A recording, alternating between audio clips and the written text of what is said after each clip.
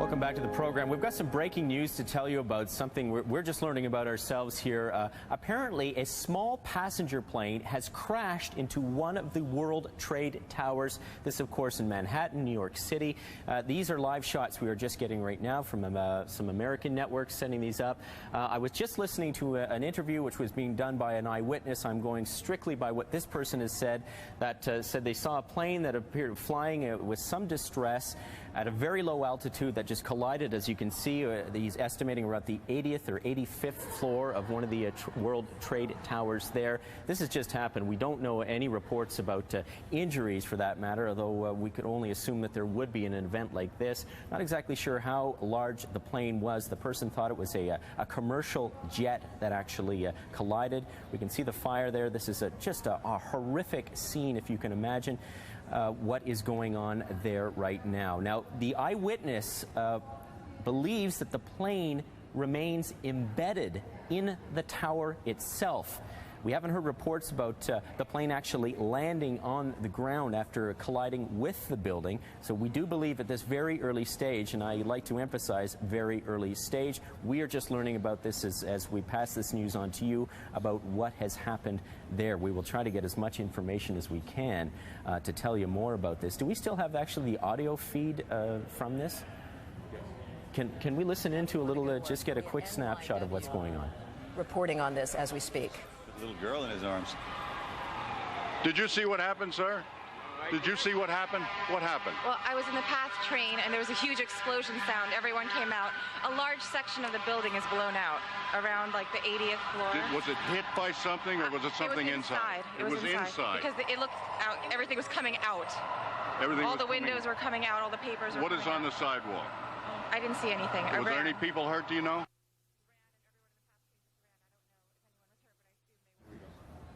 Okay, we've just lost the sound there, but obviously, you know, the American networks, as we are right now, scrambling to find out. All we can tell you, which is coming over on the newswire, just says plane crashes into the World Trade Center. According to television reports, obviously, this has just happened. We did get the sound back. Let's listen back in. Again, our transmitter is on top of the World Trade Center, so we apparently have consequently lost contact with Dick Oliver. But we are on the phone with an eyewitness. Rosa, can you hear me? Is Rosa there? Hello? Rosa? Yes.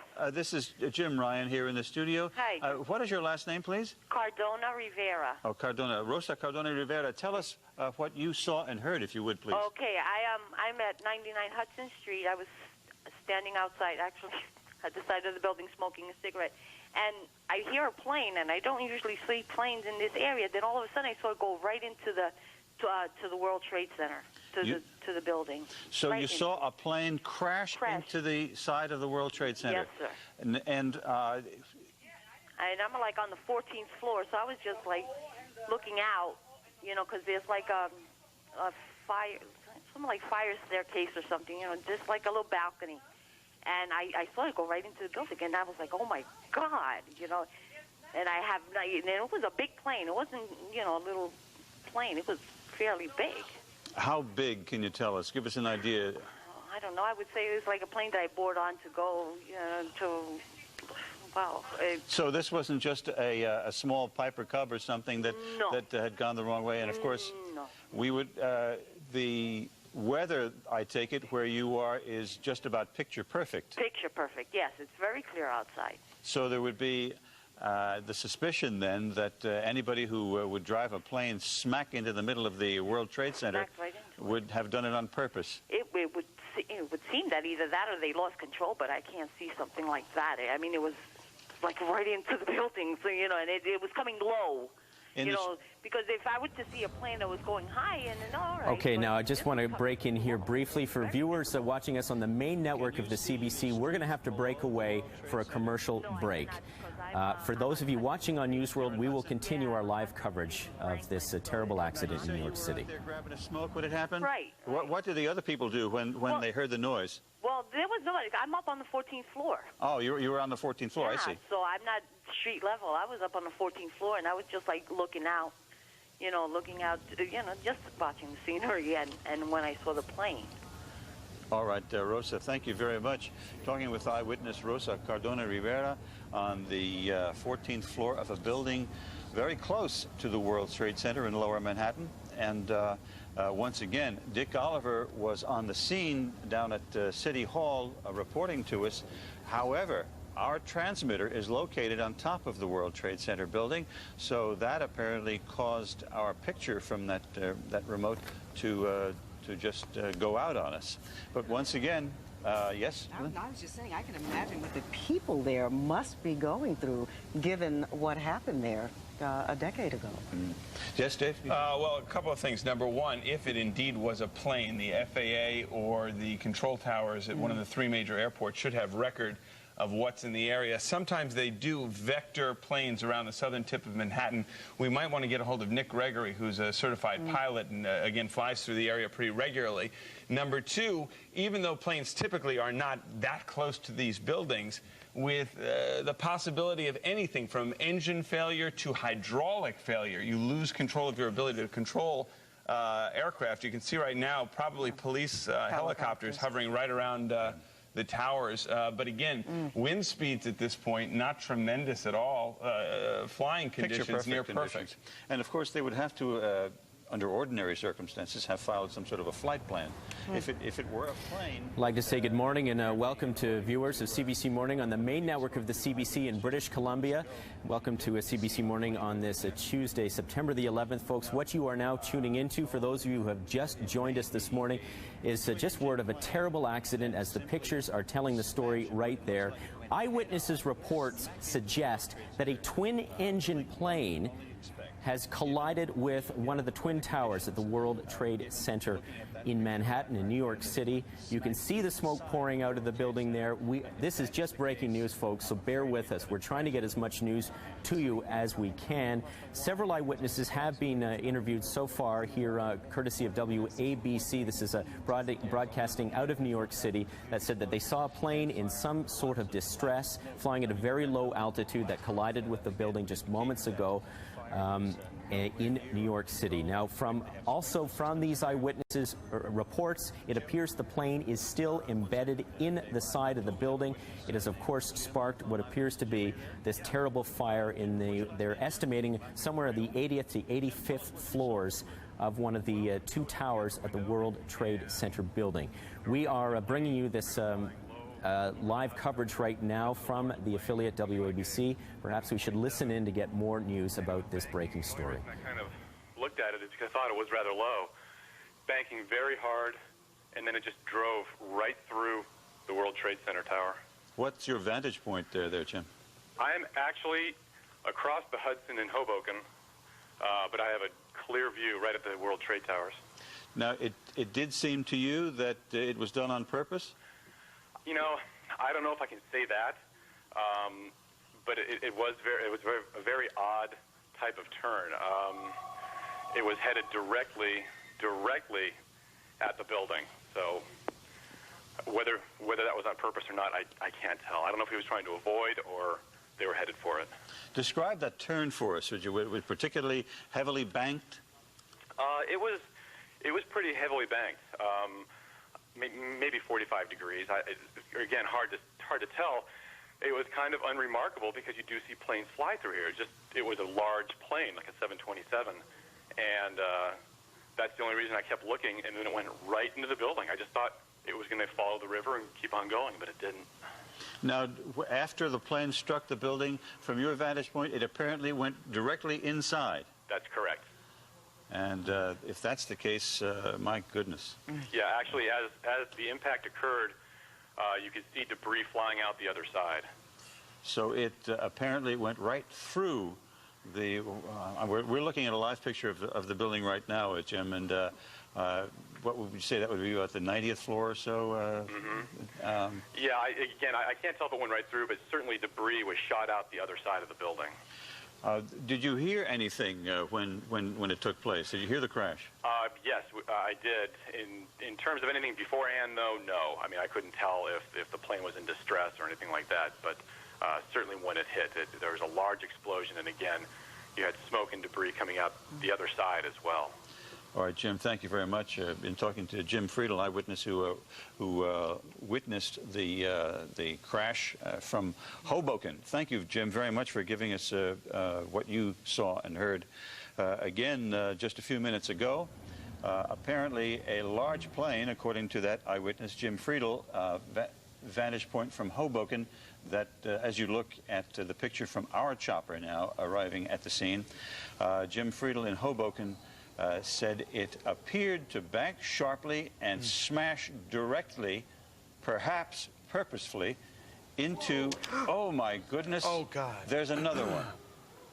Oh my goodness, there's another one. This seems to be on purpose. Oh my goodness, another plane? Now it's obvious, I think, that there's a second plane just crashed into the World Trade Center.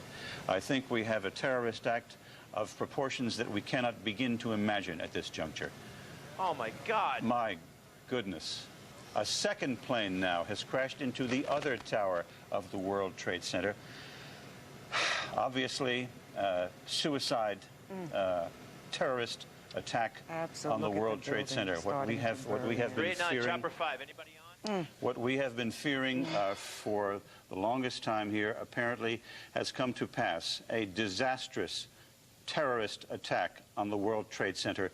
Both towers, planes smashing into each one. I understand we've reestablished contact with Dick Oliver. Dick is on the phone. Yeah, Dick. Jim, yes, just moments ago, as you know, another vehicle, some kind of an aircraft, crashed into the World Trade Center. This is no accident. This is no bomb from inside. This is, as you put it, a terrorist attack. There's no two ways about it. Dick, what vantage point are you at now? We're still at Park Row. People are streaming down, heading away from the World Trade Center. Having heard the second blast, people are running, some of them running now. Emergency vehicles still heading towards the World Trade Center. Now, thick black smoke. I don't know if you've got a picture. We're trying to take some pictures here for you. Black smoke coming out of the second explosion. The first explosion seems to have calmed down somewhat.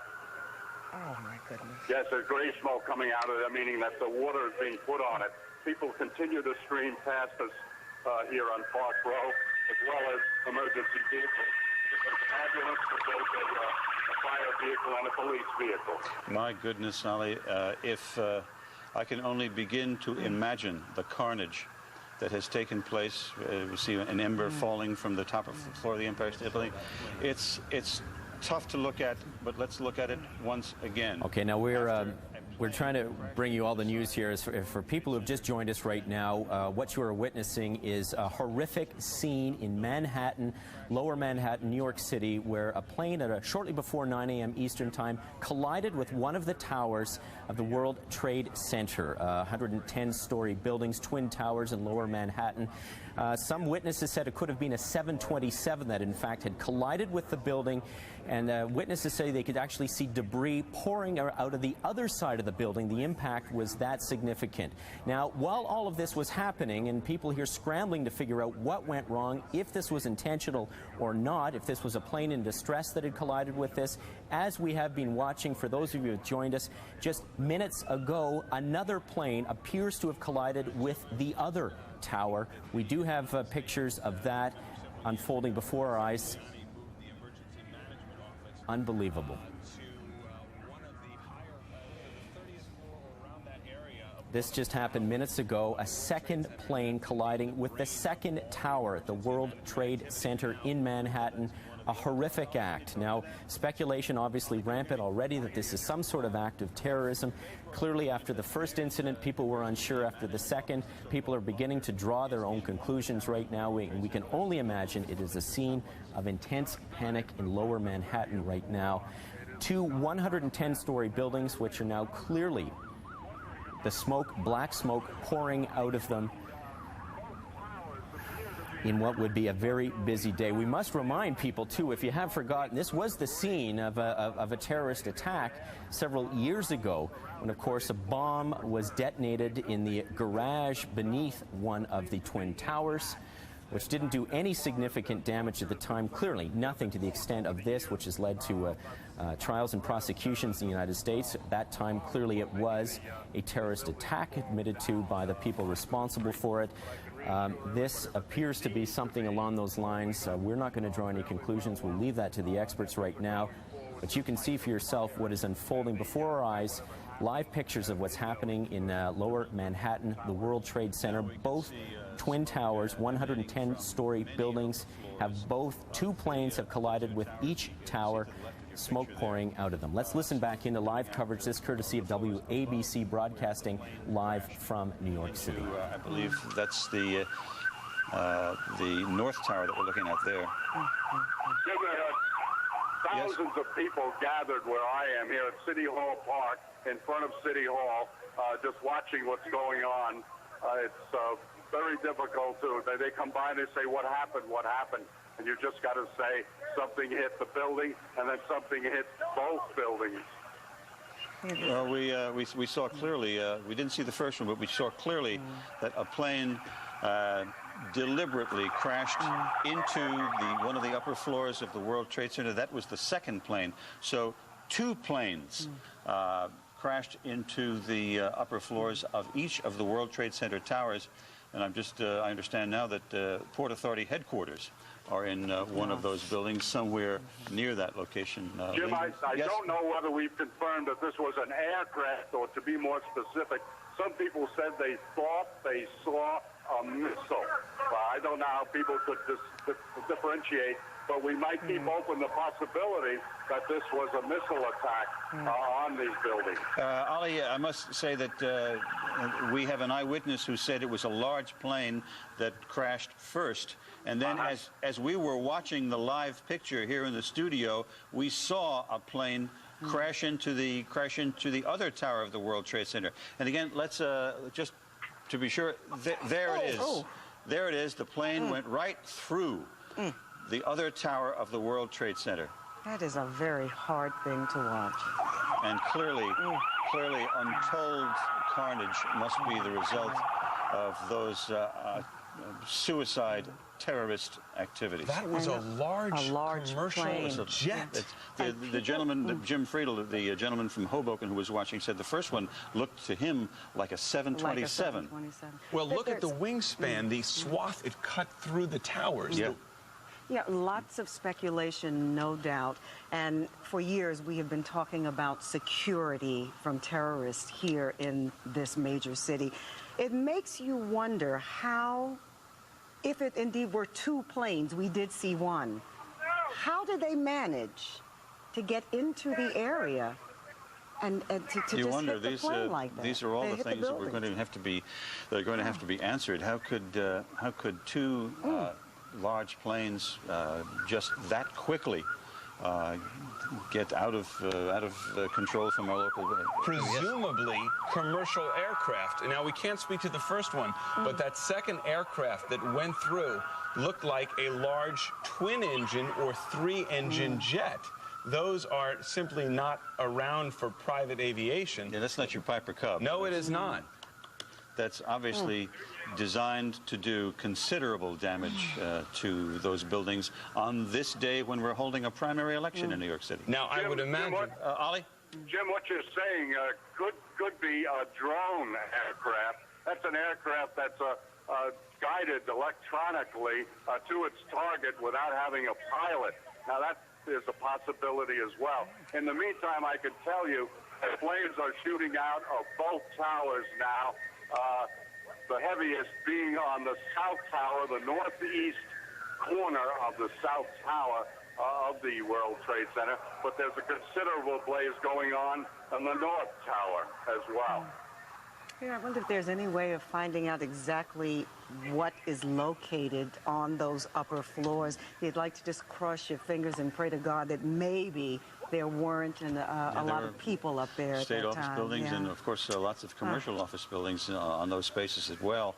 I know during the last terrorist attack on the World Trade Center, my son was in the building, and he told stories of groping down through the staircases for some 50 floors before he, thank God, got out safely. In fact, the governor has an office in the World Trade Center as well. Okay, for people just joining us right now, I'd like to tell you what you are witnessing right here. It is a horrendous scene in Lower Manhattan where shortly before 9 o'clock Eastern time this morning, witnesses say a plane crashed into one of the twin towers at the World Trade Center. Now, the pictures tell the story there about what happened in the aftermath. We have no word of fatalities, casualties at this early stage of the game. This was shortly before 9 o'clock Eastern time that the first plane went in there. There was some question as to whether the plane was in distress, whether this was a plane suffering some sort of mechanical problem, that this was an accident. However, as we were watching the scene of the first tower, at about 9:03, a second plane, watch it here, we've slowed down the picture here, crashed into the second tower. Alani DeVito, are you there? Alani DeVito, are you there? I understand we have another eyewitness to this. Now, this is obviously leading people to draw their own conclusions about some sort of terrorist attack which is underway, using the World Trade Center buildings as a target. I will remind you, it was February of 1993 that a bomb was detonated in the garage beneath the Twin Towers. That killed 6 people, injured more than 1,000 people at that time. Literally, this is an act that, with no parallel in the United States, as we see this. There have been accidents, collisions before, but right now people drawing their own conclusions that perhaps this is no accident. This is a different angle right now. We are scrambling to get as much news as we can to give you the details. Here's the plane coming. Watch it come in. I really can't see what it is. I saw something go into the other building, because from where I am, I can see the World Trade Center. Now, what we're seeing there is the plane punching out the back side of the building and colliding with the front of the building. We're seeing it actually colliding. This is going through 2 110-story buildings. Unbelievable. And I think you could see that plane, too, banking so that it would ensure that it collided with the building. Clearly, that plane was not trying to avoid the building. It was clearly heading directly for the building. About 18 minutes after the first plane collided with the first tower, eyewitnesses there thought it looked like something about the size of a 727. It appears, these are live shots again to remind you, it appears that both planes remain embedded in the towers. Eyewitnesses are describing right now scenes of panic in that area. We've been hearing the police sirens, the ambulances obviously rushing to the scene right now in Lower Manhattan to try to help people who will be stranded in these buildings, caught in these buildings, and any casualties. Again, we have no reports so far on the casualties or any fatalities. This news unfolding before our eyes like your own. We're going to listen in to more eyewitnesses. This is coming from WABC in New York. Let's listen in. To actually fight this particular fire, they're going to have to be using things like high-rise packs and standpipe packs. They're going to be setting up a command center here, and they'll be using a cascade system to refill their air bottles. Now, the air bottles only carry 30 to 45 minutes of air, so you can imagine what it's going to be like to try to attack this fire, because they're going to have to climb up this many stories to get to the actual fire, and then probably immediately have to turn around and get their air packs repacked. Now, what we understand is, again, 2 separate planes have hit this. We don't understand why at this point, but we do know that 2 planes, we're not sure what size planes they were, but we think they were substantial in size, have hit the World Trade Center. This, again, is Tower 1. We do not know exactly what happened as far as to why they have hit this, but you can see that there is a big plume of smoke which is towering into the air. I would say it goes back a couple of miles at this point, even further. You can certainly see it from almost anywhere in this area. Both towers have smoke coming out of them, so it is possible at this point that Tower 2 is also on fire. It's hard for us to tell at this vantage point. As you can well imagine, police are keeping us at distance from this so that they can do the work they need to do. What we recommend to you people who are watching this from Lower Manhattan is to please turn off your water. Do not use any water that you do not need. Do not use your dishwasher. Do not use your washing machine. Firefighters need all the water pressure they can gather at this point. It's also a very good idea to stay out of lower Manhattan. Firefighters and other emergency equipment are trying to make their way there right now. And as you can imagine, this has probably already been made an all-hands emergency. That basically means that everybody, even if people are off of work right now, they have been called in to battle this blaze. Again, for those of you who are just joining us, you are looking at live pictures of the World Trade Center. That is Tower 1 on your screen right now. 2 separate planes have hit the World Trade Center. We are not certain why that has happened, but it has happened. You can see the flames through the smoke there, and there is a very dark, nauseous fume coming out of that. We can almost smell it from where we are, which is several miles away at this point. You can also see the plume of smoke from many, many miles away. Now, again, as we said, it's going to be very hard and very difficult to battle this blaze because it is in the upper portion of this tower. Tower 2 also has smoke coming out of it, and we, again, are not sure exactly what that is about. We'll, again, try to keep you up to date with this as we get more information, but what we do know is that 2 separate planes have hit the World Trade Centers. We do have firefighters on the scene. They are going to have to do an internal battle of this blaze. They cannot do anything from the external because it's so high. Makes it very difficult to vent a fire like this as well. It also makes it difficult to battle it because they're going to have to use high-rise packs, and they're also going to have to use bottles, air bottles, and the air bottles only carry a 30 to 45 minute supply. Then they have to go back to the cascade system to refill, so they're going to have to be bringing bottles up as they fight and as they battle this throughout the morning. So it will take some time to get this cleared. There will be obviously a lot of traffic in and around downtown Manhattan. It's a very good idea to stay out of the downtown area. Please do not use your water unless you have to. Firefighters need all the water that they can garner at this point. And again, as you can see, this is still an ongoing battle. I mean, we have major flame inside this building. You can imagine the heat of this. And of course, the World Trade Center is no stranger to fire and to other problems. There was the World Trade Center bombing several years ago. Firefighters do know the layout of this building, but it has been several years since this happened. So again, there will be some new firefighters on the scene of this. As you also remember, there was a B-52 which hit the B-25, correct that, B-25, which hit the Empire State Building many years ago after the war. And so this is the second building in Manhattan to have been hit by a plane. Again, we're not sure if both planes or one plane was hit. It looks like perhaps both fire towers are on fire. We're not sure exactly what happened here. But again, 2 separate planes have hit the World Trade Centers. There is a major fire battling right now. Firefighters are in there for a major fight. The stairwells, of course, are how people are going to be evacuated. People will be evacuated out of these buildings. Do not, if you're watching this from the World Trade Center, do not get on an elevator. It is not a good idea to use an elevator in the middle of a fire. Obviously, the water and other fire can short out the equipment, so you will have to walk down. The World Trade Centers, of course, are among the tallest buildings in the world, making this an even more complicated fire to battle. Fortunately, the good thing that we can say is that the firefighters in Manhattan are very, very talented when it comes to fighting high-rise fires. This is what they do best. They've been trained for it and trained for it and trained for it, and today is the day they're going to have to use that training. Again, for you who are just joining us, we are showing you live pictures of the World Trade Centers. As you can see, they are on fire. Both towers. The tower on the left is Tower 1. The tower on your right is Tower 2. We understand that 2 separate planes have hit the World Trade Centers. We are not sure if they if there was some kind of technical malfunction, if this was some type of other attack. We're not exactly sure what happened yet. We do know 2 separate planes. We feel that they are fairly substantial in size from initial reports. We do not know exactly what they were. But again, both towers are on fire. Tower 1 obviously suffering the biggest fire from what we can see at our vantage point. We are not able to move to a different point simply because the police have asked us to stay back so they can do the work that they need to do in this general area.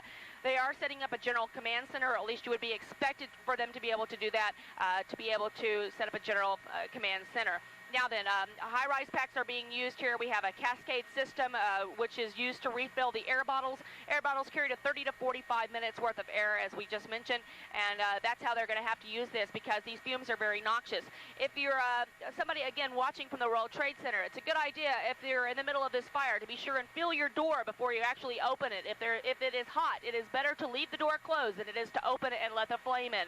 Also, it's better to hit the floor and not stand up. Smoke rises, and the smoke, of course, will go to the ceiling if you are watching this from the World Trade Center.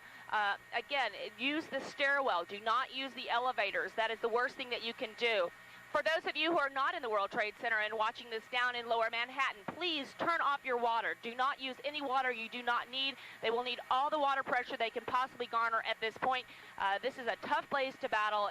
Obviously, if a jetliner hits or any type of plane hits an World Trade Center like this, there's going to be a lot of fuel on board possibly. That fuel is very difficult to put out. And, of course, all the other stuff inside the building itself, which is going to give quite a bit of fuel to this fire. Firefighters will probably issue an all-hands call. That means everybody who is available, including okay, those for people who are just joining us right now, I just want to say that the voice you're listening to, we're getting a broadcast now. We're dipping in live, courtesy of WABC. It's not a CBC network here or a CBC reporter that we're listening to. This is live coverage coming out of Manhattan, the scene of a horrific, well, what some people are calling an act of terror, we're not sure. All we can tell you for sure is that two eyewitnesses say two large planes, either speculation of a 727 or a DC-3, two planes have collided with both of the twin towers at the World Trade Center in Lower Manhattan. These are 110-story buildings. The first collision happened shortly before 9 o'clock Eastern Time. Here's the scene of the second one.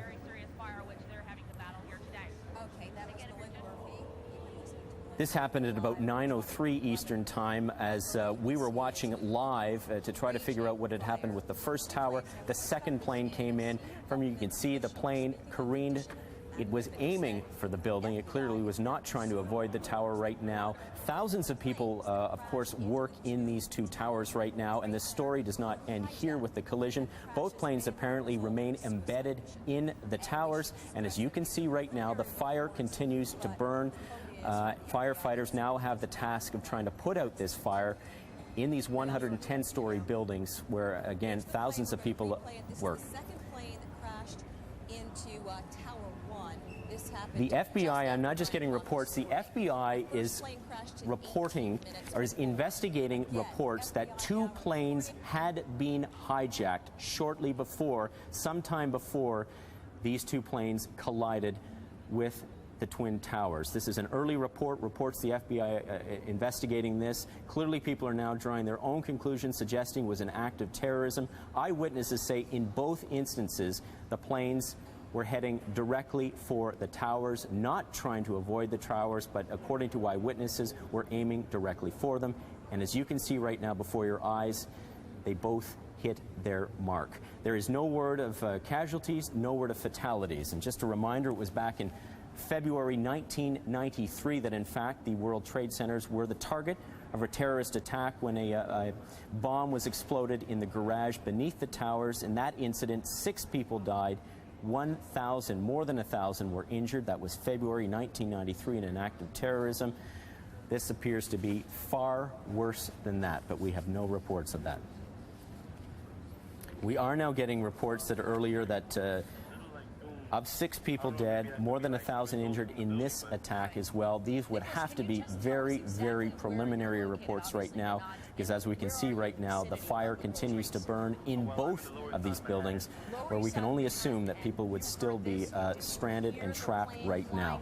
Let's listen in again. This is a courtesy of WABC in New York City as they broadcast live with eyewitness reports from the scene. The building. Nicholas, what's the reaction in your neighborhood? You're right there. You're very close to it. What are people saying? What are their reactions? Well, a lot of people on the ground don't even seem to notice because, I don't know, I guess the buildings are hindering their view. Yes. But I guess from the result in the hallway, I heard a lot of doors slamming and a lot of people were speaking in Spanish and, screaming and everything. So I don't exactly know if everybody is informed. Right now, the channels, like Channel 11 isn't working on my TV, or none of the other channels are working, as a matter of fact. And that's because a lot of the transmitters are off the World Trade Center, and that's part of the problem. The communication. But the communications, yeah. I also see a lot of people on the roofs, like, looking at it now. A lot of people going to the roof. Can you explain to us, when you saw that second plane come in, did you get a good look at it? Can you describe to us what the plane looked like? Well, I was in the Air Force before, so I don't really exactly know what type of plane it was, but I know it was a black plane. It looked like a fighter jet. It looked like a fighter jet. It looked like a fighter jet. I'm not exactly sure. Okay. It was traveling extremely fast, so it definitely looked like it knew where it was going. It didn't look like it blew a thruster. It didn't look like you know, something happened, like a malfunction. It definitely looked like it knew where it wanted to go. How large was that plane? Could you tell? Wow, it was maybe, wow, it was pretty big. And looking from my window, it's a pretty good distance. It's probably a good 30 miles away from the Twin Towers. What went through your mind when you saw this going on? Nothing, yo. It was just like, wow. I can't believe I'm actually seeing this in New York City, you know?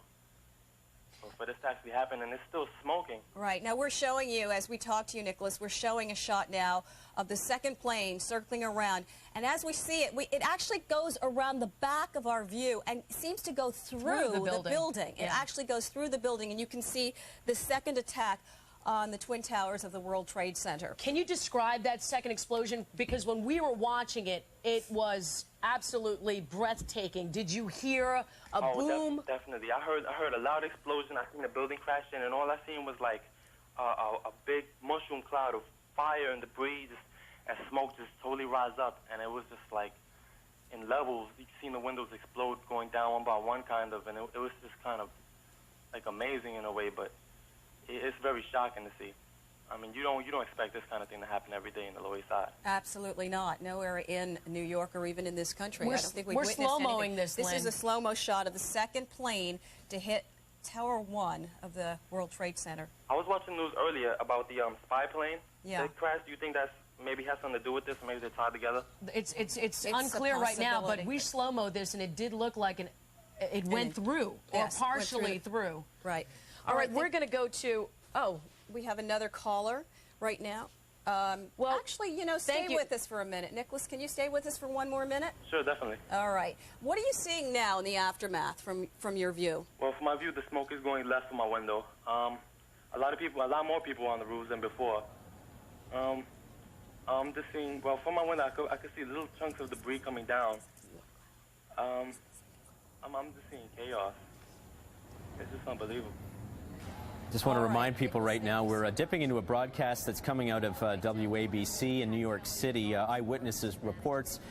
Let's put this into context. People are now playing a bit of a guessing game as to why these planes collided with the building, how large these planes were. Eyewitnesses advancing their own theories, which are just that, their own theories. One thing we can tell you, at least from an official source, the National Transportation Safety Board in the United States, an unnamed official says, quote, "This does not appear to be an accident," unquote. Of course, the first plane collided with one of the Twin Towers shortly before 9 o'clock, and at that point we were trying to figure out if we were told that the plane appeared to be in some sort of distress. The theory at that time was this was an unfortunate and terrible accident. But while we were showing you the live pictures of the plume of smoke coming out of the first tower, that's when we saw the second jet collide with the second tower. Here is that shot right now. As you can see, it's hitting the building behind. We don't see, in fact, the second tower behind, but it's hitting the building behind, and as you can see coming out the left-hand side of your screen, it just punches a hole in the opposite side of the building. So while people were watching what was unfolding in the first tower, the second plane then collides directly with the second tower. And as we saw from the pictures there, that plane, as you can see right here on this angle, you see it careen directly. Now, U.S. President George W. Bush is now making his first comments on that. Let's listen in. Here at Booker Elementary School for their hospitality. Today we've had a national tragedy.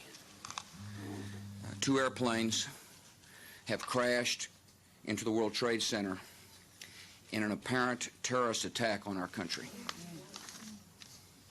I have spoken to the Vice President, to the Governor of New York, to the Director of the FBI, and have ordered that the full resources of the federal government go to help the victims and their families, and to conduct a full-scale investigation to hunt down and to find those folks who committed this act.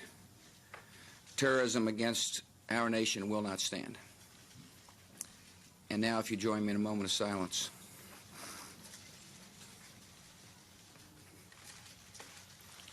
May God bless the victims, their families, and America. Thank you very much.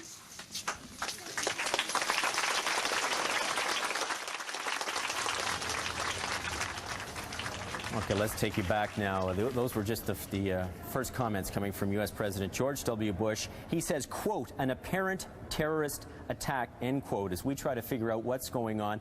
We had heard the reports that the FBI was investigating reports that 2 planes had been hijacked shortly before these planes collided with the Twin Towers. We're told that the first plane is reported to be an American Airlines 767. The flight was from Boston. FBI reporting, investigating report it had been hijacked shortly before this collision. Again, the U.S. President saying that they will hunt down and find the folks who committed this act. So as far as U.S. officials are concerned, as high as the United States President, this was no accident. This has been an act of terrorism. As we said, it was back in February of 1993 that the World Trade Center towers were the target of the first time an act of terrorism. That's when a bomb was exploded in the basement there, in the basement garage, killing 6 people, injuring more than 1,000. From eyewitness reports, it is a scene of panic and chaos right now because clearly after those 2 planes collided, that has caused damage in and of itself, but the fires continue to burn in these 2 110-story towers.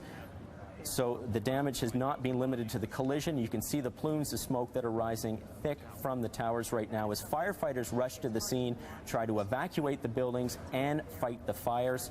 Not an easy task. We've been listening in to WABC, an ABC affiliate in the United States, broadcasting out of New York. Let's listen in again to their live coverage of the scene. Above, Jim, or below? I have no idea. I have no idea where the plane hit. It's my understanding that it's a plane. Jim, there are 2 planes. One went into one tower, one went into the other tower. What do you see around you? I mean, are you in smoke? Are you in fire? I mean, the first thing that I want to make clear is that I'm stuck on the 86th floor. A fire door has trapped us. Debris has fallen around us, and part of the core of the building is blown out. How many people are with you, Jim? I'm with one other person, and I'm told that people are aware of this. I'm on the 86th floor on the east side of the building facing the East River. And what time did you get... If I'm on the air, I want to tell anybody that has a family member that may be in the building that the situation is under control for the moment, and the danger has not increased. So please, all family members, take it easy. Jim, one of our producers, too, if you'd call NYPD and let them know exactly where Jim and that other person is stranded, 86th floor. 86th floor on the east side of the building facing the river. Okay, thank you, Jim. There are 2 of us here. Okay, Jim, we'll try to try to make sure that we can alert everybody, and also it's good that you did mention that families should, to some extent, to have some calm right now. What time did you get to work? I got to work around 8 o'clock this morning, and I think this happened around 8:45. It did. Describe what you felt. I felt just the whole building. I heard a noise, felt the whole building shake, and saw glass blown out. The glass on my floor was blown out from the inside of the building out, rather than the exterior windows being blown out. And what glass fully shattered, and just the core of the building, the interior core of part of the building collapsed. Hello? We just want to pass it. Jim, hang right there with 1 second. For folks that are in New York City, all bridges and tunnels in and out of the city have now been closed by the NYPD. I'm sure security measures to be taken if perhaps there are folks that are still in the city that are suspects. Fire stairs are blocking our exit. I don't know where the stairs are, but I couldn't get to it, and I'm sure I would want to pass the debris on my own without it. Patricia and I, the elevators are blown out. There's a shaftway in between. In the meantime, let's go back to Jim Dolan as we talk about what's just happened. Jim? And again, another reason for closing the bridges and tunnels, besides the possibility of suspects, Steve, might also be they are concerned about another terrorist attack. Again, we talked earlier about the symbolism of the World Trade Center. Let's talk also about how vulnerable some people believe those tunnels to be. We have seen reports over the last several years that the tunnels are very strong. We take an enormous explosion. They're not taking any chances today. After 2 explosions in the World Trade Center, again, these are symbols of American capitalism, of the power of New York and the United States. Right. They don't want to take any chances. Okay, let's go to Joe Torres, who's on the phone with us. Joe? Laura, yeah, I'm on a payphone at the corner of Barclay and, bear with me, I can't see too much, West Broadway. Standing close, very close to FBI officers, NYPD, who are in touch with the command center and said they have and understanding and information, and I don't know if you've reported this because I've been unable to watch the coverage, that another plane is en route towards both towers. Officers left and right running by me away from the building. We're in a safe location, but as debris continues to fall from the buildings and flames shoot out the sides, they are on very much a high alert and just looking upwards to see what, if anything, is going to happen. I can't begin to tell you the difficulty, the painfulness it is to watch this unfold. As you look at these towers, the landmarks of the New York skyline, with smoke and flames shooting out of them, debris pouring out, and then occasionally, passing by us now, Commissioner Carrick, and he won't have any time for me. The question is, let me put you on. Say again, Steve. Let me talk to Jim Dolan here for one moment. Stay with us. Jim, if a third plane is indeed, and this is certainly speculation, on its way, what would be the plan of attack? Would you take that plane out before it got to that point? They're making those decisions as they go. There may not be another a plan in place for this kind of a situation. The question may be, what's its target? What is its target? Is it going for the World Trade Center again, or is there some other building? Joe, what I'm curious about, Joe, are you with us? Joe? Thank you. Joe Torres. Hello, I'm sorry, Jim. Hey, Joe, let me just ask you about this third plane, the possibility of this third plane. Have they spotted this plane? Do we know? Listen to video. Sorry, Glenn. Sorry, Jim. That's okay. Okay, we're trying to bring you all the latest information as we are getting it about these two planes that have collided with the Twin Towers in Manhattan of the World Trade Center. This has just come over the wire that a Palestinian DFLP, a terrorist group and a Palestinian group, has claimed responsibility for the World Trade Center attack. Now, the source here is Abu Dhabi Television. We must stress that this is at the very early stages. A lot of people are drawing their own conclusions. However, we should say that the U.S. President George W. Bush has said that this is an apparent terrorist attack. People now ruling out any possibility, at least as far as the U.S. President is concerned, that this could have been an accident. There were reports that at least one plane had been hijacked. An American Airlines 767 from Boston hijacked, was en route to New York, hijacked shortly before the first plane collided with the first tower. This happened shortly before 9 o'clock. Almost an hour ago, the first plane collided. It was about 18 minutes after that as we were seeing live pictures that the second plane collided with the second tower. Fires continue to burn in both of these towers right now. We're just going to show you, for those of you who just joined us, this is the second plane. You can see it now heading directly for the second tower and colliding. And you see it punching a hole right out of the back of the building. Two planes, two airliners colliding with the two towers. No reports right now of fatalities or casualties. The fires continue to burn in the two buildings. People drawing their own conclusions about who may be behind this, but as we mentioned, one Palestinian group is claiming responsibility at this very early stages. Now, as we also heard, this from an eyewitness at the scene, there were reports that, in fact, a third plane was en route for the buildings. Apparently, they are clearing the area around there in the event that this may also be happening. Reports coming in fast and furiously right now as people try to figure out what is going on, and more importantly, try to rescue some of the people who are trapped inside these buildings. Of course, thousands of people work in the 110-story towers in the heart of the business world in Lower Manhattan. The areas around there have been evacuated, including the American Mercantile Exchange, Stock Exchange, closed right now as rescuers get to the scene and try to fight the fire and help people out of the building, and others bracing for the possibility of more attacks. The bridges and tunnels to and from Manhattan have been closed to try to isolate the island to see if there are any suspects on the island of Manhattan who are trying to get out. And of course, they try to limit the flow of traffic to these areas and protecting those bridges and tunnels themselves from any further terrorist attacks. We've been listening for the last hour or so to WABC, the ABC affiliate in New York City, which is doing its best to bring you live coverage. Let's listen back in as they speak to eyewitnesses. Going to be another explosion. They were having reports that there was another plane in the air. It was truly a scene of chaos and panic as they tried to move the crowds back. People have been crying in the streets. There are no phone services down here. People cannot use their cell phones. They can't use their walkie-talkies.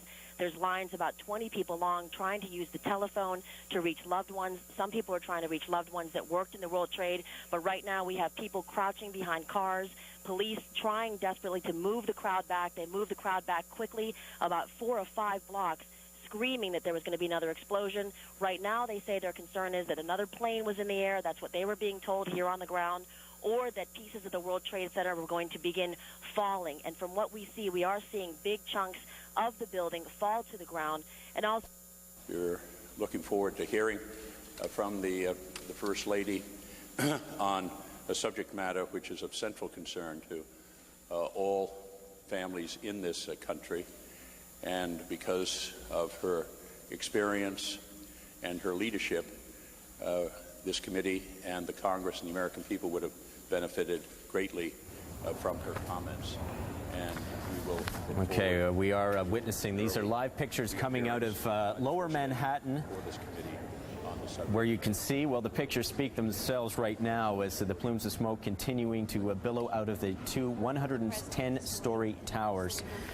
U.S. President George W. Bush says this is a national tragedy, an apparent terrorist attack on the two buildings that occurred the first almost an hour ago.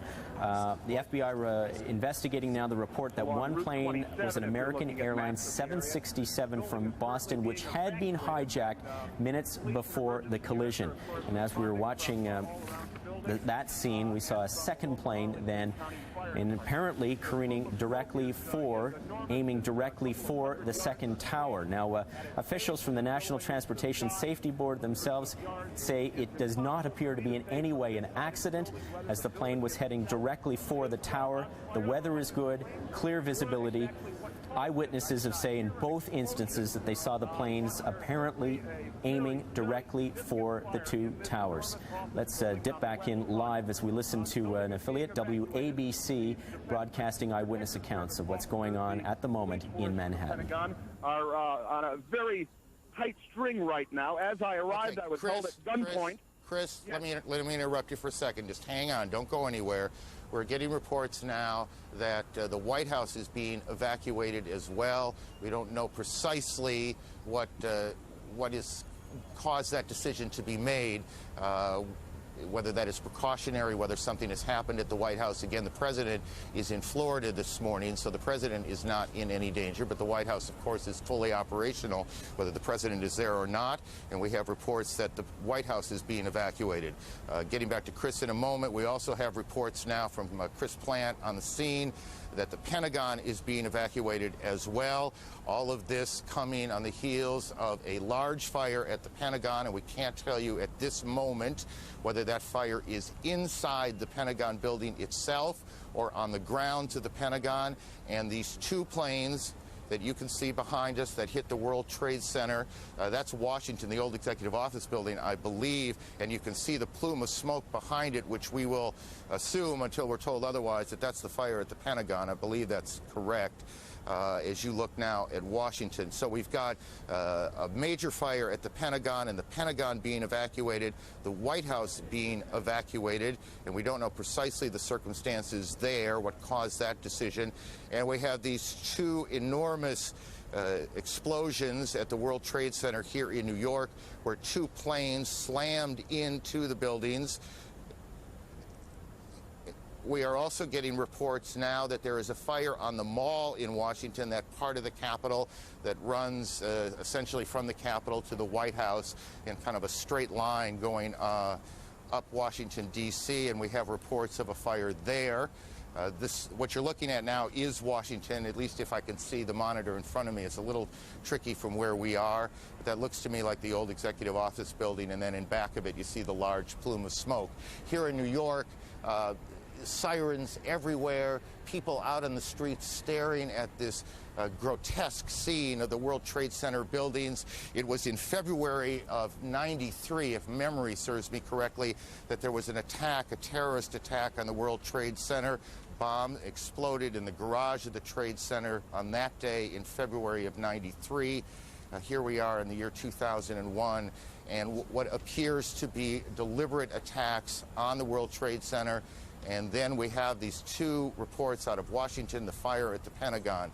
Chris Plant is still on the phone, I do believe. And we'll get to him in a second. Greta Van Susteren is at National Airport in Washington. Greta, what are you hearing? I just got off my plane. I was headed to New York. Planes were stalled. I'm at National Airport on the parking lot. I heard a huge noise. I looked over in the direction of the Pentagon. There's a huge plume of smoke coming from that area. I can't verify it's the Pentagon because there are these buildings in the way. You see particles coming down in the air, some sort of white particles. I can't tell what that is. I'd heard a noise slightly before I'd seen the smoke. I don't know if it's an airplane, if it's a bomb, but it was certainly something, and obviously there's a terrific fire going on. The skies are clear here except for the tremendous amount of smoke that's coming from there. Lots of sirens from all different directions, and of course a lot of uncertainty here at National Airport. Greta, thank you. I want to just again recap as we pick up small pieces of information along the way. Associated Press is reporting that it was a plane that crashed at the Pentagon, and the Pentagon is being evacuated. There is a large fire there, and that is the smoke you see in the shot that you're looking at now. Whether that fire is in the building itself or outside, we have not yet confirmed. There is a fire on the mall in Washington. The cause of the fire on the mall in Washington, we cannot yet tell you. We can tell you that the White House has been evacuated, and we can tell you that two planes have crashed into the World Trade Center in New York. All of this began just a little more than an hour ago at about 8:45 Eastern Time. Chris Plant, tell me what you've learned since we last talked. Well, in speaking to people here at the Pentagon as they're being evacuated from the building, I am told by several people that there was, in fact, an explosion. I was told by one witness, an Air Force senior enlisted man, that he was outside when it occurred. He said that he saw a helicopter circle the building. He said that it appeared to be a U.S. military helicopter and that it disappeared behind the building where the helicopter landing zone is, and that he then saw a fireball go into the sky. I'm attempting to make my way around to that side of the building in my car right now to see if I can get a better visual perspective on the scene on that side of the building. But I can tell you that security has certainly clamped down. The U.S. Park Police, another federal law enforcement department, has arrived in force on the scene. There's a Park Police helicopter overhead. Every car that arrives at the gate where I was located was being stopped by officers at gunpoint. Everyone is being forced out of their vehicles as they arrive at the Pentagon. It's a very tense situation, obviously, but initial reports from witnesses indicate that there was, in fact, a helicopter circling the building, contrary to what the AP reported, according to the witnesses I've spoken to anyway, and that this helicopter disappeared behind the building and that there was then an explosion. That's about all I have from here. Okay, let's do this, Chris. Why don't you continue reporting, and we'll pass along a couple of other things that we're picking up along the way. Trading at the New York Stock Exchange. The Stock Exchange, as many of you probably know, but some of you don't, is in that part of Lower Manhattan, not quite as far down as the Trade Center, but it is in that part of Lower Manhattan, and trading has been suspended there.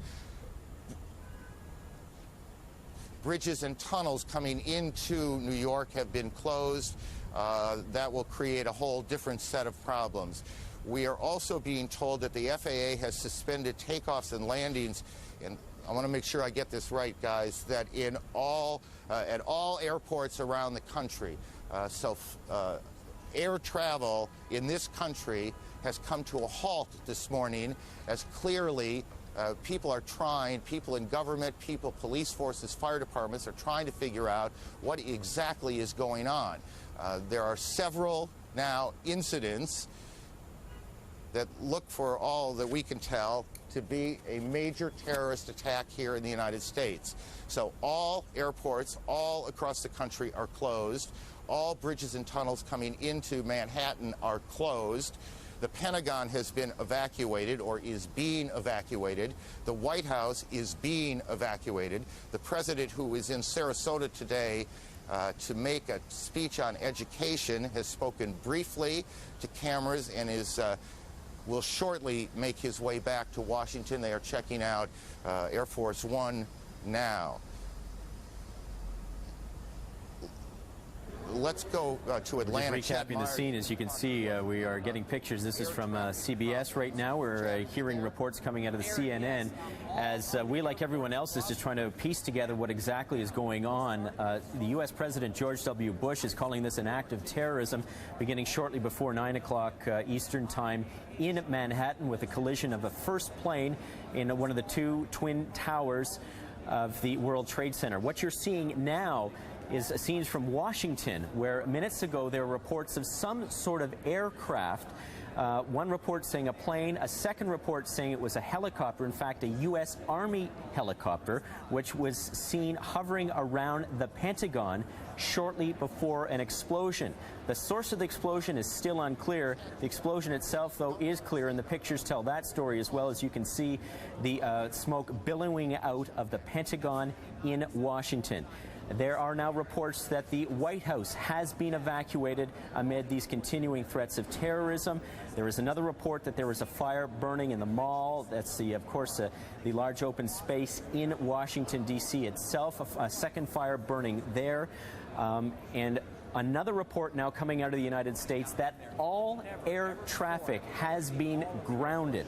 All air traffic right across the country has been grounded as everyone tries to figure out the source of these attacks.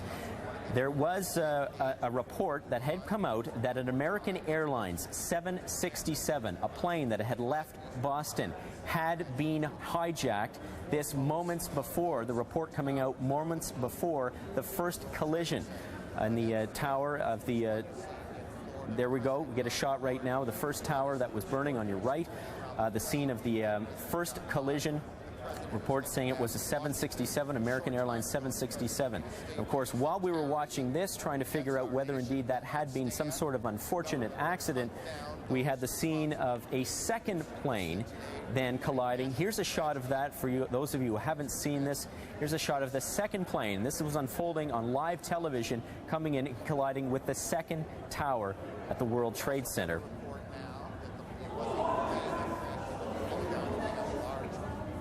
And a gasp which goes across for everyone who was watching these pictures for the first time. We'll get a second view here from another angle. You can see the plane, a large jet coming in directly for the building behind the one you see in the foreground.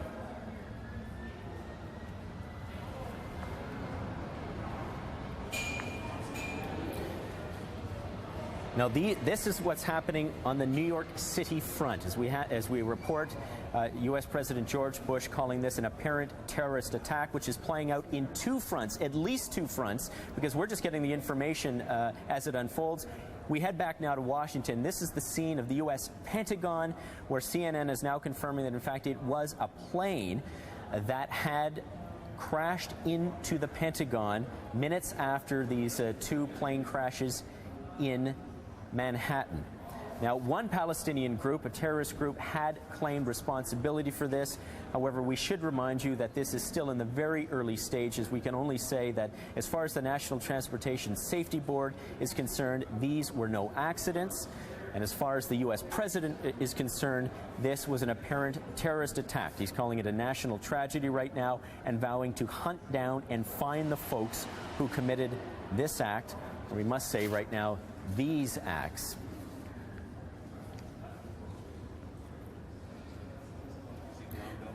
We're getting reports out of Washington right now that every major building, from the Capitol building, the Treasury building, the White House, all of these buildings have been evacuated right now. Officials scrambling to get people to safety, unsure whether there will be another strike. There were reports of a plane, a third plane that had been en route for the Twin Towers of the World Trade Center in Manhattan. That never materialized, but clearly officials right now are on guard, doing whatever they can to try to get people out of what would be likely targets.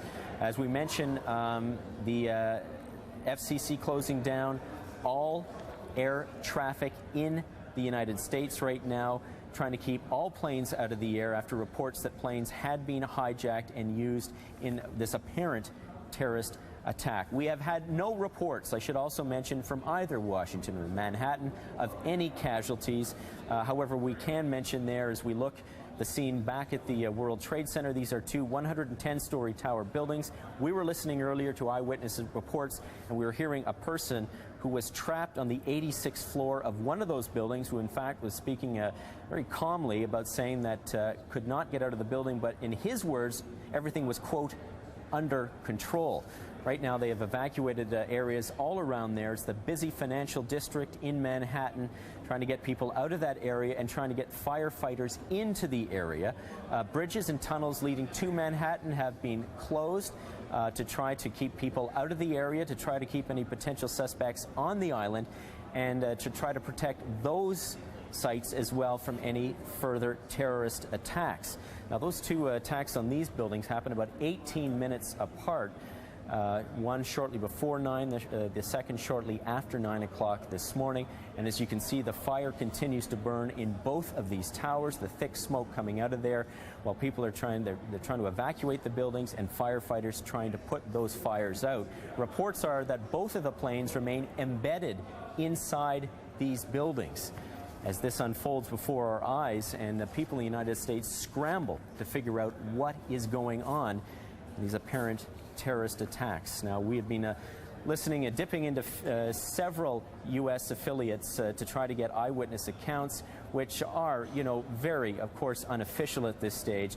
People just saying what they saw, as they said they saw these planes. And to quote the eyewitnesses who were on the scene this morning, they said it appeared to be no accident that these planes were going directly for the two towers.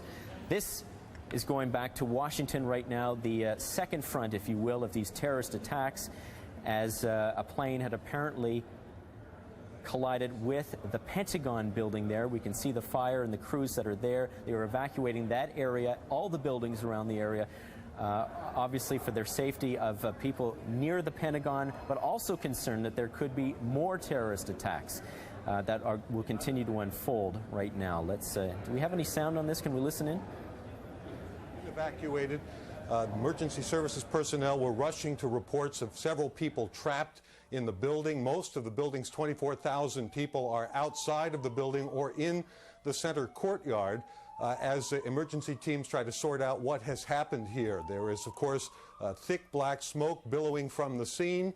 There's a lot of confusion. The Defense Protective Service, which is the police force here in the Pentagon, has been urging people to get out of the building and move away from the scene so they can handle the emergency situation. Again, it appears that an aircraft of some sort did hit the side of the Pentagon, the west front, which faces sort of toward Arlington National Cemetery. It's a corridor where a lot of Army offices are located, and some people were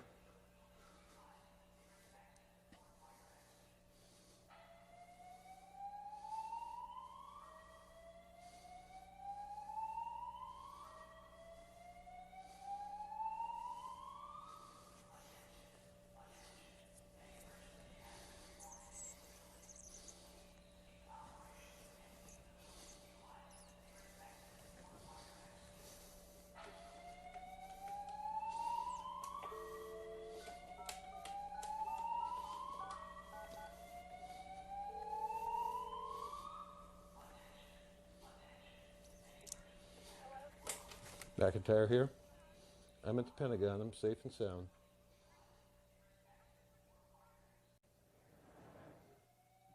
Well, I tried it. Okay, we'd like to bring in now viewers watching us on the main network of the CBC across the country.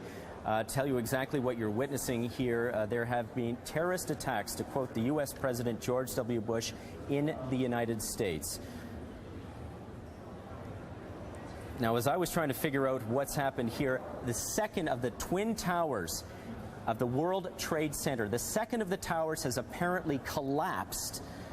This tragedy just continues to get worse, folks, if this could be at all possible. The second of the twin towers, 110-story building, has collapsed after a jet collided with the plane, this shortly after 9 o'clock this morning, in an apparent terrorist attack. Two planes, one hit each tower, the first shortly before 9 o'clock this morning, the second shortly after 9 o'clock this morning. The fires continue to burn, and as we say, here we go. There's a shot of that second plane colliding with one of the Twin Towers. This after 18 minutes after the first plane had collided while the fire was burning. This happening on live television. The second plane colliding with the second of the Twin Towers, 110-story buildings in Lower Manhattan. U.S. President George W. Bush saying it is an apparent terrorist attack. Transportation safety officials saying there was no way this could have been an accident. There were reports that at least one plane had been hijacked, an American Airlines 767, shortly before the first collision. Now, what we saw there before our eyes was we're going to get shot here. This is of the tower collapsing. This happened just moments ago.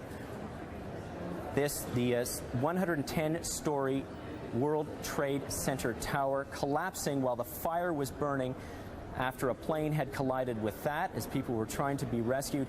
I may add, folks, here that thousands of people work in these two buildings. The attacks happening, as I mentioned, around 9 o'clock, the start of the busy working day in Manhattan. This is the financial district.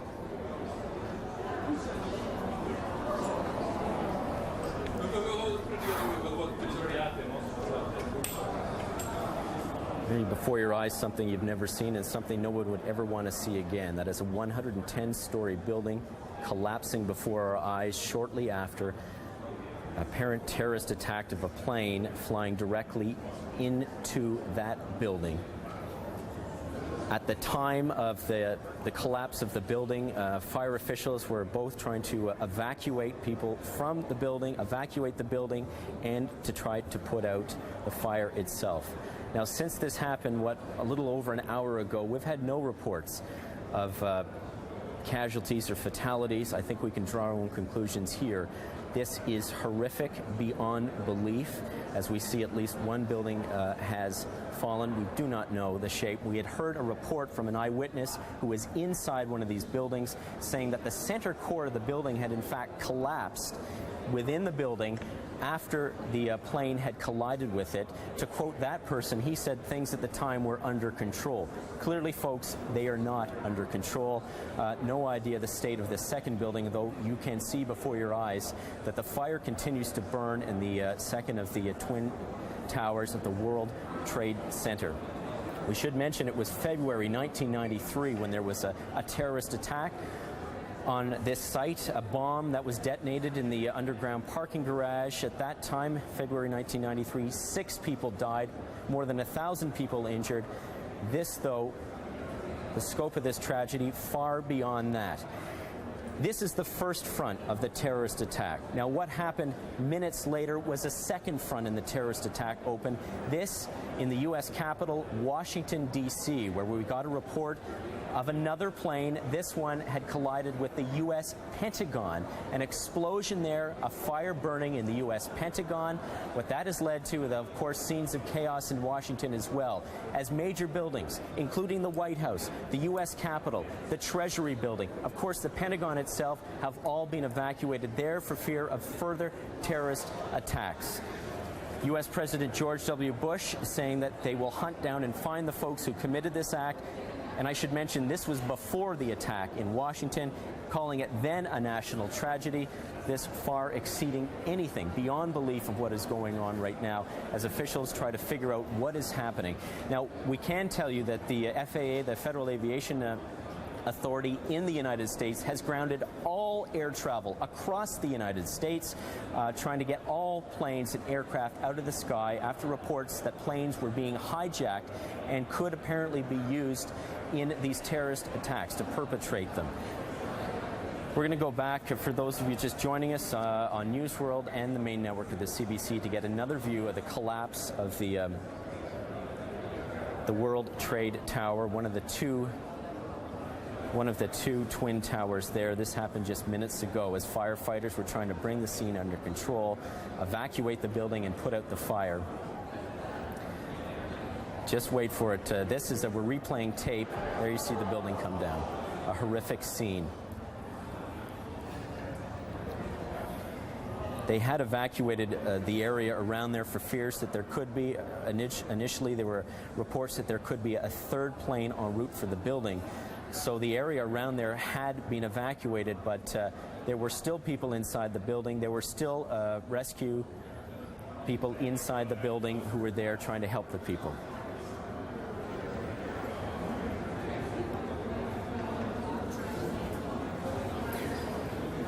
We're joined now on the phone by Mark Wolfson. He's with FEMA, the federal emergency officials in the United States. We're speaking to him on the phone. Mark Wolfson, what can you tell us about what is going on right now? Let's begin with Washington. Okay. Well, if you saw the president's brief remarks, he has brought the federal government to full alert, and we are coordinating, as our job is in the Federal Emergency Management Agency, to coordinate federal response to a situation like this in support of what's going on in New York. We are also there are high-level meetings going on in Washington right now between senior officials of all the agencies that will be involved in the response effort to this situation. And needless to say, our agency is at high alert. Our operations center has been activated, and we are working very closely with our counterparts at the FBI as our operations plan for terrorist attacks outline. Mark, are you still there? I'm here. Okay, now we've seen this carried out on two fronts. Obviously Manhattan, where we're seeing the pictures of the World Trade Center. One of them has collapsed. One of the Twin Towers has collapsed. We've also seen the pictures of the Pentagon on fire after apparently a plane had collided there. Do you have any other reports right now of any other terrorist attacks in other sites in the U.S.? No, I have no other reports at this point. And we are very busy right now trying to get everything coordinated down here, so I really can't spend too much time on the phone with you. Okay, Mark, we're going to let you go. Obviously, you've got work to handle as Mark Wolfson and the Federal Emergency Management Agency tries to catch up with what is going on down there. So do we. We're watching a national tragedy, as the U.S. President has called it, unfold before our eyes on live television. This is something unparalleled. I can tell you that right now, after we saw an attack on the U.S. On the Trade Center, the World Trade Center. One of the towers has collapsed as firefighters were trying to put out a fire after a jet plane, had collided with the building. This is the scene of the tower collapsing before our eyes. This happened just minutes ago. The other tower, the fire continues to burn there after a plane had collided with that building shortly before 9 o'clock this morning in an apparent terrorist attack. Now, while all this was happening, further attacks going on in Washington, in the U.S. Capitol, as a building had also, a plane had also attacked the U.S. Pentagon. We're joined now by our correspondent in Washington, the CBC's Henry Champ. Henry, we're scrambling for details. What can you tell us about what's going on in Washington at this hour? Well, it's an utter chaos here. It's very much like an action movie that you would expect Hollywood to make. People are running throughout the streets. I just come from the White House, which has been evacuated of all personnel. The place was a madhouse. There were police cars, fire engines, helicopters flying overhead. The nearby Treasury building was also evacuated. Several banks in the area all shut down. And in the streets, you can see people running about as if they were lemmings, not sure which way to go. Taxi cabs caught up in mammoth traffic jams. It's just an image of chaos here. And of course, what makes it even worse, Mark, is that people get snatches of information that some big explosions occurred in New York. They don't exactly know what it is. People on cell phones phoning their families. It really is a frightening sight to watch people dealing with this early stages of these bombings in New York. Now, Henry, we'd also heard a report of a fire burning in the mall in Washington. Can you tell us anything else about that? I don't know anything about a fire burning in the mall, although there certainly has been fire engine activity down in that direction. There doesn't appear at the moment to have been any terrorist-inspired activity in Washington, from what we can tell, but there certainly is a lot of reaction from police departments, fire departments, and keep in mind we have a number of fire departments here. Now, the first family, the normal plan would be that they would be evacuated from the White House in the state of national emergency, which I don't think we've reached yet, to an area in Virginia. Whether they have actually physically left the building yet, or not, we're still trying to find out. But there's no question that the government of the United States has, in all practical senses, shut down. I don't mean that decisions aren't being made or that there isn't reactions to these events, but the buildings in which you would expect this kind of activity are closing and closing fast. But Henry, we should mention, too, for people who have joined us later, that the U.S. president was not in Washington at the time of this attack. That's correct. He is in Florida, where he's doing an education information meeting. But the remainder of his family and those close to the leadership are here, and they have been evacuated from the White House. Now, so from the best of your knowledge right now, Henry, and forgive me as I just try to put all the pieces together here, from what we understand, there has been only one attack in Washington itself, this on the Pentagon. That's correct, yes. That crossed the Potomac River in Virginia at the Pentagon. We have had an attack. The details are still fairly sketchy, but it does appear that it's part of a concentrated activity that included those explosions in New York. Yeah, it was the U.S. president himself. As we all try to draw conclusions about what's going on here, as I mentioned, this unfolding before our eyes, it was the U.S. president who said it was, about an hour ago that this was, quote, an apparent terrorist attack, end quote. These comments coming from Florida, where he was on a tour, and it should be mentioned, these comments coming before the second front opened up, this one in Washington that Henry is just telling us about right now, after the two planes had collided 18 minutes apart with the World Trade Towers, 110-story buildings. And as we saw just moments ago, the second of those buildings, which had taken the second attack, the second plane, shortly after 9 o'clock, it has collapsed. A 110-story building. Images here taken watching that building go by. Unspeakable horror as we watch and try to figure out what is going on. And we've got to mention, too, Henry, that the fire continues to burn in the other of the tower, which was the scene of the first attack, believed to be somewhere in the 80th or 90th floors of that building. People were still in that building. They were still trying to evacuate the building, still trying to get people to safety when the other tower collapsed. I don't know, Henry, if you've got any other information you can share with us about what's going on in New York. Not definitively, except to get back to this issue of a terrorist attack. The president did indicate that that's what the issue was, that there was no question terrorists were involved, and we're led to believe that that came from the NTSB, the National Transportation Safety Board. They apparently aware that one of those planes, certainly the first one that crashed into the tower, was the victim of a hijacking. Details on that, of course, still sketchy yet at the moment, but enough to indicate that this was a planned attack against the United States. Yeah, the National Transportation Safety Board had said that earlier on in the game after the planes had collided, given the fact, well, two things. First, that the flying conditions were actually, absolutely fine in New York. As you can see the pictures behind, that it's a clear day in New York City. There was some speculation that there could have been a plane in distress after the first collision. However, that speculation was dashed after the second collision, when we saw before our eyes a plane that had clearly targeted the second of the twin towers. Henry, you've got more? Yes, I have. Just to quickly interrupt you, we're now getting a report of a fire at the State Department. We don't have the details just exactly of to what extent that building is involved, but there is a fire there. And now the District of Columbia Police are saying that all federal buildings in the Capitol are being evacuated.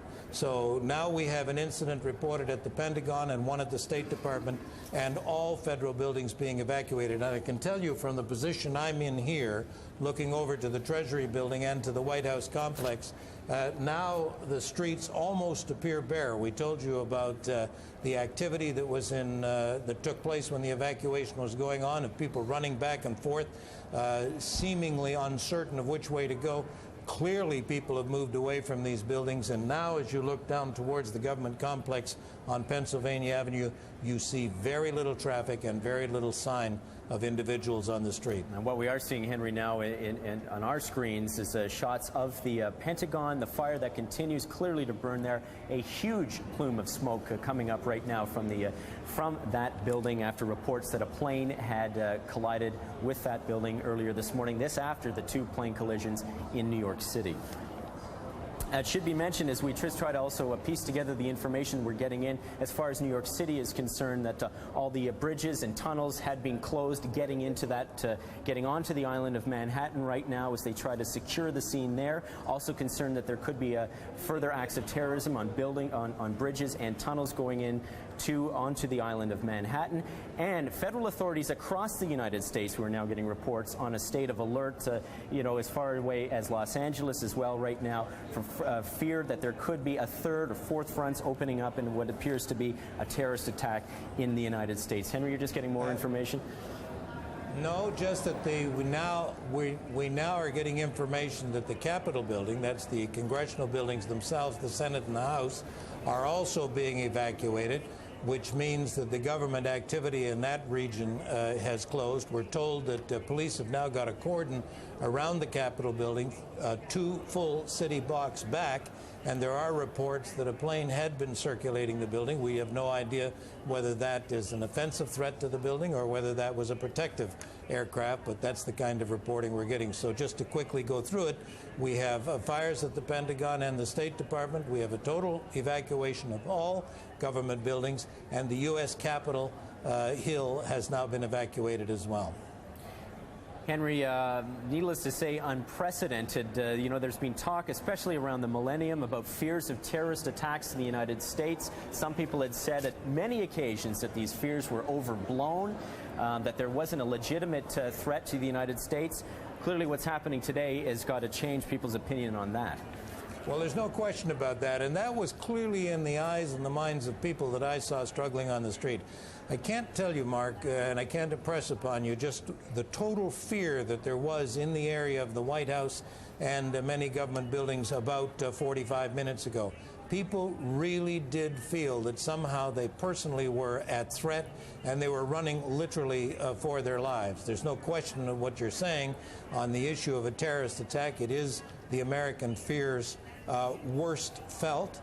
It is, too, an indication of just how difficult it is to protect against a terrorist activity. If all of these events are terrorist activity, and we're led to believe that they are, that it really doesn't take a lot to put this nation, this particular city and New York, into pandemonium.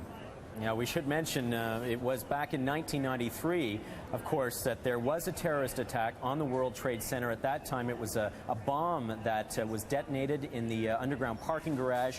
That incident killed 6 people, left more than 1,000.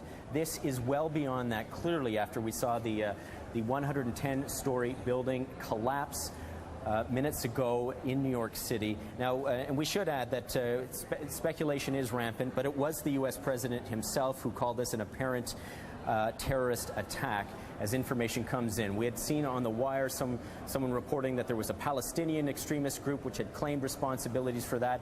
It's early in this right now investigation. I think people are just trying to figure out first, trying to save the people inside these buildings, evacuate, as Henry's mentioning, the buildings in the key sectors in Washington, D.C., and try to at least control the situation. And in the case of the World Trade Center, as we're seeing there, the fire is still burning, and there are reports of people still being in that building as they try to rescue people, get them out of there. We do know, as we mentioned before, that all air traffic across the United States has been grounded until further notice after an American Airlines 767 was hijacked out of Boston. Now, the FBI is investigating the report that it was that plane that was used, that 767, in the first attack on the building that you're seeing before your eyes. There was an attack 18 minutes later at the second of the Twin Towers. That building has since collapsing before our eyes on live television. Moments after that, a second front opened up, this one in Washington, D.C., in the U.S. Capitol, as there's been an attack on the Pentagon building there, and as Henry's also pointed out, a fire burning in the State Department. All of these buildings have been evacuated. Henry, what else can you tell us from Washington, from your viewpoint in Washington? Well, just that there still is this continuing pandemonium. You can probably hear the alarms going off behind me. I'm not exactly certain, but we have now what appears to be the response of the D.C. Fire Department to yet another fire downtown.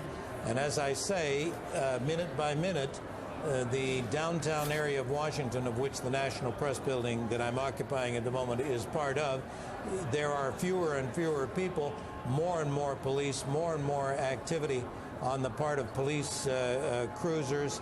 There are obviously several VIP limousines being escorted by police cruisers. There would obviously be at the moment, if you close down the building, nonetheless some necessity to regroup leading government officials, because we are in, they would say, a fight at the moment against this terrorist activity. There's no question that the possibility of further incidents occurred would require decision-making from the very top. So pandemonium still in the streets here, but most people making every effort to get out of the heart of Washington as quickly as they can. Henry, what can you tell us about security around key buildings like the Pentagon? Clearly planes, because there were reports that there were aircraft that may have been circling before this collision at the Pentagon. I mean, there must be a certain measures that are put in place to restrict any air travel around these buildings. I know that applies for the White House. Trying to figure out how this could have happened.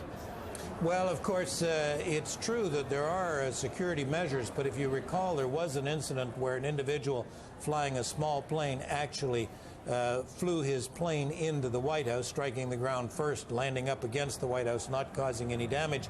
That a few years ago. But the Pentagon and many of these government buildings, of course, are on the flight path of planes coming into the Reagan National Airport here.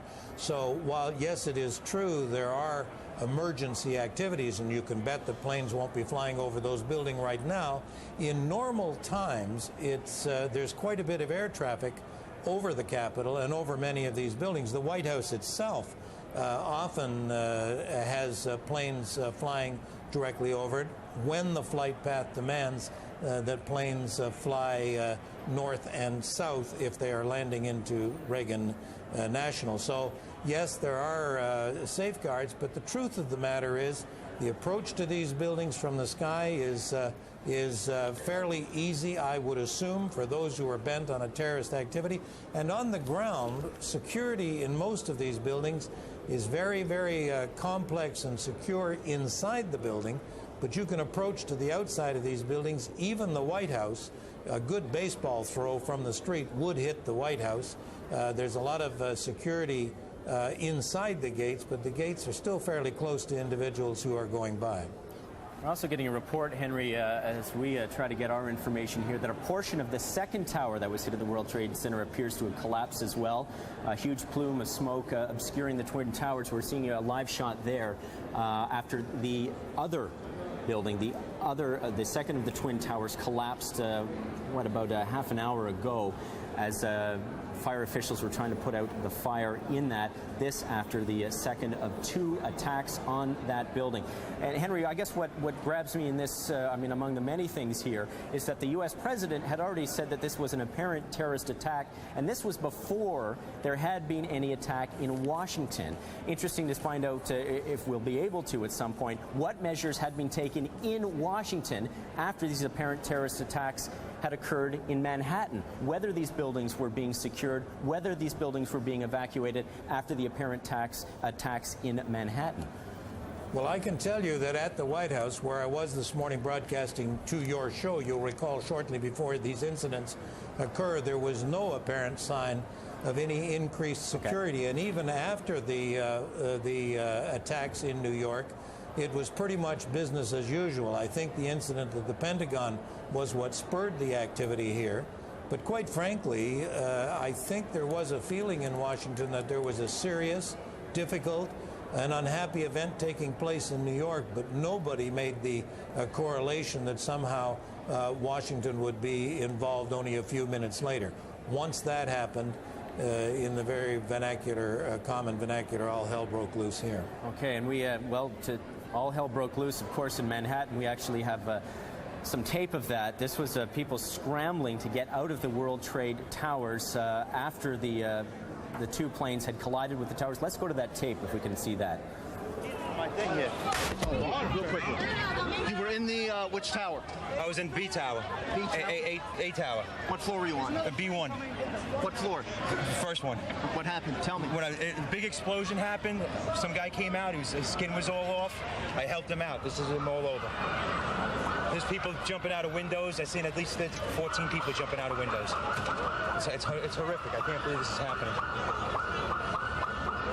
Anything else that you saw? Were you there for the second hit by the plane? About 10 minutes later, the second building went off. Did you see it? Yes, I saw it. It just blew up. A big explosion. People started running. It was just chaos everywhere. People jumping out. People just kept jumping and jumping and jumping. And you could still see they were alive because they were flailing around. The FBI has already stepped in to investigate. It could be possibly a terrorist strike. It could be. It could be because it was the first one went off and then 10 minutes later this just blew up out of nowhere. Hard to think that that would just be accidental. No, I don't think it would be accidental. Back it up, folks. Back it up. Kenny? Johanneman. Spell your name. Johannemann. And you were working there? Yes, I was right there. I was down in the basement, came down, all of a sudden the elevator blew up, smoke. I dragged the guy out, his skin was hanging off, and I dragged him out, and I helped him out of to the ambulance. Thank you. All right? Westbound! Back up, please.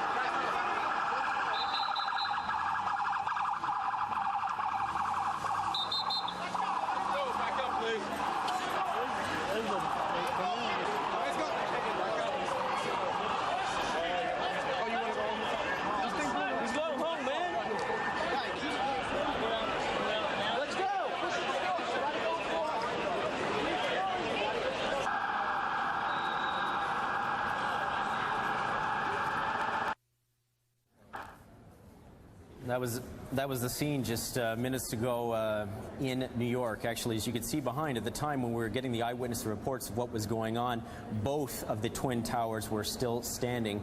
Since then, one of them has collapsed. A 110-story building, one of the largest buildings in the world, has collapsed after an apparent terrorist attack of a plane, what believed to be a hijacked plane that was flown directly into that building.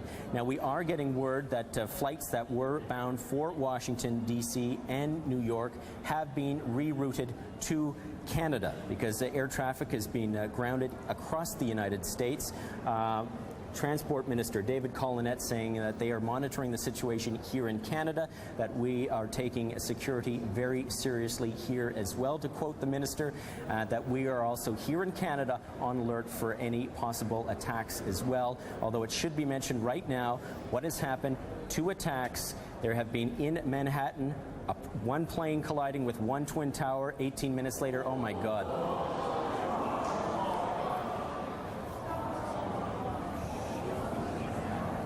Oh my God.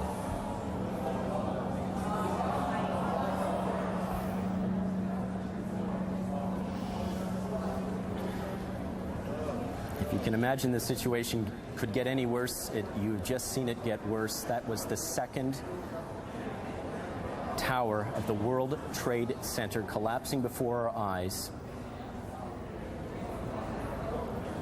The second tower collapsing as rescue officials were trying to evacuate the building, trying to put the fire out that after a plane had collided there shortly before 9 o'clock this morning. Both towers at the World Trade Center, 110-story buildings, have collapsed. What happened to the Pentagon? We can tell you that, as U.S. President George Bush says, it's an apparent terrorist attack. It's playing out on 2 fronts in the United States. Here, unspeakable horror in Manhattan, where 2 buildings have now collapsed, the 2 buildings, the World Trade Towers. As well, a plane has collided with the Pentagon as well in Washington, where a fire continues to burn there. All major U.S. government buildings in Washington, from the White House on down, have been evacuated. Authorities on high alert across the United States for any further attacks. This is the scene from Washington right now, where, as mentioned, the fire continues to burn in the Pentagon. Our correspondent Henry Champ says, as far as his information goes, there has only been that one attack in Washington itself. Although, as he said, all hell has broken loose on the streets of that city as people try to get out of the city core, to try to get away from the government buildings, fearing there could be more attacks. Henry, let's check back in with Henry to see more we can tell. Henry, what more can you tell us from your vantage point in the U.S. Capitol? Well, we talked to you a moment ago about a fire at the State Department. We can now confirm that that was a car bombing that took place outside the State Department. We don't have any damage reports or any injury report.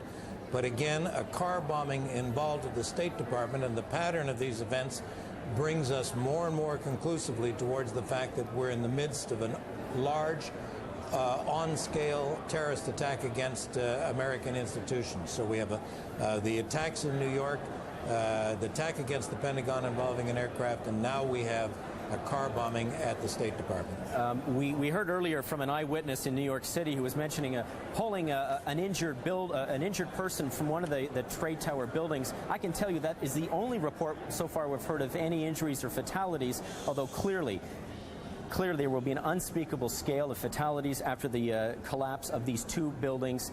The fire that is burning at the Pentagon, as Henry reports, a car bombing. We've got no reports right now of the injuries or fatalities.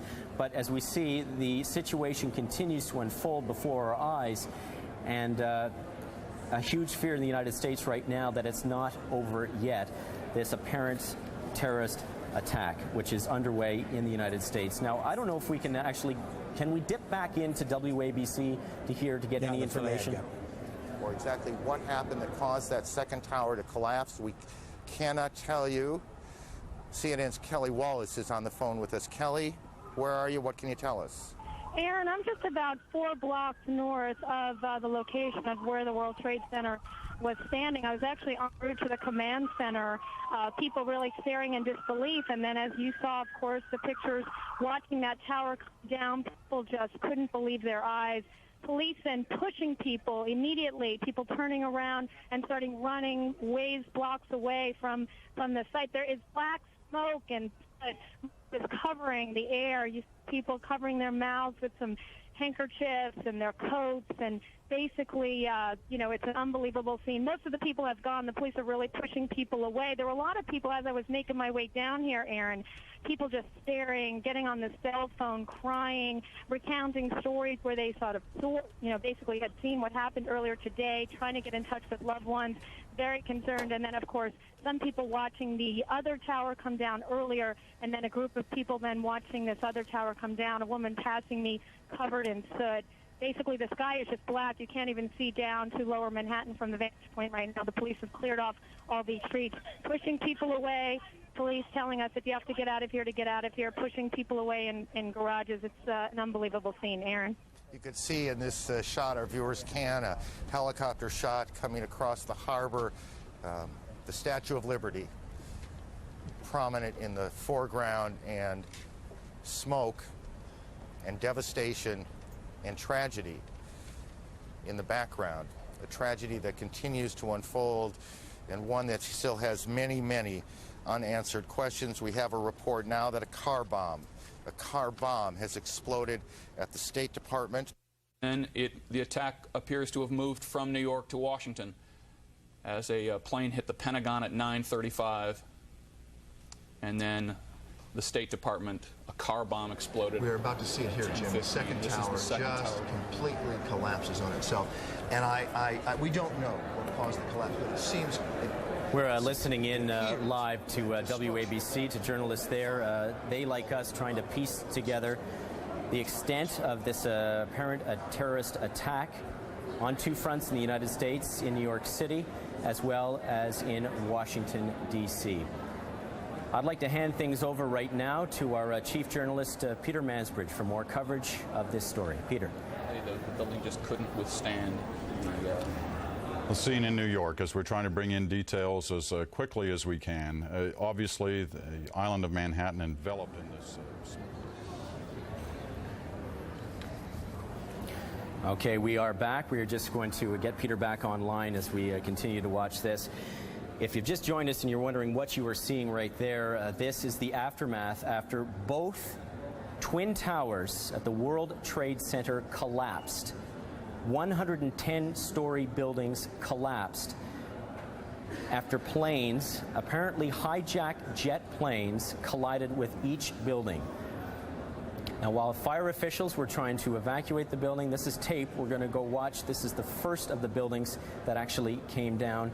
As fire officials were trying to secure the area, trying to get people out of the building, we were watching on live television as the first of the buildings collapsed before our eyes. The attacks occurring, just bear with us here. There you see in the background the first of the Twin Towers coming to the ground. We're not sure if there were any other explosions at that time. We can tell you that a plane had collided with that building at shortly after 9 o'clock Eastern Time. A plane had, and quite apparently by no accident, according to National Transportation Safety Board officials, a plane had targeted that building. That was 18 minutes after a plane had collided with this building. Minutes ago, this was the scene.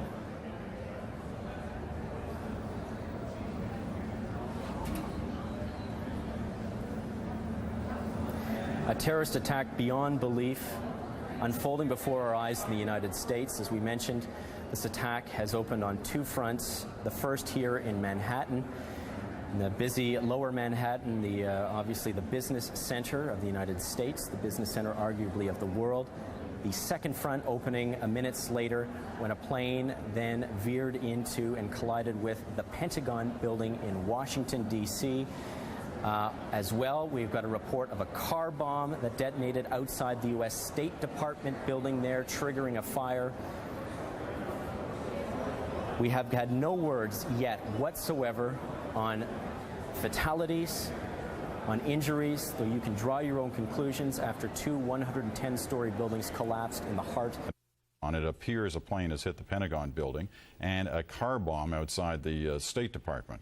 So that's some of the old video from New York just in the last couple of hours. This now looking back live at the island of Manhattan, where it is still just total devastation and chaos all over that end of the of Manhattan.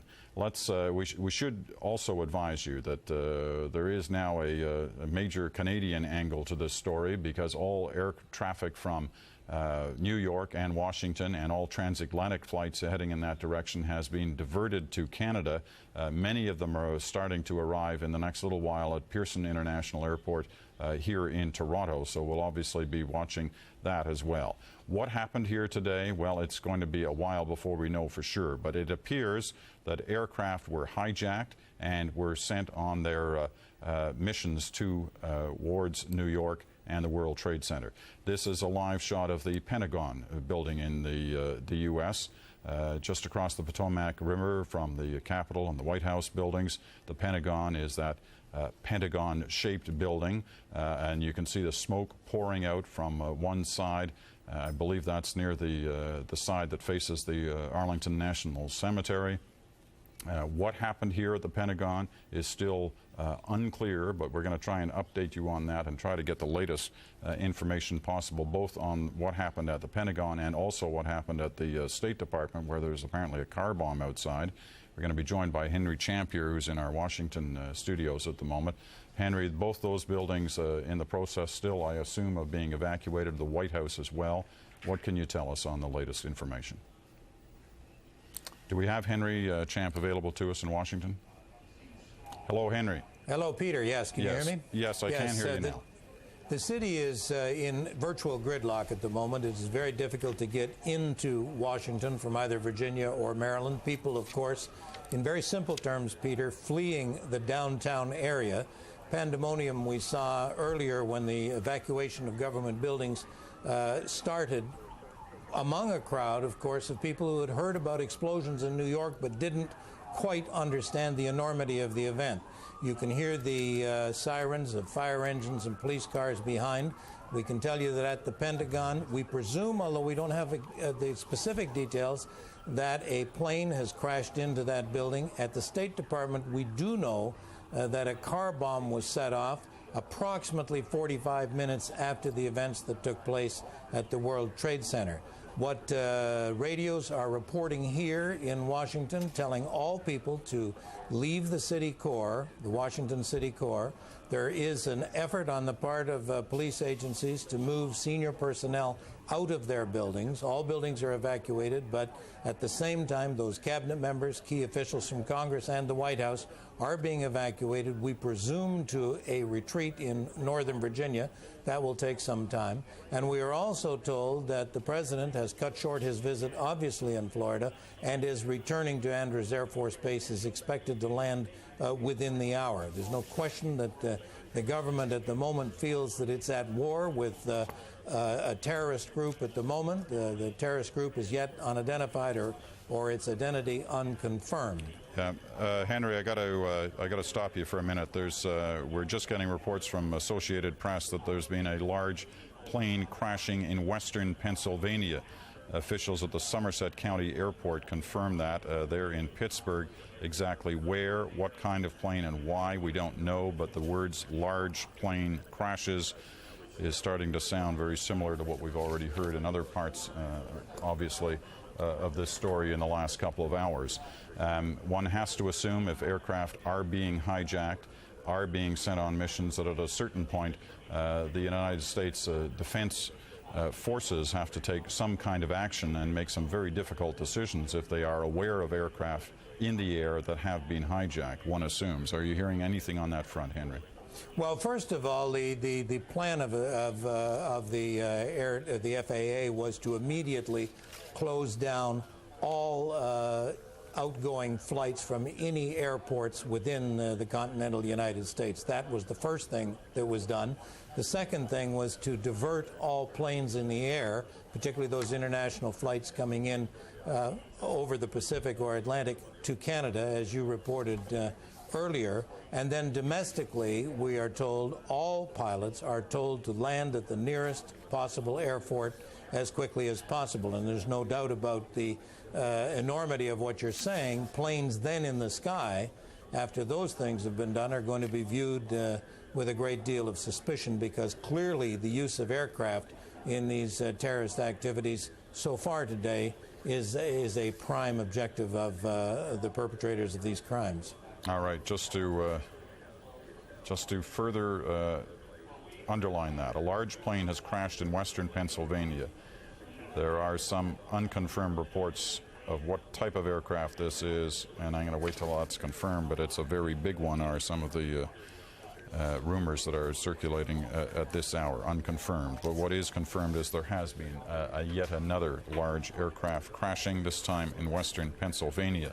As Henry mentioned, and as we mentioned earlier, many flights being diverted to Canada now as the airports have been closed in New York and in Washington. The Canadian military has stepped up its own security at a number of its bases, including in Halifax, where there are more guards than usual at the gates of the Halifax dockyard and at the Shearwater Air Base. Concern obviously spreading outside the borders of the United States at what is an incredibly horrific act. Let's try and get to the latest situation inside New York City. You're looking at pictures. There's a mixture of tape and live pictures here over this last little while as we try to keep you up to speed on the incredible scene. This shot is a live shot of the aftermath of the dropping now of both of the towers, of the Twin Towers, the World Trade Center. On the phone, Craig Wilson, who's a Canadian who works for CBS, one of the producers there, joins us from CBS headquarters, I believe, Craig, in New York. What is the latest you can tell us right now and the information that you're getting there? Good morning, Peter. In fact, I am not at CBS. I'm at Midtown high-rise looking directly due south at what can only be described as grotesque scene. I'm in Midtown Manhattan at 42nd Street on the 38th floor of what actually is my wife's office building. It's the only building as far south as I could get. In fact, they are evacuating this building and most buildings in Midtown Manhattan, and do not know how long I'll have this perch. However, I can tell you that I live at 73rd Street, which is not that far to get to where I currently am, but the streets of Manhattan were unbelievably filled with panic. Not panic against the people rushing, but people wondering, are their loved ones okay? Are their children okay? Mothers going home and fathers going home to take their children out of school. So I was going the opposite direction, and I'm looking down at Midtown Manhattan, and I see people in the streets. I see the streets quite empty of vehicles. As I was waiting to speak to you, I was listening to Henry Champ and speaking about gridlock in Washington. At least in Midtown Manhattan, it's exactly the opposite. The streets are very empty of vehicles, which is unusual this hour of the day, obviously, and full of people trying to get home. You know, Craig, everybody is shying away from the discussion of what the casualties could be in this, but I mean, let's face it, we're talking about numbers that are unheard of in our lifetimes. Well, it's sort of, I moved here shortly before the World Trade Center was first attacked, and I'm originally from Medicine, Alberta. I was astonished to discover that tens of thousands of people actually worked in those two towers, which, you know, is unbelievable to me, and I can't even imagine the human toll here, and I can only tell you, as I was waiting in the lobby of this building to be allowed to come up, and I'm told, we're now being told this building is being evacuated, that there were people waiting in tears, not knowing what's going on. I do not know exactly how many people work in the World Trade Center towers or the surrounding buildings, but I can tell you it is in the tens of thousands. And this, what I'm looking at now is it's grotesque. I can't describe it any other way. Craig, yes, Peter. Yeah, you better, if they're evacuating that building, yes, you better join that evacuation. Yes, we will, I'm sure, talk to you later on. You take care. Thank you, sir. Craig Wilson, Canadian, works for CBS, who is monitoring the situation from a nearby building in this incredible story. If you're just joining us, there have been a series of apparent terrorist attacks in New York City and in Washington today.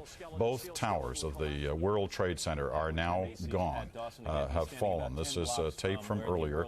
This is the second tower that collapsed. All this happened within less than 2 hours after aircraft, big aircraft, commercial jetliners, apparently hijacked, tore into the both towers of the World Trade Center. The structural damage was enormous, and both buildings had collapsed in less than 2 hours after they were hit by the aircraft.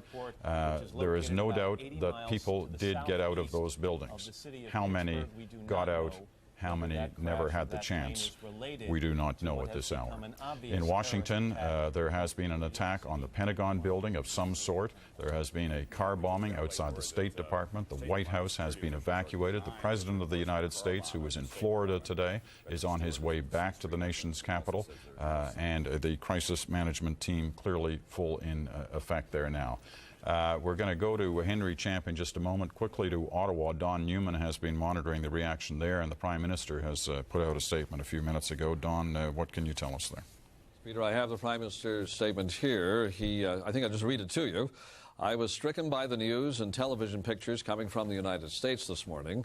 It is impossible to fully comprehend the evil that would have conjured up such a cowardly and depraved assault upon thousands of innocent people.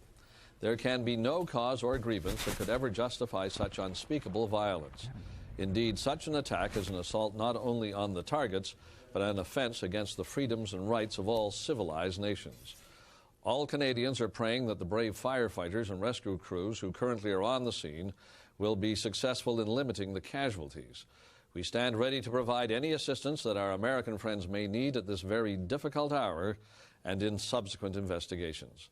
Aileen, that is Mrs. Chrétien, joins me in offering on behalf of all Canadians our deepest sympathies to the families of the victims and to the American people. And that is put up by the Prime Minister, Peter. The Prime Minister is scheduled today to go to Halifax. Not clear now whether he is going to do that. He was going to go to Halifax and be available for comment on camera at about 1:15 Eastern Time in about 2.5 hours from now. Not clear, though, now that he is going ahead with that trip. Also, here in Ottawa, the Department of National Defence, the Security Intelligence Service, and the RCMP all meeting at this hour. So far, nothing visible has gone into effect, and they're not announcing anything. The Clerk of the House of Commons and the Sergeant-at-Arms of the House of Commons have also had a meeting to see if special security is needed on Parliament Hill. But that's where it stands in Ottawa at the moment. All right, Don, thanks very much. We will get back to you throughout the day. Now, the latest on the situation in Pittsburgh, which is the latest incident we're aware of, about 10 a.m. Eastern Time. That's about 50 minutes ago, where they are now able to confirm that a large plane did crash just north of the Somerset County Airport. That's the main airport in Pittsburgh. It is believed now, Associated Press is saying it's believed that the aircraft was a Boeing 767, crashed about 8 miles east of Jennerstown, which is just north of the city of Pittsburgh. Sorry, the airport's about 80 miles southeast of Pittsburgh, so in fact it's quite a ways from Pittsburgh. But it's a 767. We're unsure of what has happened in that incident, but obviously on a day like this, one's suspicions tend towards a connection to what we have witnessed already here in New York and also in Washington. Once again, this is the horrific scene about 9 o'clock this morning, New York time, Eastern time. You will see here this aircraft, you see it in the distance coming straight towards what at that point was the one trade tower, the World Trade Tower, that had not been hit earlier, 18 minutes before the first tower had been hit. You see the aircraft slamming into it and the after effect of that crash coming right through the building. Within an hour and a half of that, both towers had collapsed to the ground. There have been a number of discussions with people who were trapped in the upper portions of those towers. We heard them on radio link-ups, on phones, desperately trying to find a way out, some going to the roof, hoping helicopters could come to get them. We are not sure what happened in that situation. Both towers are now down. This is the collapse of the first one a little over an hour ago. The second one collapsed about 45 minutes ago.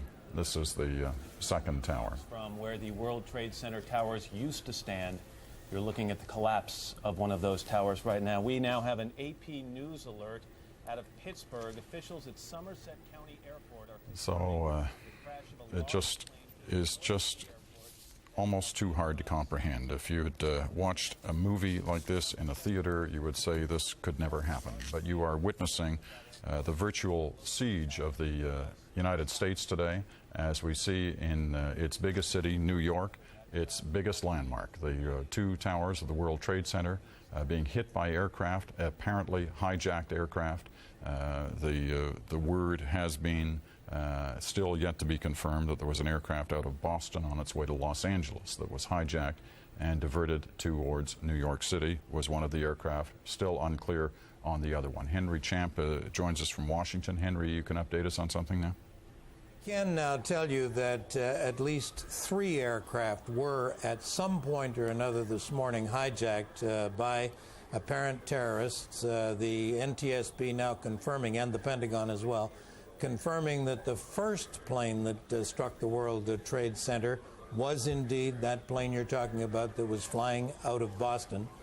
Can also tell you that a small commuter plane, one of the short hop airliners that flies into Washington, was involved in the attack on the Pentagon. Apparently that plane, fortunately for those inside the Pentagon, hitting the ground first before skidding into the building, and the damage, while significant, does appear light, and there's hope that fatalities, if there are any, will be few.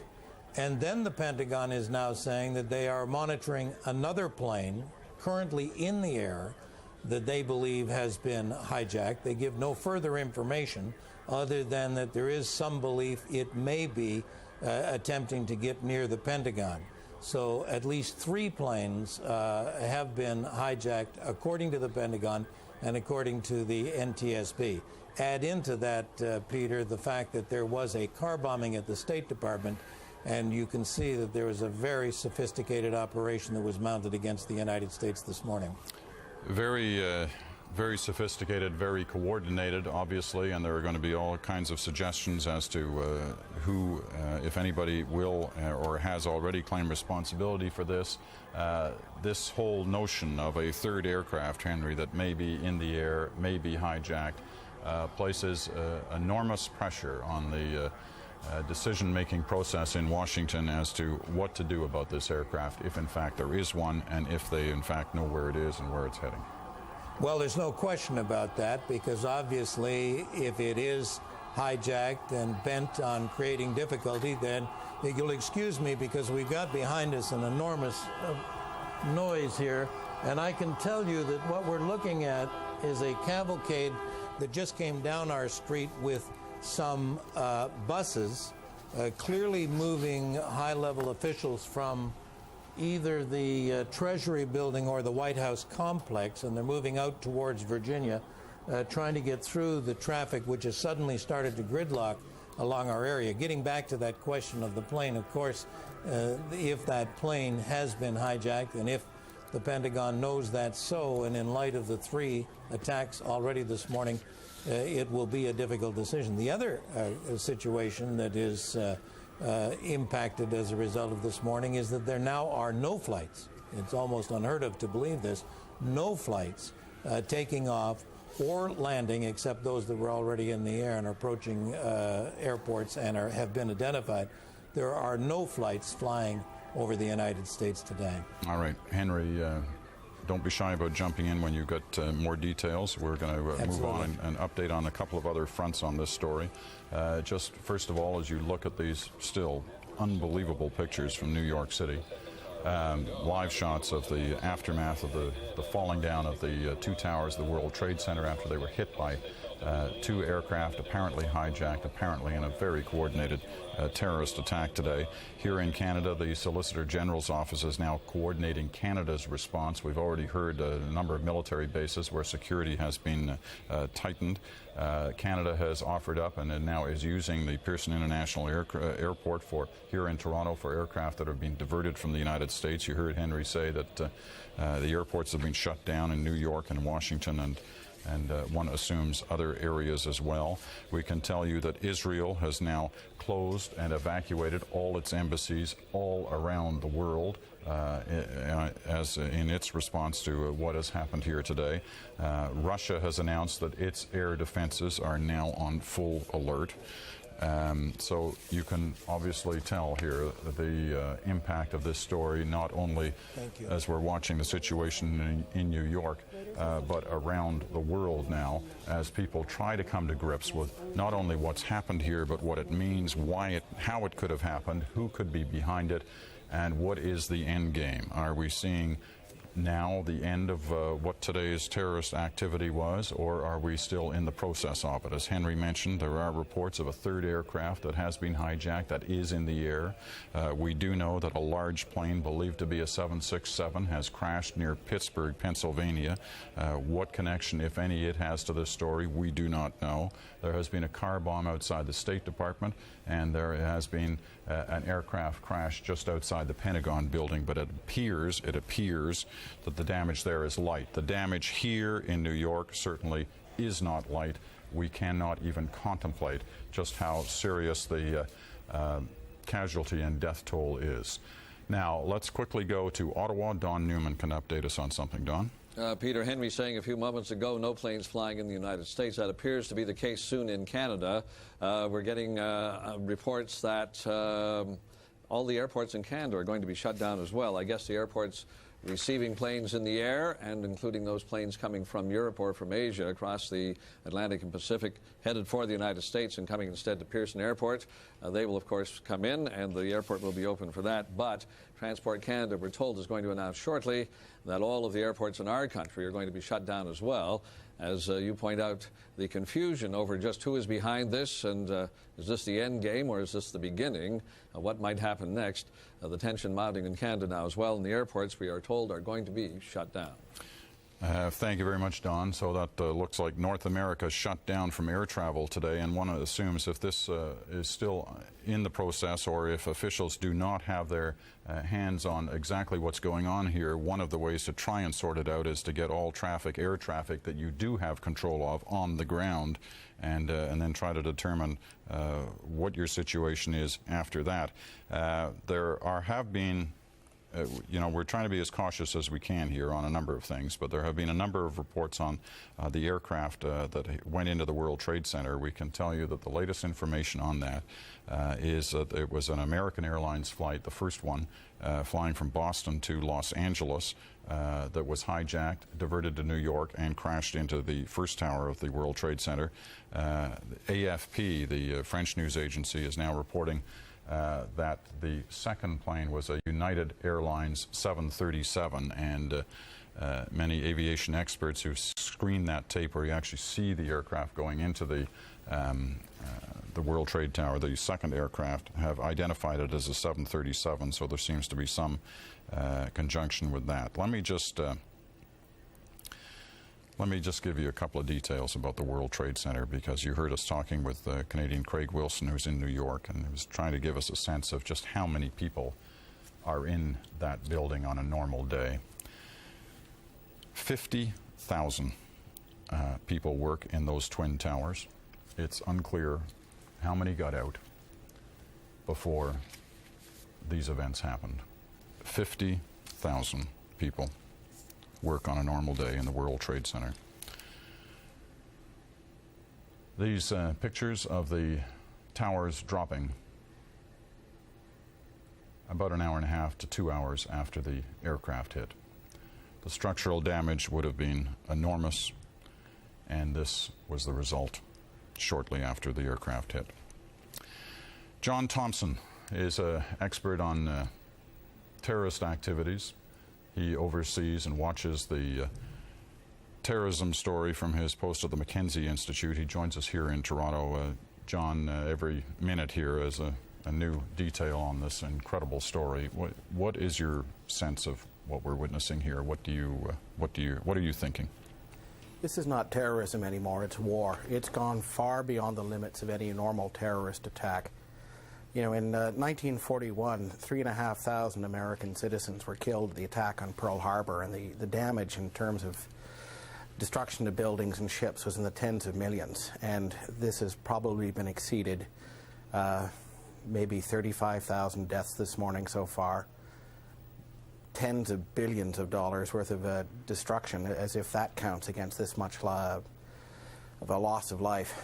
And I think we knew that someday there'd be weapons of mass destruction used in terrorism, but there was always thought there'd be more time to discuss what likely or appropriate responses would be to something like this. But this is an attack that is on the same scale as using a tactical nuclear weapon or nerve gas on a city. And it's done even more harm than these weapons might have been able to do. And the perpetrators behind this have gone way beyond the reasonable bounds of terrorism. This is not a political act for the purposes of communication that kills one or two or even a couple of hundred people. This is much worse. I should point out, I know you used that figure 35,000 based on what could have happened here today. I think we'll be very lucky if that many people did not die. And God knows, hundreds of Canadians work in the World Trade Center. Well, let's just underline at this time that we don't know.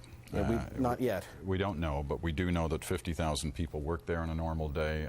The first incident here happened shortly before 9 o'clock, the second after 9 o'clock, and the buildings were down by 10:30. And well, we can only hope and pray that the numbers, as awful as they are going to be, are not as awful as that. Who's capable of something like this? This is the frightening thing. We knew that in terrorism, as sort of techniques and methodologies improve, that you know, again, when weapons of mass destruction became available, that you would have results like this. But this sort of coordination with 4 or 5 aircraft hijackings and this level of planning is very, very sophisticated. And it's too soon to point the finger, and there'll be a lot of idiots lining up to claim credit for this action, but I think you might follow the strings all the way to Afghanistan. Can you give us a sense of what must be going on in the command and control structure of the United States Defense Department, intelligence departments, the White House right now?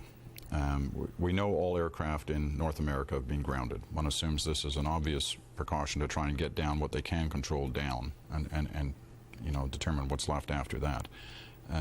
But what do they do? What do they do at a time like this? Well, you're looking at professionals for the most part who will put their emotion and their rage very quietly to one side and concentrate as hard as they can to limit further destruction and to understand what happened. And then to probably dust off plans that they never hope to dust off about what they do as a result of this. Let me stop you just for a minute. We're just getting a new piece of information that's coming in from two different news organizations.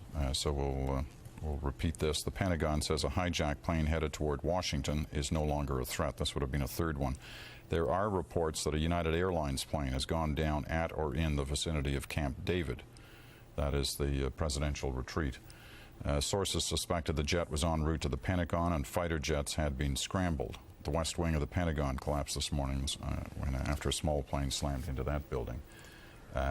There has been suspicion for the last hour or two that if they were aware of another aircraft that had been hijacked, and if they could find it, they would have to make the difficult decision of dealing with it no matter who or how many people were on board. And that may have been what happened here. We're also not aware of any more details yet on that situation in Pennsylvania, where a large aircraft believed to be a 767 has gone down within 100 miles of Pittsburgh, Pennsylvania. What happened there, we are not aware of. John, any other thoughts you have right now as we look at these pictures? I'm just horrified. Yeah, I think you've captured the word that most people have been by what they have seen today, what they have witnessed, and what they are just imagining. It is just too hard to imagine what has happened here and what may still be happening as all actions are being taken now by governments around the world, certainly here in North America, to prevent any air traffic, to ground all aircraft. That is unheard of in the history of our nations. No aircraft flying anywhere authorized to fly, and aircraft that are still in the air, one assumes, are heading to their nearest airports where they can land.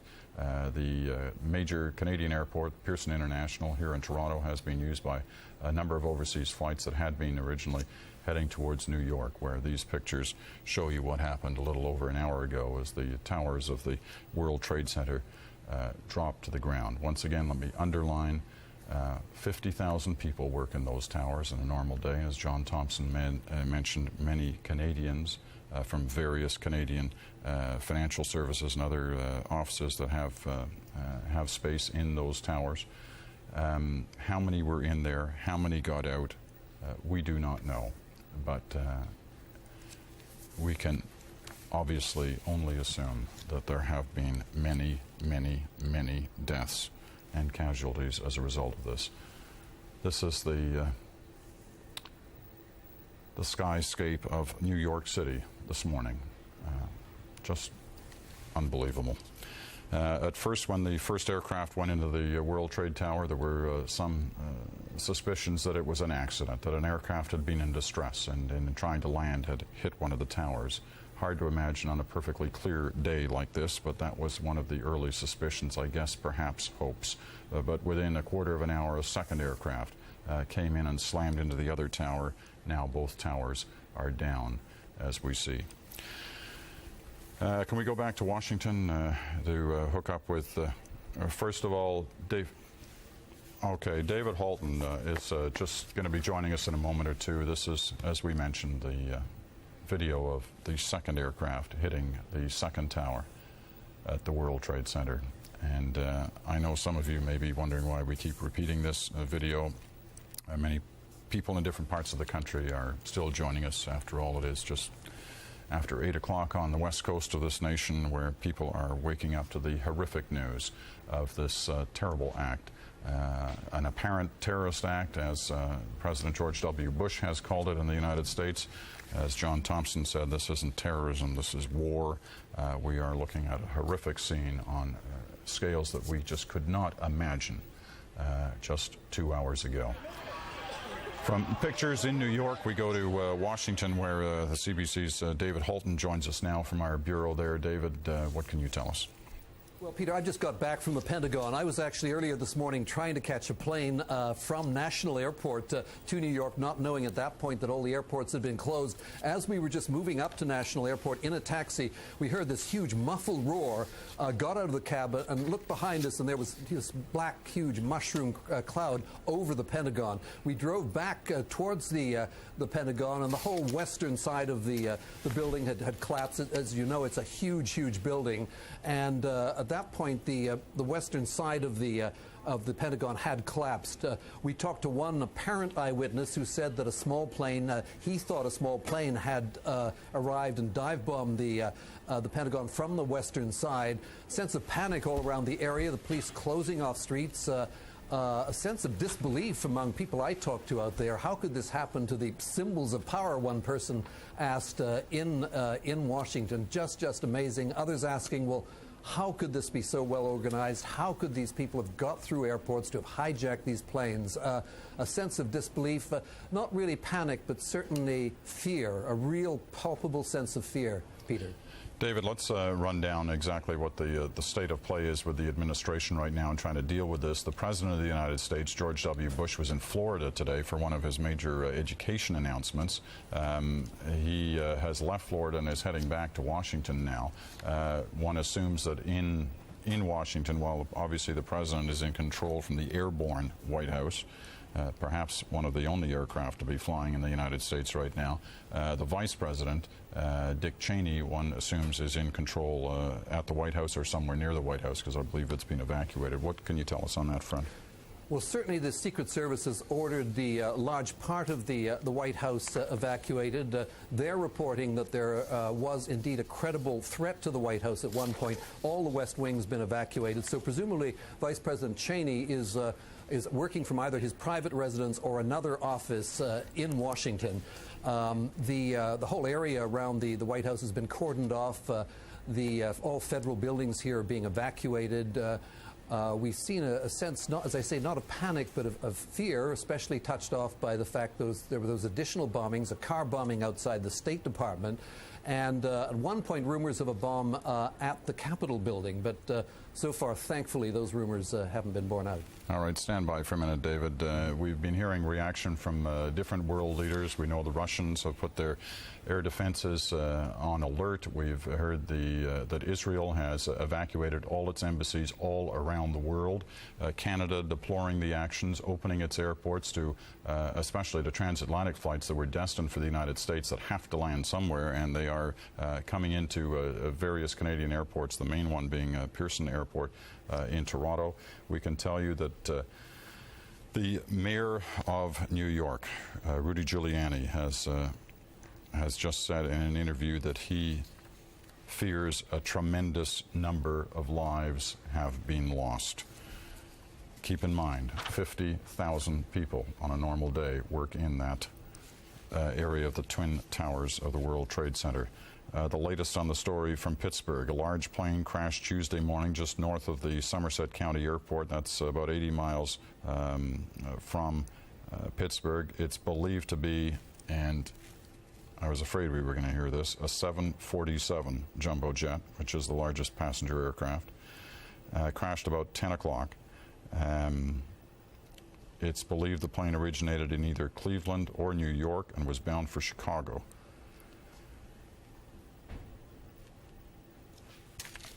We don't know what happened to that aircraft and whether it's related to this story, but it's one assumes that it may well have been. 747s don't just drop out of the sky. As David reported, the Pentagon says a hijacked plane headed toward Washington is no longer a threat. It appears to have gone down in the vicinity of Camp David. More on what Rudy Giuliani had to say. This is the scenes from Washington. This is the Pentagon, which is in flames from that incident on the other side. It's believed that the damage there is minor in spite of the major degree of smoke that you're seeing. As we look back in New York in a moment here, a little more on what Rudy Giuliani has to say.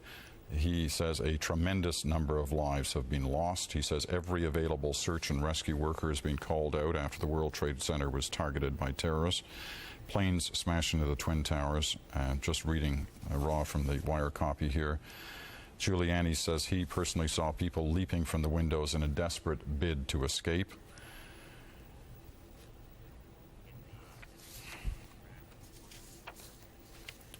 The Federal Aviation Administration, the FAA, the agency that monitors all aircraft movements in the United States, is saying at this hour that it has lost track of a number of aircraft. We're not sure how to take that and what that may mean. But it's clear that this situation is still ongoing, that in a process to try and get a grip on which planes are going where and which ones may be a potential threat, all aircraft have been told to get on the ground. No takeoffs or landings are being are being allowed anywhere in North America, and the only landings that are taking place are those aircraft that have to get down, many of them coming in off transatlantic flights. As we continue to monitor this scene in New York, which obviously we're going to be doing for quite some time to come today, as I'd mentioned, we've been hearing reaction from a number of parts of the world, actions taken by governments and comments made by leaders. The latest leader to comment on what we've witnessed today is the Palestinian leader, Yasser Arafat. Here is what he said just a short time ago. First of all, I am offering my condolences, the condolences of the Palestinian people to the American President, President Bush, to his government, to the American people for this terrible act. We are completely shocked, unbelievable. سيادة الرئيس ما هو موقفكم من الانفجارات التي وقعت اليوم في الولايات المتحدة الأمريكية؟ We are shocked. We were together with the president. We cannot believe what we were watching, and we condemn strongly, not more than strongly. I mean, it's outrageous. It's something unbelievable. Unbelievable. That is what terror have to be stopped. Any place, anywhere. And I think that we are trying to do, the Palestinian leadership, European Union, to stop this. And then really we were very, very shocked, and we conveyed to the American administration our not only sympathy, our full support to fight and to really get out of this incredible act. Senator Reis, are you planning to call the U.S. President to convey the personal condolences? I will send him directly a quick telegram. Thank you. Thank you. Bye. The comments of Palestinian leader Yasser Arafat, using a word that is being used around the world by leaders and just ordinary people who have witnessed the horror of what's taken place in New York and continues to take place, using the word unbelievable. 2 aircraft slamming into the Twin Towers of the World Trade Center. Both towers, as we're looking at tape here now, collapsed within 90 minutes. 50,000 people work in those towers on a normal day. It is not known how many were trapped inside when all this took place, but the expectation is that the toll in terms of casualties, both dead and injured, is going to be enormous, well into the thousands. Quickly going through the latest updates on this story, as there are things happening around the world and certainly across North America as it relates to this. Key ministers of the Crown in Canada, Canadian cabinet ministers, are holding an emergency meeting. They will make an announcement later. One assumes that is in Ottawa. There is a report that the CIA building in Langley, just outside of Washington, has been evacuated, and the key members of the CIA who would be monitoring things like this have moved to a new location, and obviously no one is saying just where that is. More on the Pittsburgh situation. We have told you as we monitor this tape, and It gets almost too hard to watch this over and over and over again. But this is the second aircraft hitting the second tower in New York City. Both towers now are down. The latest situation from Pennsylvania. Here's the latest Associated Press story. A large plane crashed Tuesday morning just north of the major airport, Somerset County Airport. It's believed to be a 747, crashed about 10 a.m. They're not saying which airline was involved, and it's unclear if the crash was related to the attacks in New York City and Washington. It's awfully hard to imagine that it is not in some manner related. A number of accidents and incidents taking place in different parts of the United States as we continue to monitor this situation and replay a tape of people trying to get away from the World Trade Center area in Washington. The whole south end of Manhattan, we're now told, has been ordered to be evacuated. Obviously, it's unclear just how many explosions that would follow something like this could still take place, and concern about the safety of those who have survived the first couple of waves of all this is still very much evident. American Airlines has now announced that it is confirming the loss of 2 flights. One of those from Boston to L.A., which hit the Trade Center.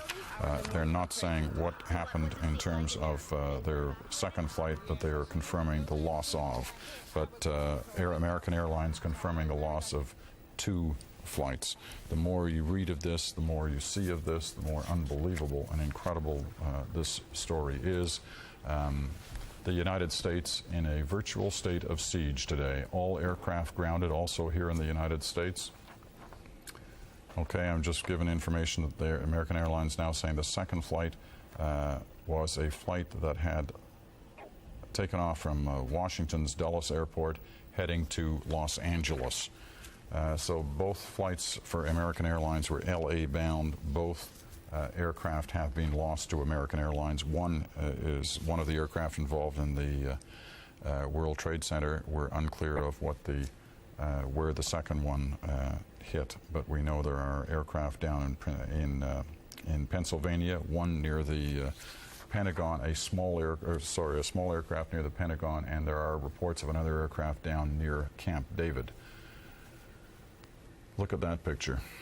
It well, you don't need to have any more descriptions from me of what we're witnessing there. David Holton joins us again from Washington. David, anything you can update us on here?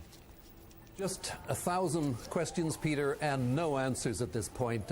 When I was out at the Pentagon earlier today, a couple of the bystanders there, very, very fearful, said, how could this have happened? And their first question was, how did those people get through the airport security to hijack those aircraft? How was this so well organized? One of them said, I can understand if there was 1 or even 2 isolated terrorist attacks, but this wave of bombings today, this wave of terrorist acts suggests, an extraordinarily well organized, well coordinated attack.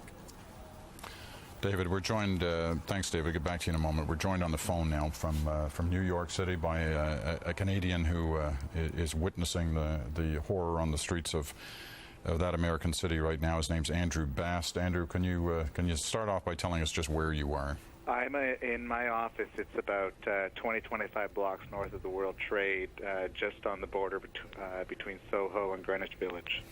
All right, take us through what you saw, what you heard today. It's just shocking. As I was coming into the office this morning, the subways were all closed because I had just left my apartment just when the first attack started. And as soon as it happened, the city just erupted in sirens. I mean, New York is not a quiet city to begin with. But when the first attack happened, that's when everything just lit up, and there were ambulances and fire trucks and everything racing by. I live straight up the street on 7th Avenue, so as I was walking down to the office, which is about halfway between my place and the World Trade, the sidewalks were just teeming with people looking at the 2 buildings up in flames. Just shocking, absolutely shocking. Nobody expected to see something like this. Has there been any move towards having you leave your building or to have your building evacuated? Yes, I just heard over the intercom that our building has been asked to leave, and my company itself, which occupies a couple of the floors here in this building, we've been told here that we're going to close for a few days now, and that everybody's to go home and not report to work for a couple of days. But to get out there, donate blood, and to volunteer, things like that. Well, we're not going to keep you from either of those assignments, evacuation or helping those who are obviously going to need help. Andrew, we appreciate you giving us a call and talking to us. Thank you. Andrew Bast, a Canadian in New York City who is caught up in the horror of this day there. Continuing to update the worldwide effects of this. NATO headquarters has evacuated all non-essential people. That headquarters is in Brussels. It's in Belgium. So concern obviously on both sides of the Atlantic. Just to confirm once again, American Airlines announcing out of its major headquarters in Fort Worth, Texas, that it has lost, that's the word it's using, lost 2 of its aircraft, carrying a total of 156 people. One of those was one of the aircraft to hit the World Trade Center. It's unclear what the second aircraft involvement in this story is, but American Airlines confirming that they've lost, that's their word, 2 aircraft today. Further details, just quickly going through the latest information that's given to me. I think we're up to date on that front. Okay, we heard from David. Somebody just let me know. Right. Okay. I'm not sure where you are watching our program from, anywhere in the country, but the odds are that if you look out your windows right now, you're seeing a stalled traffic, because it seems to be happening everywhere. People fixated on the information that's coming from New York and Washington and the after effects that are happening in different parts of the country.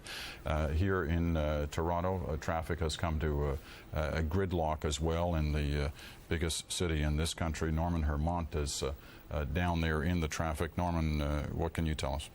Well, Peter, what's happening here on Bay Street is a lot of these financial office towers here are slowly emptying out for the day. People are just being told to go home. There are no real building evacuations. This seems to be something that's happening on a company-by-company basis. Of course, a lot of the people here would have either colleagues working New York, branch offices in New York in the area that was hit today. A lot of them say part of this is a safety reason, part of it is just a recognition that there's not going to be a lot of work done later on today. All right, Norman Hermont joining us on the streets of Toronto, and he'll also be checking out the situation at Pearson International Airport here in Toronto when he gets there, in terms of the different aircraft that have been coming in there, diverted to Canada as a result of what's happened in the United States. We should let you know, when the first attack on the first tower in New York City happened, it was almost 3 hours ago now, at 8:45 Eastern Time. Since then, there has been only one official comment from an American government official, and that was the President of the United States, who has called this an apparent terrorist action. He called on Americans and those around the world to pray for the victims and to pray for the United States as it faces this dilemma. Since then, there has been no official reaction. In other words, we haven't seen somebody of the American government, an official, in front of a camera or a microphone, which gives you some indication that they are still trying to deal with this situation at this hour, that until they fully comprehend what has been going on and what actions are being taken to try and prevent any further loss of life or further actions, they haven't headed out towards the cameras. David Holton is monitoring the situation in Washington. David, we haven't heard anything to change that in the last few minutes, have we? We haven't heard of anybody coming before the cameras yet? We haven't, Peter, and I guess what a lot of people are waiting for now is whether President Bush, flying back from Florida, does land at Andrews Air Force Base, which had been his original landing spot, or whether he goes to another destination or stays airborne for a couple more hours. We don't have the answers to that at this stage, but you're right, no official comment apart from those earlier words from President Bush this morning. And one assumes that's got to mean they still, at this time, they just don't know what they're dealing with, where this attack's coming from, at what stage it's in, and just how exactly they're trying to deal with it. Because, I mean, aircraft, dropping out of the sky, like a 747 crashing in Pennsylvania, another one near Camp David, obviously we don't have all the details on this yet. We don't know why they ended up crashing, or quite possibly whether they were perhaps shot down. But until we actually hear from somebody in the U.S. government, one has to assume that they are still very much in the stages of this where they're not really sure what they're dealing with. I think they're completely confounded by what's going on, Peter. No idea, no expectation of this. The only word that there have been some tip-offs was the Secret Service reporting earlier this morning that there had been a report that there might be an attack on the White House itself. That was what precipitated the evacuation of the West Wing of the White House. But I think when you're dealing with this kind of coordinated terrorist attack, it's extremely difficult to pinpoint where the attack originated at this stage and who was involved. All right, David, we'll be back to you in a moment. Just very briefly from New York City, more comments from Rudolph Giuliani, the mayor of New York. He's ordered an evacuation of the lower part of Manhattan, that's the South End. And here's his quote: "I would like to take this opportunity to tell everyone to remain calm and, to the extent that they can, evacuate lower Manhattan." He also said there has been an enormous loss of life, and added that there was no threat or warning of the attack received by his office, or that he's aware received by anyone else. Again, as we look at the skyline of New York City, minus the two towers of the World Trade Center now, both fallen to the ground after they were hit by aircraft. A reminder, 50,000 people work in those towers on a normal day. From New York, we go to Ottawa. Don Newman has been watching the Canadian government reaction and action to this. Don? Well, Peter, at the moment there is a meeting going on in the Prime Minister's office. Senior staff, the Prime Minister, he is not going now to Halifax. That has been cancelled.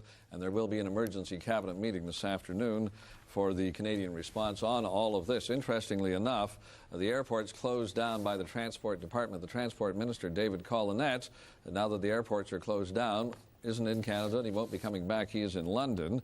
And Foreign Affairs Minister John Manley is over the Atlantic in an Air Canada flight from Frankfurt to Toronto. As you've been pointing out, the planes have been landing there, but other than that, the airlines are not taking off. Let me show you what it looks like at the Ottawa International Airport. It's pretty quiet all of a sudden out there. As you can see, there are people, the police with bomb dogs, we assume, although they use those dogs too to check for drugs when people come in. But a pretty quiet scene on what is usually a pretty busy airport in the nation's capital. Some people at Air Canada, but Canada 3000. Some people, I guess, trying to reschedule their flights, but maybe not hearing that the flights have been canceled. But pretty slow going out at what is usually a pretty busy airport at this time of day. Also reporting Parliament Hill. It won't be gridlocked because it has been closed, not for people working there and not for the business of the day, although Parliament, as you know, is not sitting until next Monday, but it has been closed to tourists as a security precaution. In New York, the Canadian consulate, which is on Broadway up in the Exxon building in Midtown, not very close to where all of the activity has been going on down at the south end of Manhattan, down near Wall Street. The Canadian consulate is still open at the moment to help Canadians who might find themselves in difficulty there. And the same with the embassy in Washington, still open. It's not near the Pentagon, but it is very close, as you know, to Capitol Hill. But at the moment, at least, both the Canadian embassy in Washington, the Canadian consulate in New York are open. Parliament Hill is closed to tourists. It is quiet here around the American embassy, and the streets of Ottawa don't seem too much different than they have been on any other day. An emergency cabinet meeting this afternoon.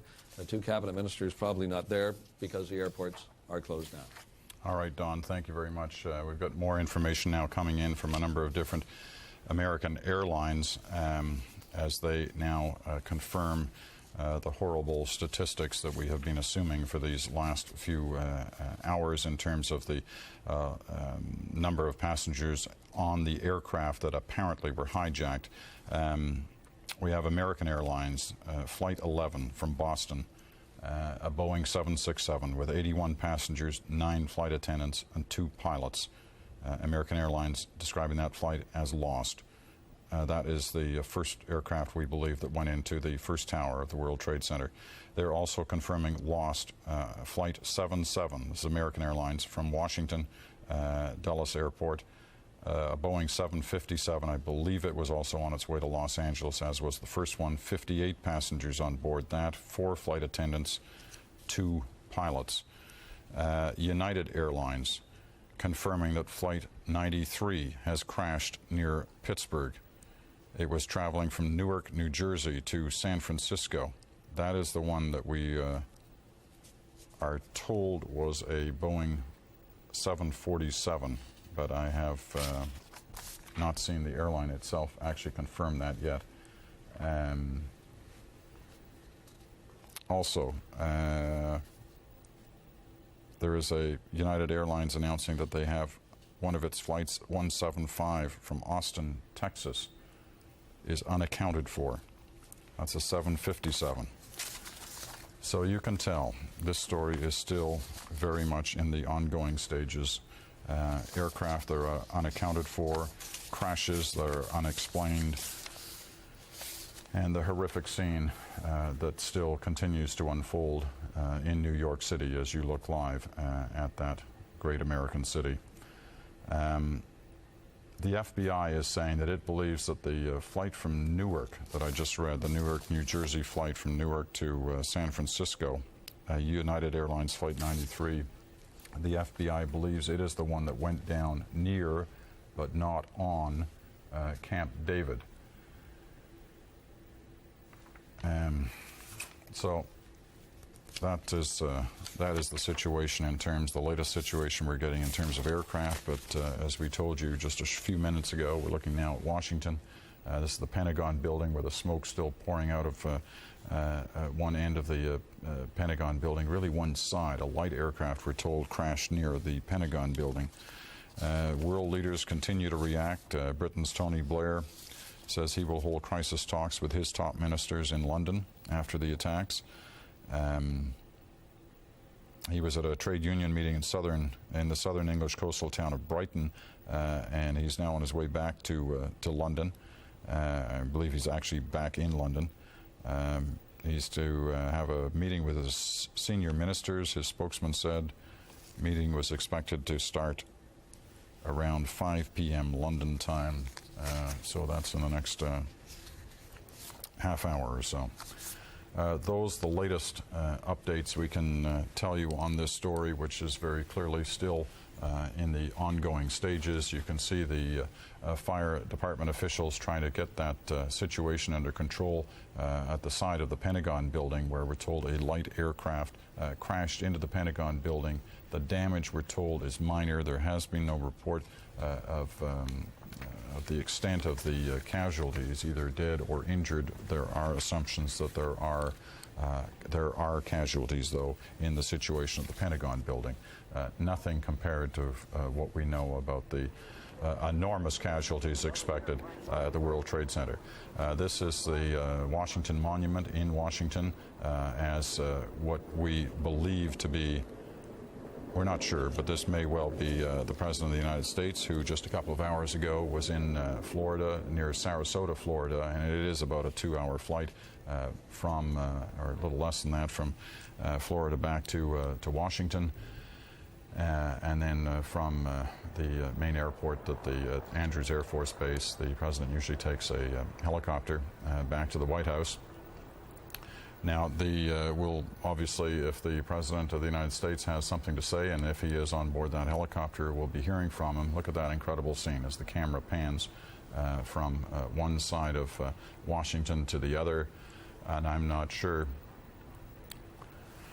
While we wait for developments in Washington, let's go to Toronto. There's a news conference taking place at the airport in Toronto. Let's listen in right now. Canada, that's the FAA out of the States, and that is Transport Canada. We do have an issue where there are flights being redirected from American airspace that are in the air that need to come to airports. We're working with NAV Canada to ensure that we will be able to allow those flights to land here and to park here if necessary. So currently we are making the arrangements to clear as much surface space as possible to allow those planes to park here and to be able to handle those passengers with buses, whatever we need to do to handle them here. Obviously, this is an irregular operation. And one thing I would make clear is that regular operations simply are not happening. If people have flights scheduled for leaving Pearson Airport today, consider those not happening. If you absolutely do not need to fly today, please do not fly, do not come to the airport. And that's about it, and I can take questions. Quelles sont les mesures de sécurité que vous avez prises à Pearson, Mr. I cannot speak to the security measures. I need to speak to Transport Canada about that. I can give you a phone number that is for media and public inquiries. It is 613-947-5066. How many planes are you expecting to be diverted to Pearson? We do not know. That is a decision that is being made by the FAA and by NAV Canada.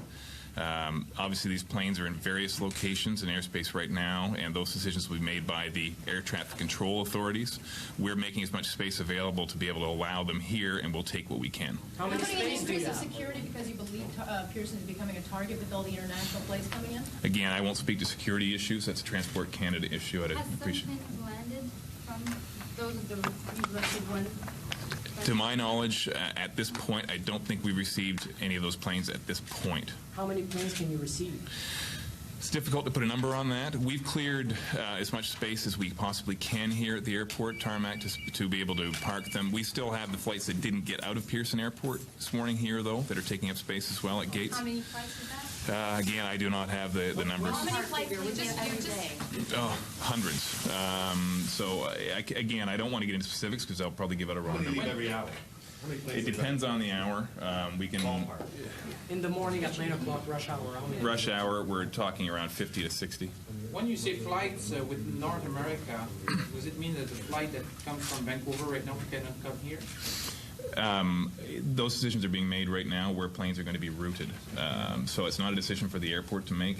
Flights within North America have been canceled. They have been canceled. That is. So a flight from Vancouver or Sudbury. Nothing. My understanding is at this point, nothing is leaving or arriving at Pearson Airport except domestically. Flights that are supposed to go into the United States. We are ready to accept those. Yes. Who made the decision to? That you've had to shut the airport like this? I wouldn't say it's shutting the airport. The airport is still fully operational. We do not have any operational problems. This is a irregular operation. Is what we would call it. But is it a first?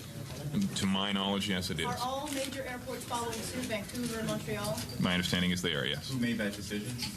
This is a decision made by multi-agencies. It's the FAA working with NAV Canada, working with Transport Canada, and us working with them. Again, I'll stress this is an issue much larger than Pearson Airport. We're playing our role in this, but we are working with the larger agencies to make sure that we can play our role as best as we can. And why cancel the flights?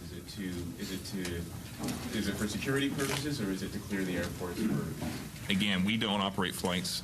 We don't cancel flights. We're an airport, and these are decisions that are being made by multi-agencies, so I can't speak to that. There seems to be some ambulance here. Have you heard about anybody like stress or heart attack? I have not heard of anything like that in the terminal. There are reports that a hijacked plane is on its way to Toronto. I cannot speak to that. Again, speak to Transport Canada Security about that. There are lots of caution. There are going to be a lot of rumors. There are a lot of rumors out there. And that will happen in situations like this, and I'm not going to comment on any of those. If all the flights are redirected to Toronto, aren't you concerned at all that Toronto might become a target? Again, it's a security issue. I'd rather not speak with it. We are working with the necessary agencies to make sure that we are prepared for all outcomes. Are people sitting in Pearson Airport right now safe, according to you? Yes, they are. We are asking people to not come to the airport. If they're at the airport expecting flights, those flights aren't likely to leave. So we're making arrangements with the airlines and communicating with people in the terminal to get them away from here because there's no need for them to be here. Peter, what if somebody had relatives traveling in the States this morning and a plane is their number here in Toronto they can call? Again, that'll be an airline by airline specific request. So people, if they need to contact their airlines directly.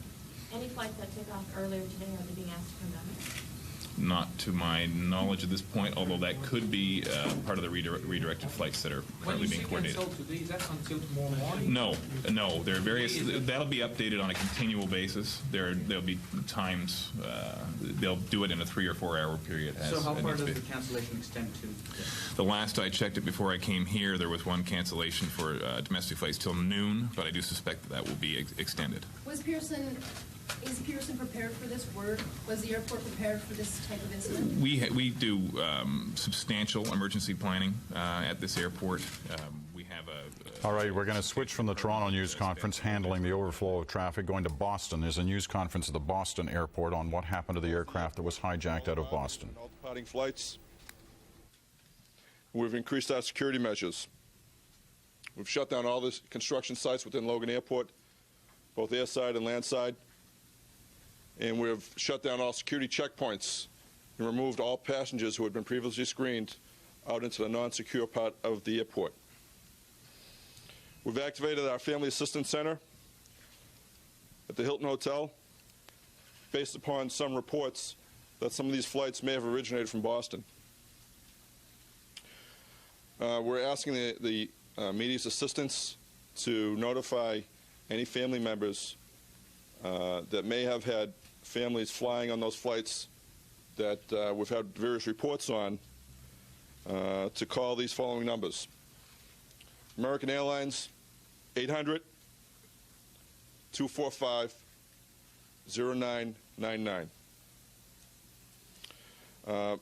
Secondly, family members can call a Massport number, 617-568-3100. We've also urging people not to come to the airport at this point in time. We've increased the shuttle buses from the terminals to the MBTA Blue Line stop, and the MBTA has increased the frequency of subway transportation. We are in close communication with the FAA, the FBI, State Police, Commonwealth of Massachusetts. And that's all I have right now. Joe, you've got to tell us more about these planes that left this morning. What flights do you have reports on? The flights, I cannot confirm or deny any flight numbers because I have not received official notification on any flight numbers.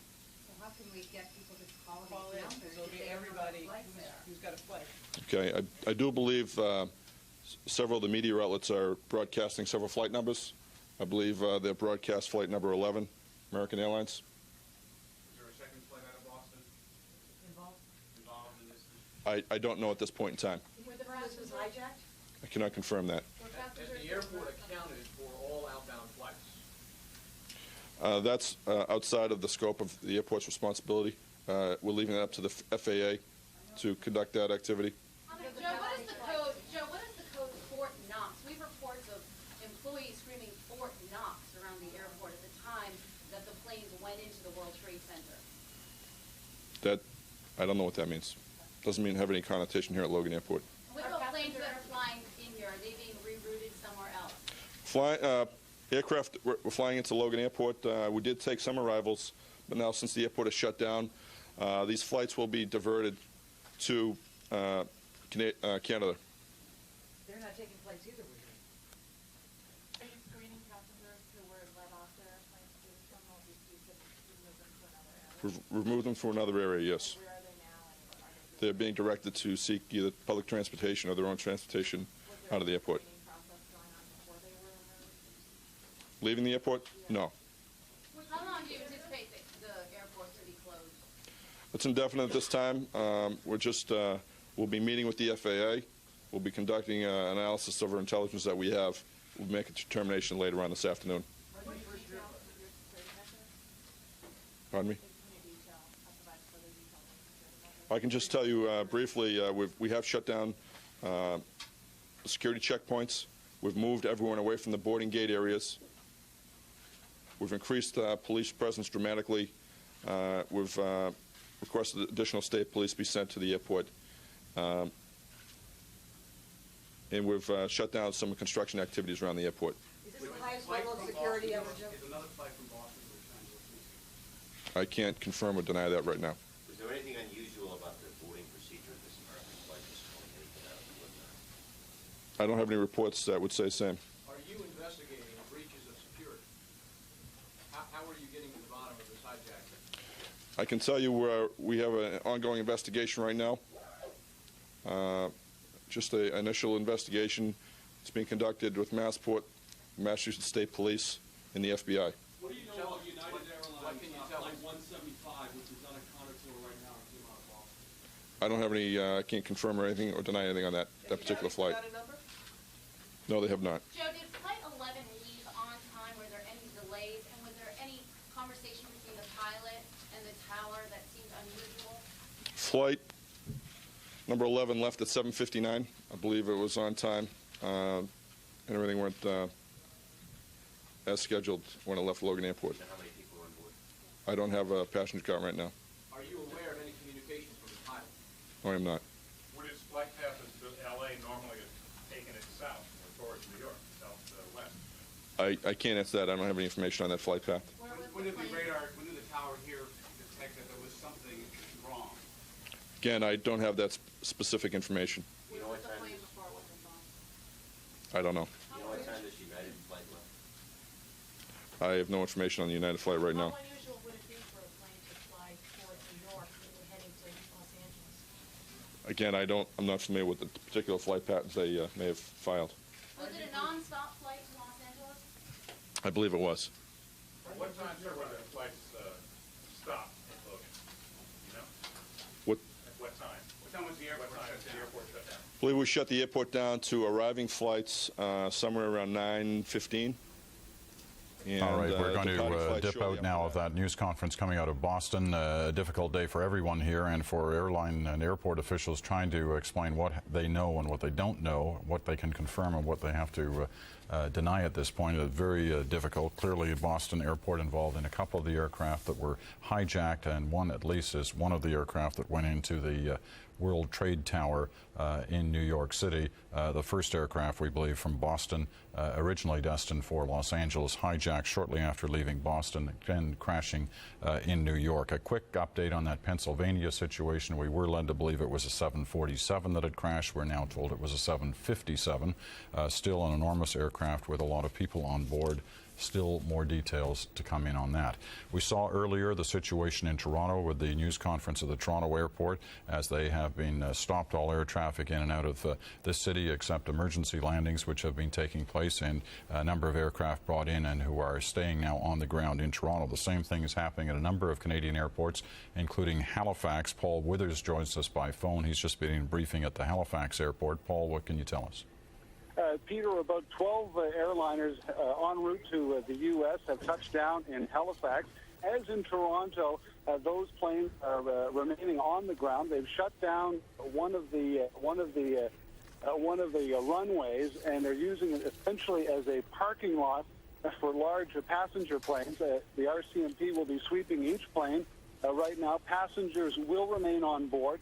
About 50 airliners are expected to touch down here in Halifax. As I look out right now, I see a large Air France flight coming in. They're landing at about the rate of every few minutes here in Halifax. Again, like Toronto and other Canadian airports, all outbound flights, of course, are canceled.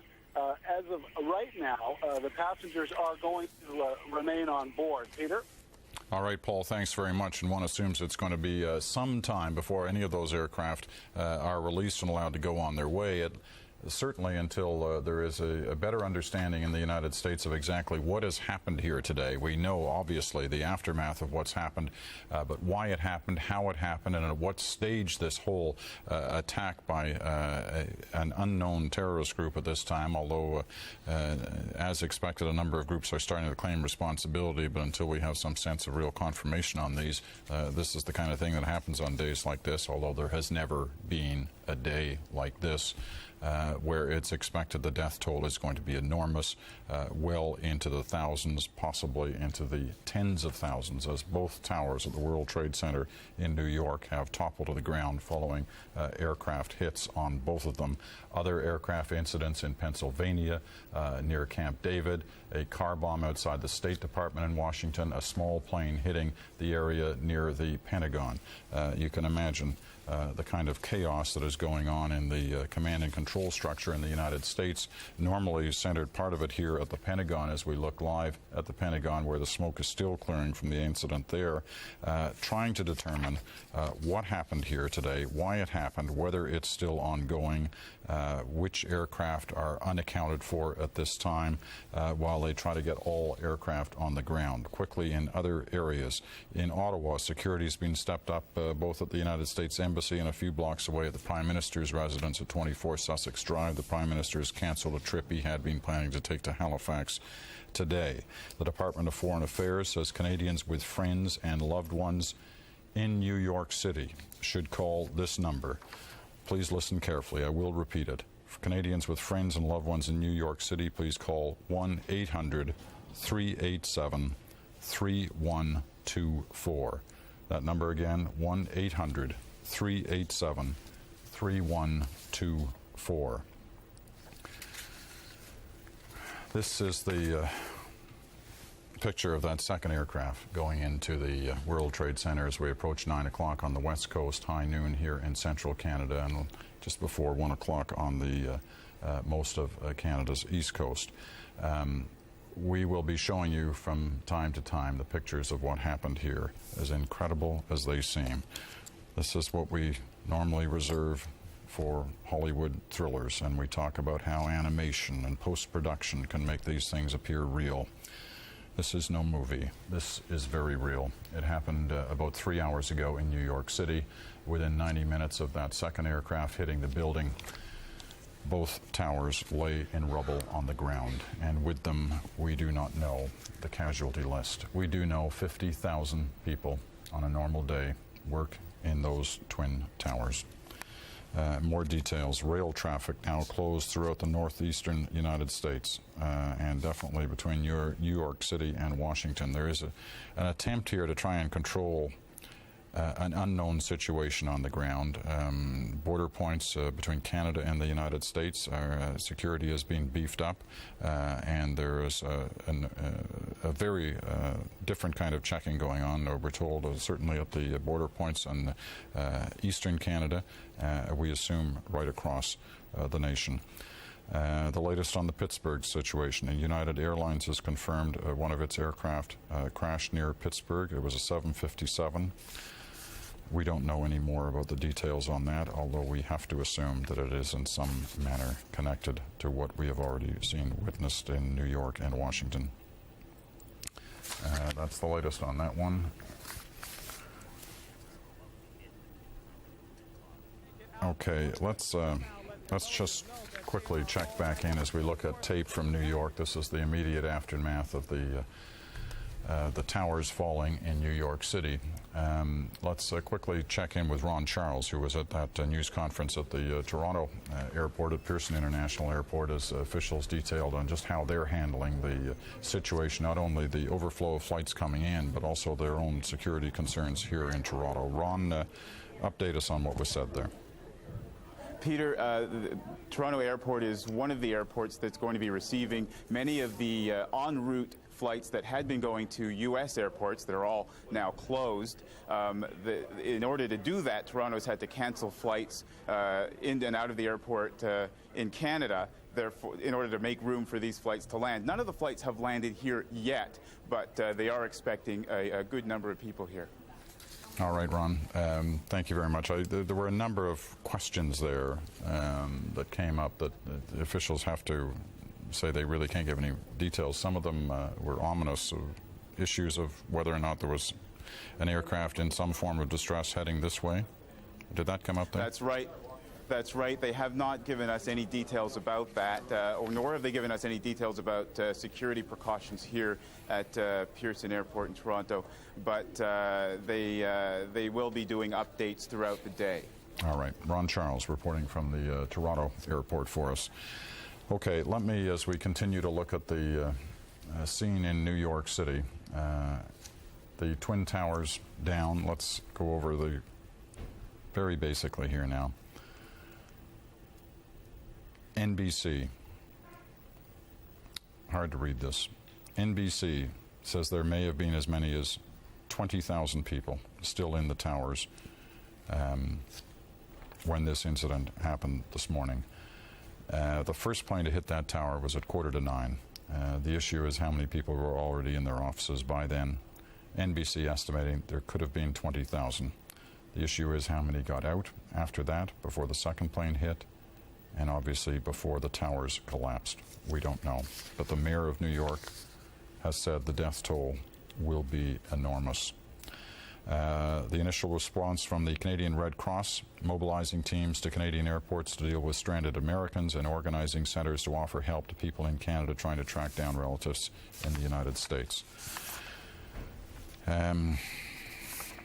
We heard earlier the Prime Minister condemning the cowardly attack that has taken place in the United States.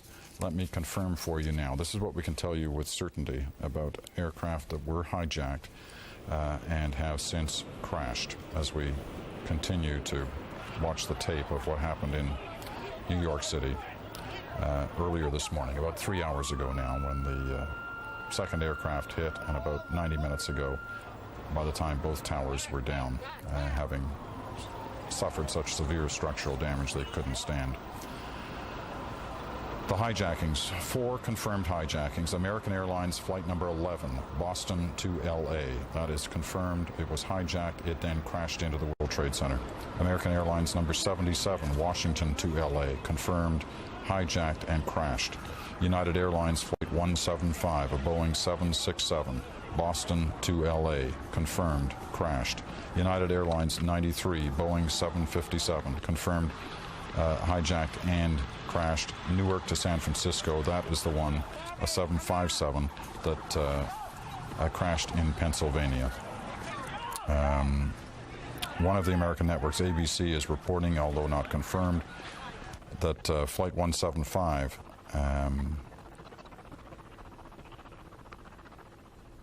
this is confusing. I'm not sure. That was the one from Boston to LA. There's some confusion as to what happened to it after it was hijacked, so we will follow up on that. The Russian leader, Vladimir Putin, issuing a statement that such inhuman acts will not go unpunished.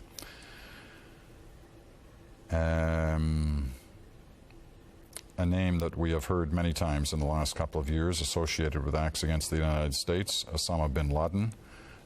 The Afghan Taliban say that Osama bin Laden could not be responsible for the attacks in the United States. Why they say that is unclear at this hour. All right.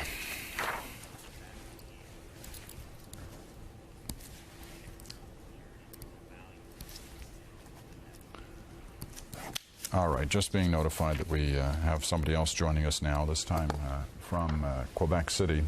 It's days like this that you're obviously dealing with a lot of rumor, innuendo, reports that are changing almost by the minute, although this one is not. The pictures don't lie. There is no rumor to them. There's been a terrible incident in the major American city of New York, also in Washington. There are expected to be thousands of deaths associated with them. Aircraft crashing into the World Trade Center in New York City. Both towers are down. In Washington, at the State Department and the Pentagon building, incidents as well. Aircraft down near Camp David and in Pennsylvania. The President of the United States on his way back into the White House to handle this. Jean-Sébastien Rioux joins us from Quebec City today, who is an expert at Laval University in monitoring situations like this and the kind of actions that take place, the kind of security that has to be associated with trying to deal with them. And I'm wondering, Mr. Rioux, what you can tell us after what you've witnessed and what you've heard. How do you gauge the situation at this hour? Well, I have no idea if words can express the tragedy and the horror of what we've just saw, the two Twin Towers collapsing. I'm trying to recollect here, in time of peace, when there hasn't been a world war or something like that, I can't think of a single tragedy of that magnitude. No, I think you are absolutely right there. There is no comparison to this, and as we heard from somebody a little earlier today, it's almost wrong to be discussing this as terrorism. This is war. John, before I go back to you, this is one of the remarkable shots taken before the collapse of the World Trade Center. This is on top of one of the towers, above the area where the first aircraft hit, at a time when they were trapped. I heard one of them talking on a telephone to a radio reporter saying there was nowhere he could go. The elevator shaft was destroyed. He was desperately hoping for help, and you can see people waving from windows, had to smash out windows to show officials on the ground who were helpless at this point that they were stranded. Now, what happened to these people, we do not know. We know some of them did make their way to the roofs. They were obviously hoping that helicopters could get there, but in the chaos that surrounded this moment and in the 90 minutes or so they had before the building collapsed, it is unknown if any were able to be rescued. Those were the people trapped in the area above where the first aircraft hit the tower. Clearly, in the area below the aircraft, some people did manage to get out. How many, we do not know. United Airlines has just now confirmed that it has a second one of its aircraft down. It is not saying where or what the situation is on that front. Jean-Ryu, let's get back to the security matter at hand and how a government, we haven't heard from anybody in the U.S. government 3 hours now since the president gave his initial reaction to the shock and horror of what happened, which assumes, we have to assume that they're still in the middle of crisis management trying to deal with the threat underway. What kind of things would be happening there right now? Do we still have Jean-Ryu in Quebec City? We've lost that line, and we will try to get it. We'll try to get it back. Do we have David Holton in Washington standing by? So, David, come back into this conversation with whatever you've managed to gain in terms of information in the last little while. Well, very little, Peter, because there's extraordinary silence in official Washington now. The normal sources you'd expected to be reacting, the FBI, the CIA, State Department, there's just no word coming out of those agencies right now, perhaps because of the simple fact that many of those buildings, of course, were evacuated in an enormous rush beginning about an hour, 45 minutes ago in some cases. So really there's a kind of extraordinary and unusual blanket silence over here. But the one thing we did hear from was an unusual comment from Laura Bush, the president's wife, coming out of a Senate committee hearing earlier this morning, who said to appeal to all parents across the country to reassure their children that they were safe. Well, I don't think that reassurance will have a huge effect right now, given the fear and shock and disbelief over these attacks this morning. Also, one rare quote from Senator Chuck Hagel, a Republican from Nebraska, with a very graphic quote just a few moments ago. This, he said, is a second Pearl Harbor. I don't think I can overstate it. A reference, of course, to the Japanese attack on the U.S. Naval Air Base that brought the U.S. into the Second World War. Clearly, officials will be trying desperately to find out who is responsible. Some indication abroad that a lot of countries are worried that there might be U.S. reprisal raids. The Taliban representative in Afghanistan very quickly condemned the attack, perhaps concerned that there might be some U.S. attack against Osama bin Laden in Afghanistan. That, of course, is speculation at this point, but clearly the Taliban worried enough to rush out with this statement saying that the Taliban condemns these acts of terrorism as an inhumane tragedy. One assumes that they've got to be working on two levels in Washington right now. One is trying to grapple with the situation at hand and just where in the situation they are, because it's clear that things are still ongoing, with the United Airlines now just announcing that it's in fact lost yet another aircraft. They won't say where or how. So they're working on one level to try and deal with the situation that's at hand, and on the second level trying to figure out how this happened, who's responsible, and what and when they're going to respond to it. And the priority, Peter, is clearly dealing with the aftermath of the tragedy, the victims in New York and elsewhere. That has to be the priority at this stage. One senses that the official agency are somehow looking desperately, as I said earlier, but not being aware of the facts at this stage of the game. You remember February 1993, I was standing outside the World Trade Building. You talked to me a few hours there, and we were all horrified when we learned that there were 6 people killed and about 1,000 injured there, and we were describing it, I remember in a talk back with you, as one of the worst acts of terrorism, foreign terrorism on U.S. soil in history. And yet this act today, these acts, plural, are obviously of a far, far greater magnitude, simply can't be compared, which will just exacerbate the horror and the disbelief that a lot of Americans and a lot of people around the world will be feeling right now. Now, you mentioned the Pearl Harbor comparison. 3,500 Americans died on that day, approximately. The fear here, and when you hear the comments of Mayor Rudy Giuliani of New York, is that the toll is going to be quite possibly considerably higher than that. And this whole issue of under attack, from where, by whom, and what to do about it is obviously going to dominate the schedule in Washington for some time to come. But as you say, and as we've been saying for some time, first of all, they've got to come to grips with the situation. Obviously, the care for the wounded and the retrieval of the dead, but also where in this situation are they?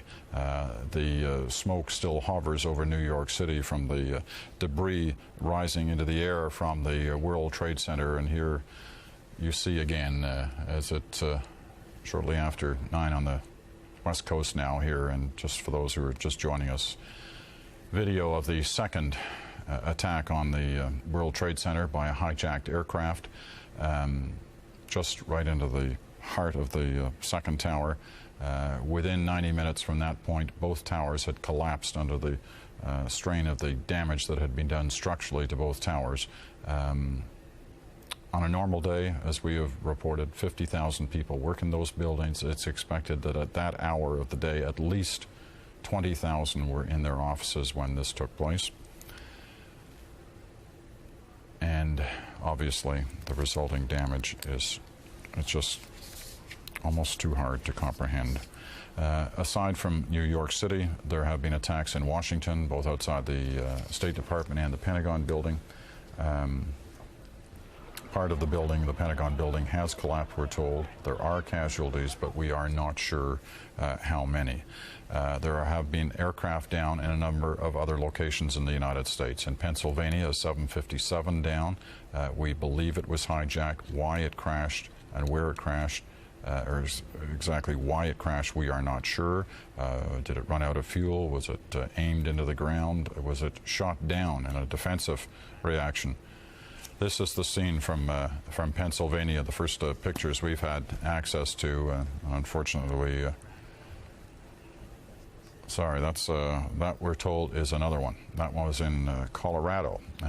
Details on that one we are not aware of yet, and we're putting them together as fast as we can. Aircraft crashing in 4 or 5 different states now. That we're aware of. The worst scene here in New York City, where aircraft were directed straight into the World Trade Center towers.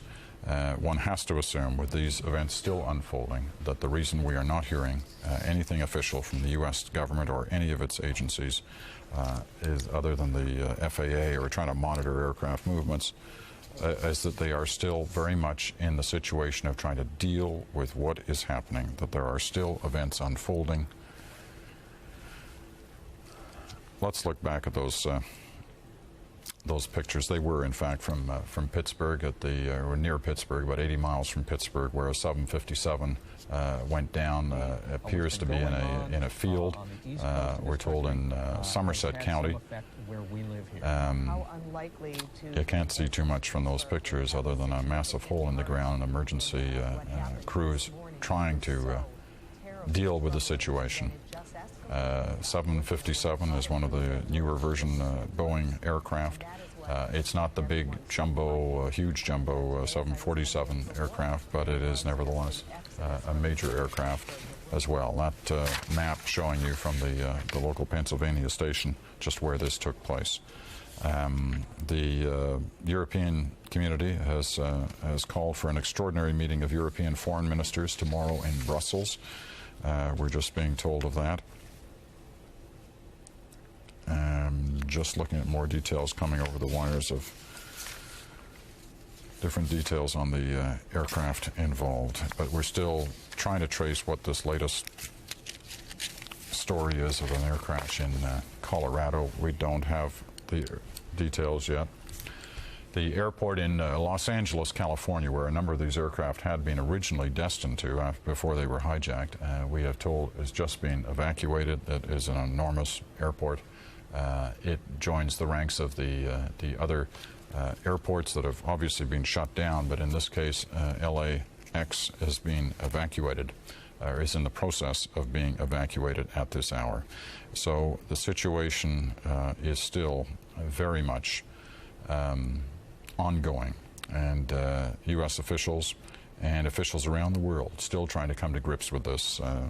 Brazil had a number of aircraft leaving from different Brazilian airports heading towards the United States. It has recalled all of those passenger aircraft. They have all gone back and landed in Brazil. Just an example of the kind of situation that's happening all around the world at this hour. People stunned at what's been going on. As we look at pictures from Washington, a number of emergency meetings going on inside the White House area, although major parts of the White House have been evacuated. David, you're still on the line. What is the actual situation there? Is it sort of non-essential workers have been moved out of the White House, or is the whole building emptied out now?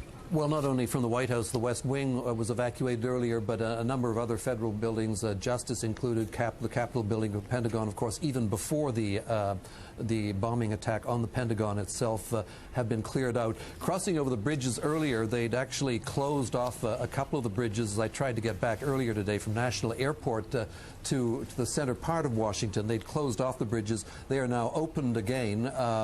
Mainly for people evacuating. In fact, the bridges are absolutely just completely packed with cars. Many of the roads coming out of Washington are completely jammed, so that gives some indication of the situation here.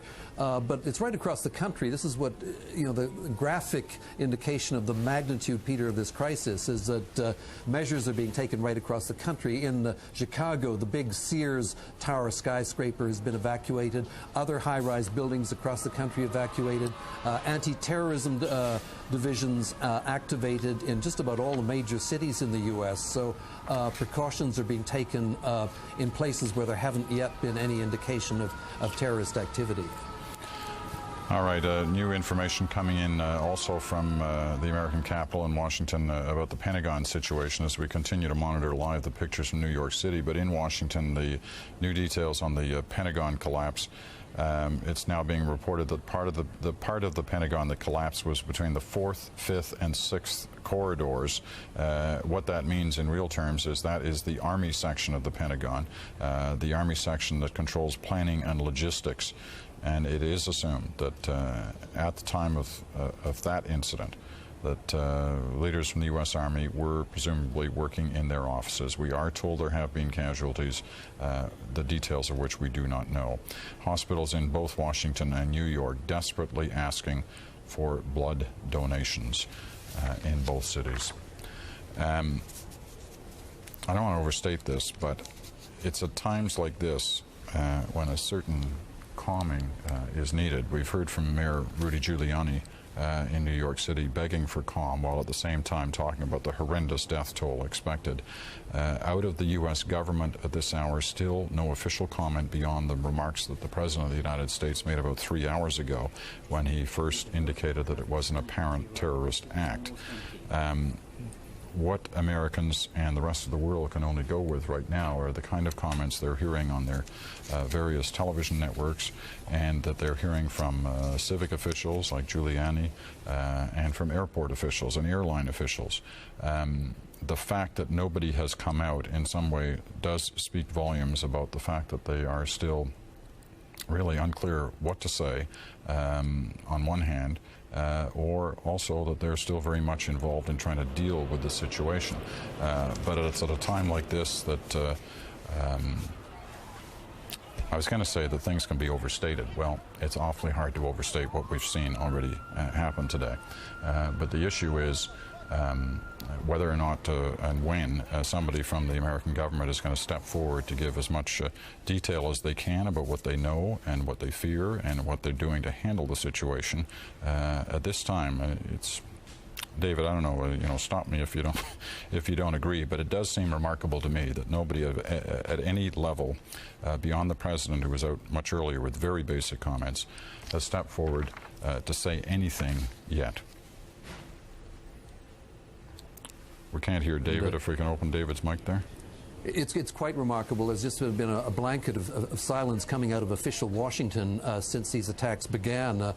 Strangely, one of the few statements that has come out from the government has come from the Federal Reserve, obviously trying to sort of calm any possibility of financial panic setting in. They've just put out a statement saying that the Federal Reserve stands ready to provide additional money to banks if needed. They also said the Fed is open and operating. The discount window, they say, is available. All this, one suspects, to calm the financial markets. Not that that is possible after a grim situation like this, but here's the Fed coming out with a guarantee that they will make additional money to banks if needed. Obviously an effort to prevent any financial panic setting in the wake of the bombings. All right. A number of things that have, in fact, though, been shut down. David quite rightly pointing out the U.S. Reserve's announcement of just a few moments ago.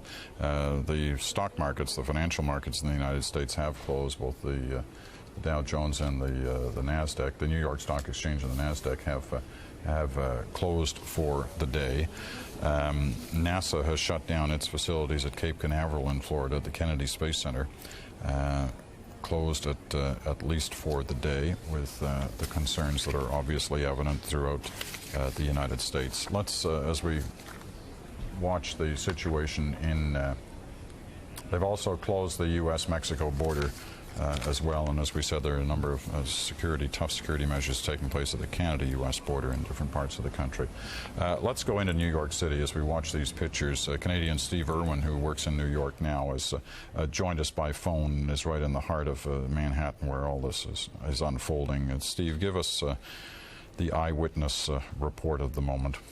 Peter, I'm about 6 or 7 blocks away from where the World Trade Towers stood.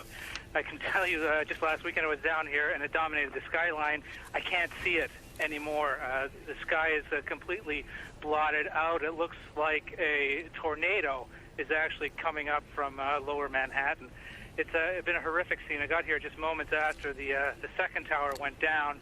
People are stunned. They've been fleeing out of Manhattan in a fairly calm way, given the gravity of the situation. Bridges that would be packed right now with mid-morning or early afternoon traffic are now packed with people leaving the city by their thousands.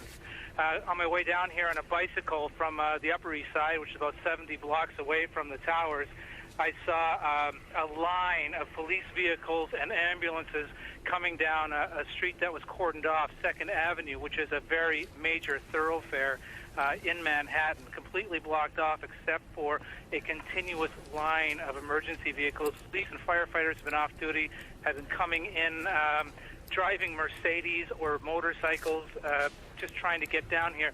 I saw nurses and doctors running out of Bellevue Hospital, where many of the wounded are being taken, and flagging down vehicles, begging for rides to get down to the site of the explosions. There are armed guards now, federal marshals, U.S. marshals down here now with automatic weapons, cordoning off many of the streets. and people are being, even reporters are being pushed back farther and farther from the site. It's just a horrific scene. People are stunned. I've seen people standing on the street crying, begging police officers to let them through to get the loved ones that they know went to work this morning, but they no longer know what their condition is. I talked to one police officer who was in tears and obviously in shock. He said he was standing right in front of the tower when it came down. He told me that he had many of his colleagues had entered in there. I haven't been able to confirm this, to clear people out after the first tower went down and bombs went off inside. He thinks he's lost some of his friends and colleagues, and right now I can see another push to clear victims, to clear pedestrians and other civilians away from the site. Steve, extremely graphic commentary on what we've witnessed there and what you're witnessing all around you. We've heard the comments from Mayor Giuliani about what we should expect in terms of a casualty number here later in the day. Has there been any more sense of what we should be prepared for here? I've been away from my radio for some time now, but everywhere I stopped on my way down here, first to get a dust mask so I could breathe because the air is just thick with dust, and to pick up water because I was trying to help out some of the officers here who do not have water.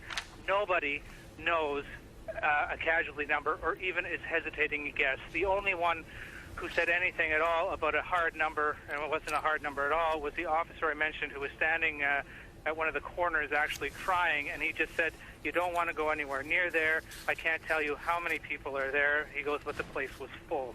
So we're obviously, and this is a totally uneducated guess, but would be in the thousands.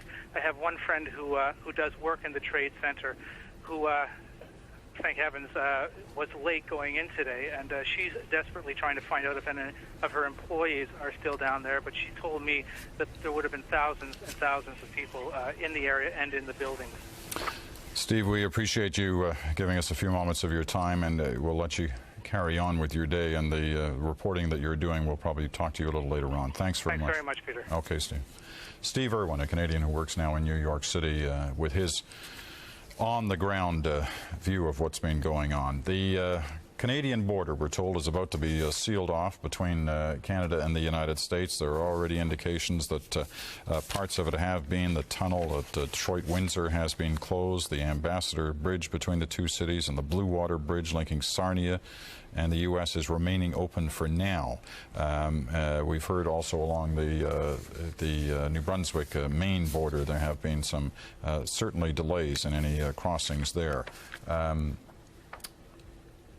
Okay, just getting a little more detail here. The latest coming out of New York suggests that there's a gas leak, obviously, where the trade center was, and it seems to be fueling the fire that continues there, and fire officials desperately trying to seal that off. We're also told that the U.S. Navy has ordered two of its largest aircraft carriers, the George Washington and the John F. Kennedy, to New York waters.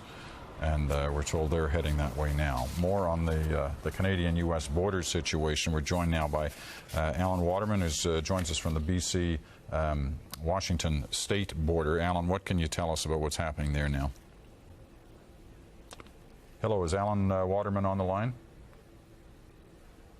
We seem to have lost that cell phone connection. We'll hook it back up in a moment, and we'll check out the situation there because traffic had been shut off. We're told that it may have just been reopened again, at least to a trickle going back and forth between the two countries at that major border crossing between southern BC and northern Washington state. Well, let's flip from that part of this continent to the other side of the world, where our Mideast correspondent Neil MacDonald joins us from Israel. Neil, well, let's start with the initial reaction there. We've already heard the comments from the Palestinian leader Yasser Arafat, and we are aware that Israel has taken actions with embassies around the world evacuating them. What more can you tell us? I think probably it would be fair to say, Peter, that the mood right now in Israel and probably indeed throughout the Middle East is one of extreme foreboding. Everyone is holding their breath to find out who is responsible. People are saying if it is one of the neighboring Arab states that had anything to do with this, life will change here drastically. People are very afraid of that. A lot of people talking about leaving. There's a lot of people here in Israel, obviously, with relatives in New York. The phone lines are jammed.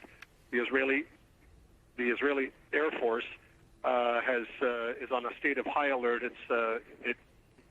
Sorry, there's interruption on the line. The Israeli Air Force is escorting any civilian aircraft coming in or out of the country.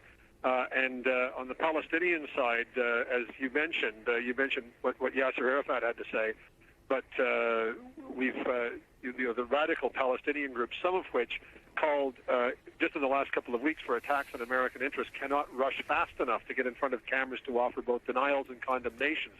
We've heard from the DFLP, the PFLP, that's the Democratic and Popular Front for the Liberation of Palestine.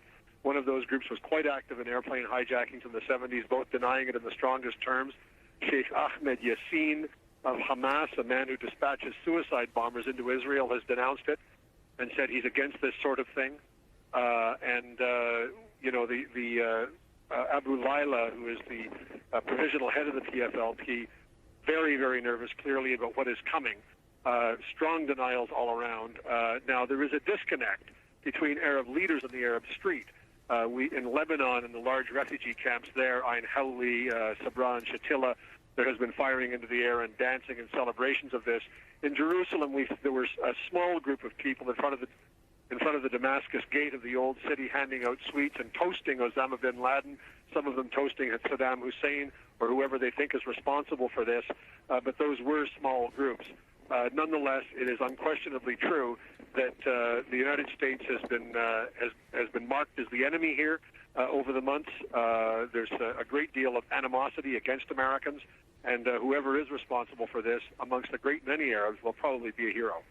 How should we take the comments from the Taliban in Afghanistan that Osama bin Laden could not possibly have had anything to do with this?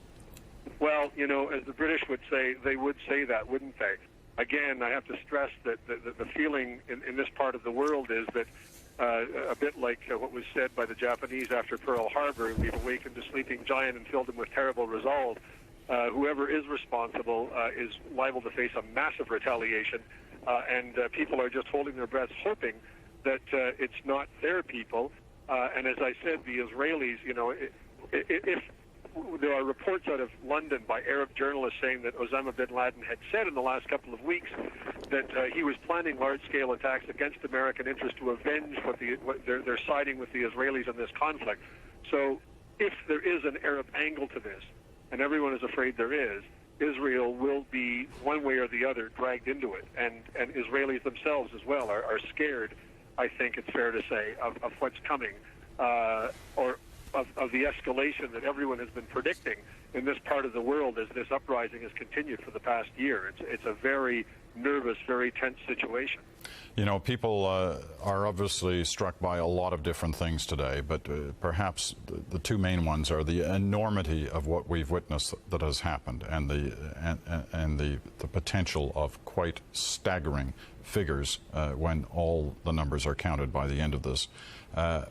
That on the one hand, obviously. On the other hand, the stunning coordination of what took place here today. At least 4 hijackings, incidents where car bombs, other smaller aircraft involved, and still who knows what else may be going on. When you take that kind of coordination on a huge scale like this, surely it's got to limit the number of groups that have the potential to do something like this.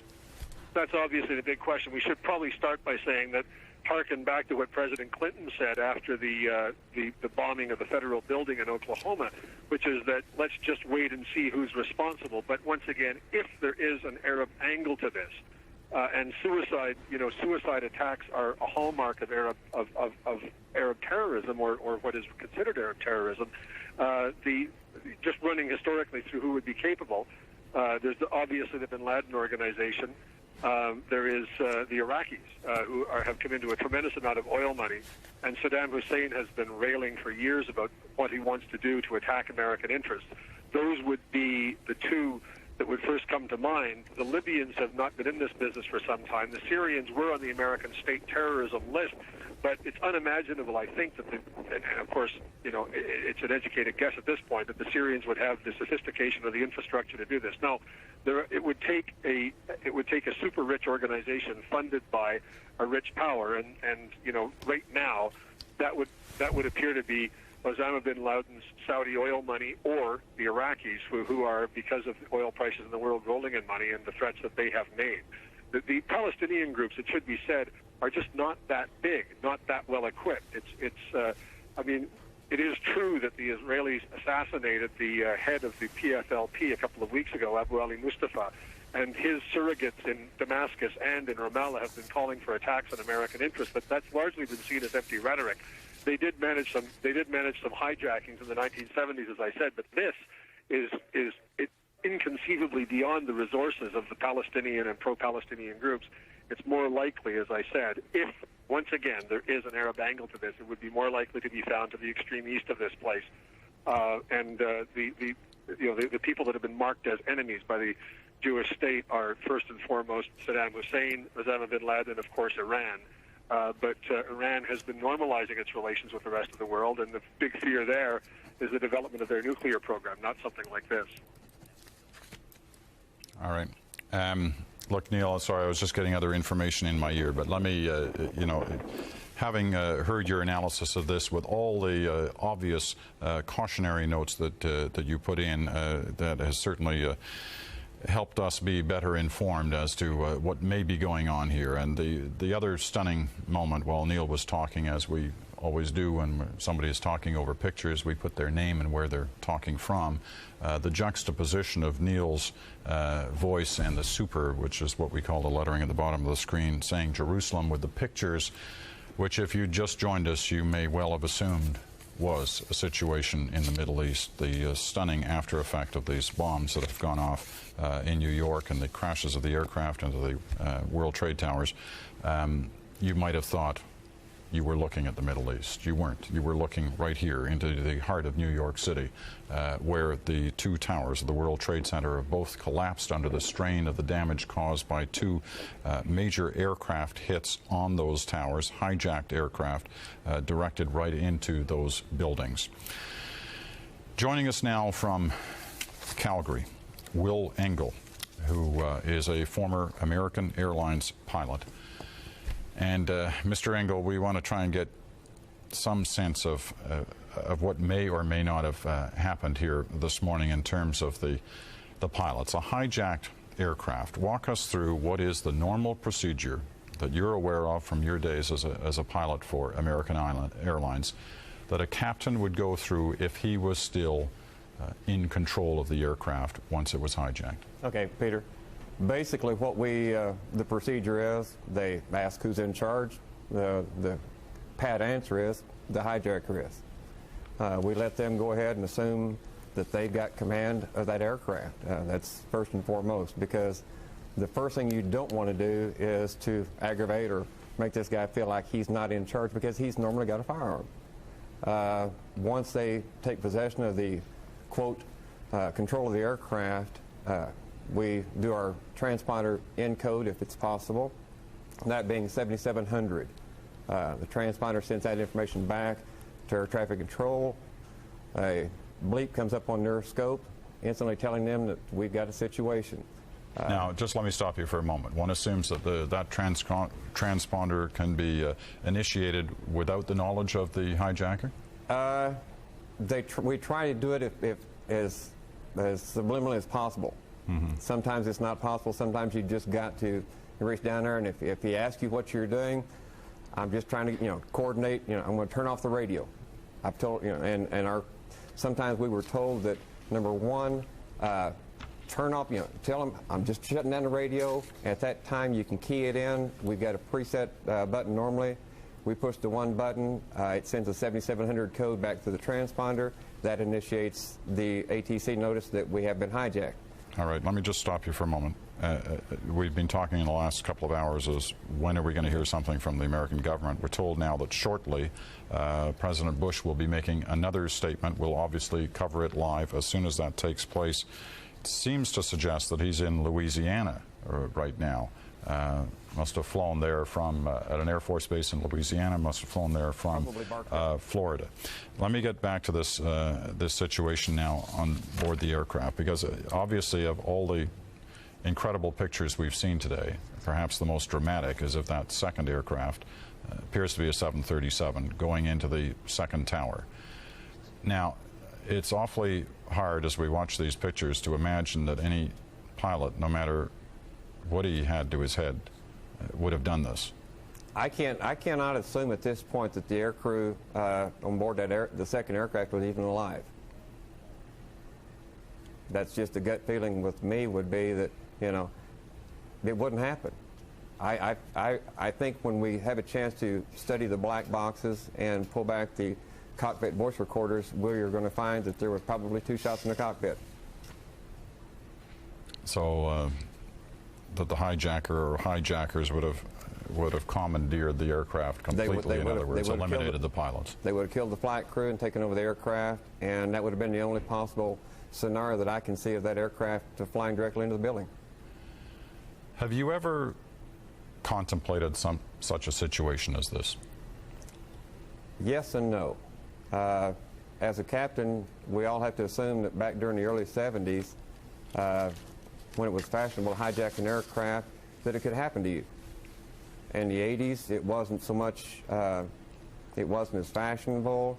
The various hijackings that happened around the world, people, you know, they saw that drastic measures were being taken to eliminate the hijackers. The Germans, for instance, they would storm the tarmac, take out the hijackers. The various governments, there was a no-play rule. It's just not going to happen. We're not going to tolerate it. And so therefore, the hijackers, it didn't pay for them to try to hijack. You know, we've been comforted somewhat in the fact that there haven't been any major hijackings, certainly in North America, for some time now. And one wonders whether that's had an impact on security measures. Obviously, if these aircraft were hijacked, one of them at least out of Boston, they had to get on board their aircraft with something that was allow them to commandeer an aircraft, and if, as you speculate, the possibility of eliminating the pilots, something to do that with. That's been, we were talking in the newsroom here about that, and I think with the security at Logan Airport is phenomenal. They do a terrific job over there. It's probably one of the tightest security airports on the East Coast, and with the amount of traffic going in and out of Logan Field, the security's always been good there. Even as a flight crew member, I remember going through there, and I had a I can't remember, it was a device in my pocket. It was a little walkie-talkie. I, as a crew member, could bypass security, and I walked through there, and I set it off, set the alarm off, and they ended up putting the ones to me and found that, and I didn't even realize it was in my pocket. And the guy, he said, "Sorry to bother you, Cap." And, you know, at that point, I thanked him, you know, well, at least you caught it, you know, and that showed me that they were on the ball. So that's got to be comforting to some people, but then again, to have this much coordination, you know, I'm sitting here looking at reports this morning, and it's phenomenal. This well orchestrated, I mean, it's hard to even put that on paper and make it, you know, put it into a flow chart and say, how could somebody pull this off? You know, there have been a number of other aircraft incidents today, as I'm sure you're aware, the one going down in Pennsylvania. Yeah, Flight 93. You have to start assuming at this point that once the American authorities were, you know, fully aware of what was going on, if they had a hijacked aircraft in the air, they were going to have to make a difficult decision about what to do about that. Exactly.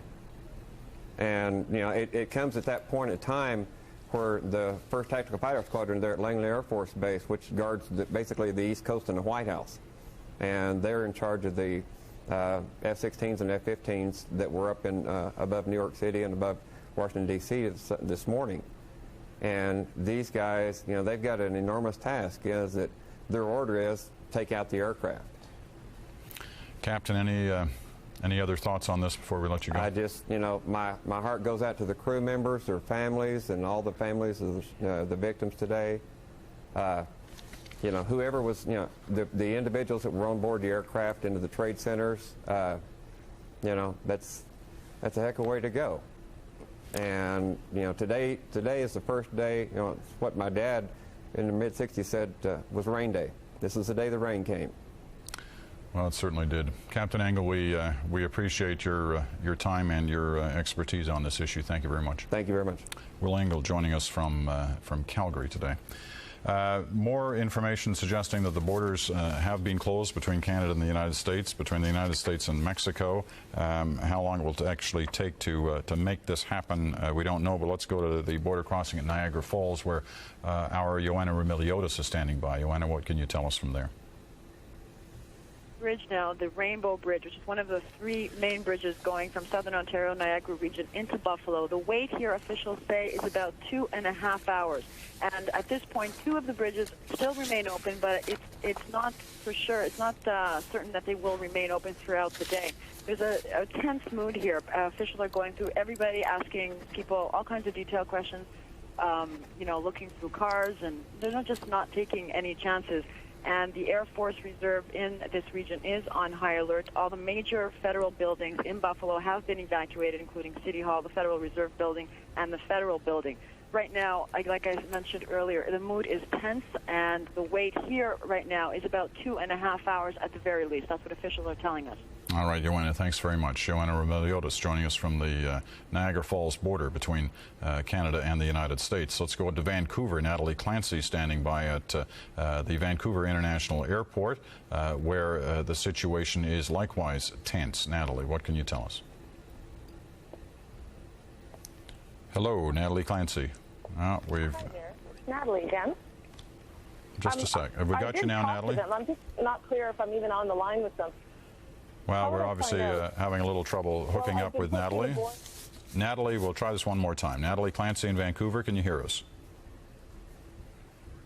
No, unfortunately we can't. Let's go, let me update you on a few things here, first of all. In terms of different information that's come in, just as we were talking to Will Engel, as we continue to look at the situation in New York City. George W. Bush expected to make a statement coming out of Louisiana shortly.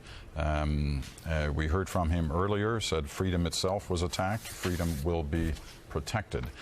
Once again, George W. Bush to speak lately in a short time. We're not exactly sure when, but we'll cover it live as we continue to show you pictures from New York, some live, and also these, obviously, a repeat of the earlier devastation that took place in the American city.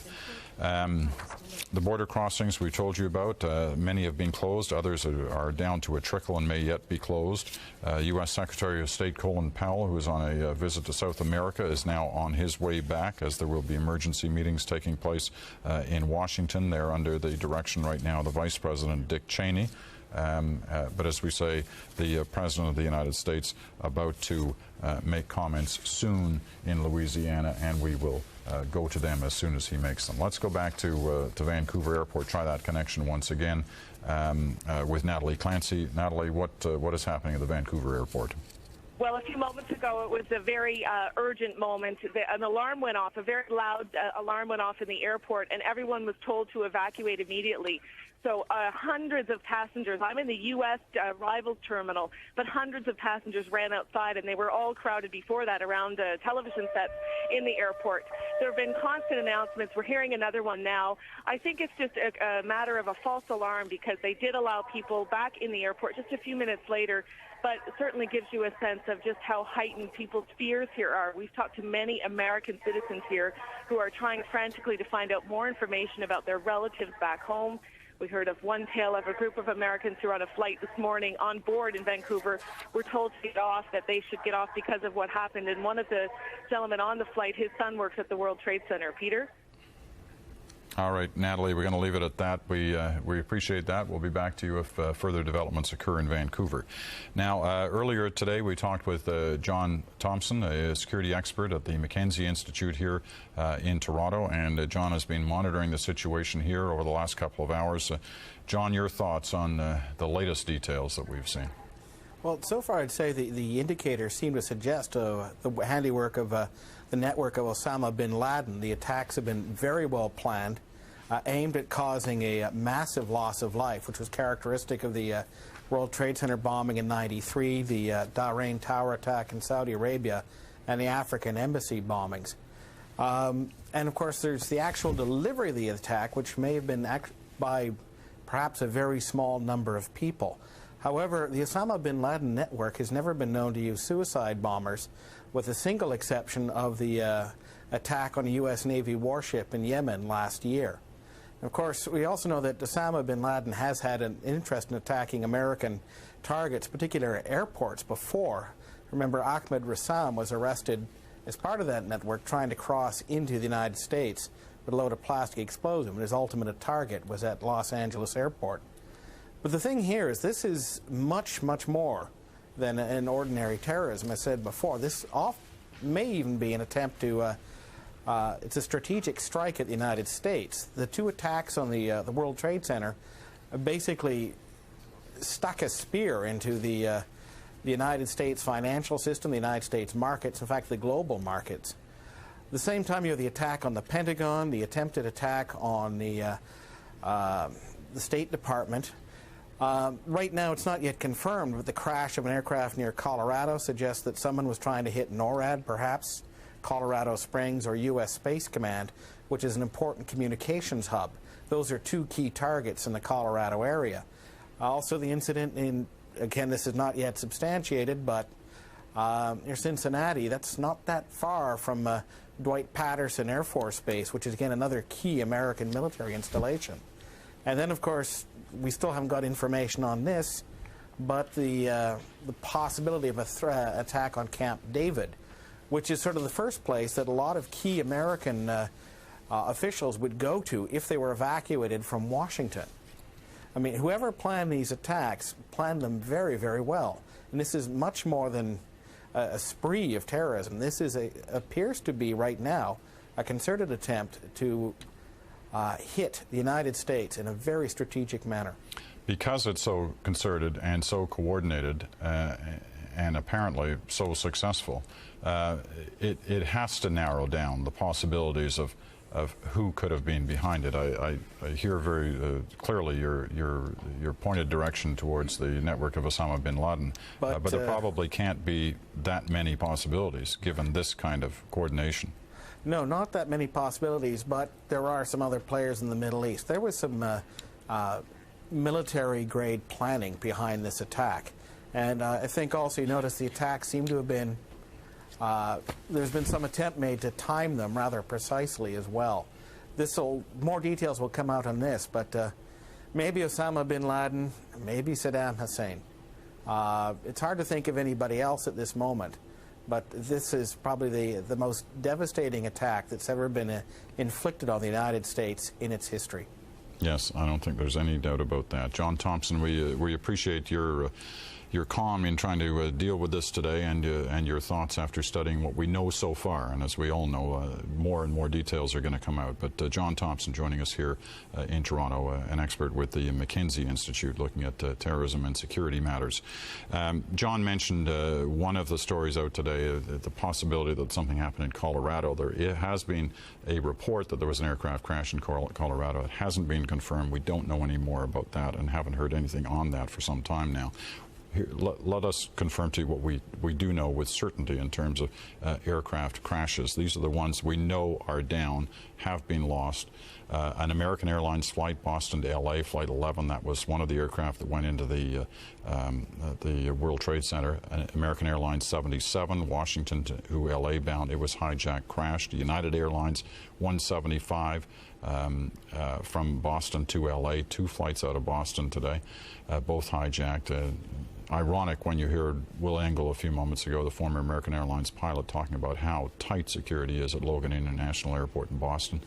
And EUA Flight 93, a Boeing 757 from Newark to San Francisco, which crashed in a field near Pittsburgh. Still lots of details to come out. The Taliban is now holding a news conference, and we're going to go to it live right now. This is the organization with connections to Osama bin Laden saying today that he had nothing to do with this, or could not have had anything to do with it. Let's hear what they're saying.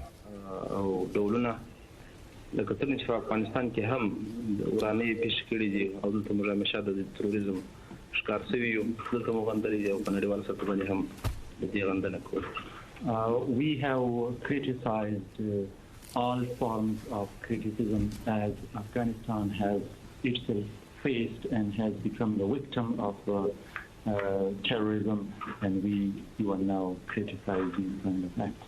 Terrorism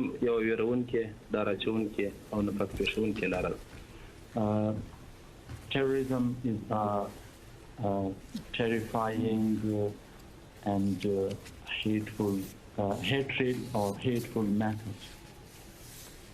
او دغه پیښه چې سوي د بشري پلوه خورا پراخه او لوی ناورین دی.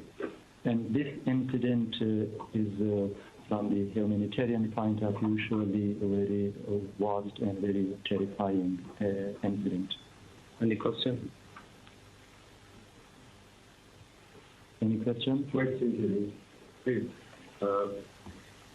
Have you received any kind of information, any kind of communication from the United States or any other organization? The America Mutahida Ayalati یا د قانون کوم رابطه بشته سره ده؟ نه تر اوسه پورې چا کومه رابطه نه ده کړې، او اوس تر ټولو مهمه خبره ده چې هغوی په ژغورنه باندې اخته دي.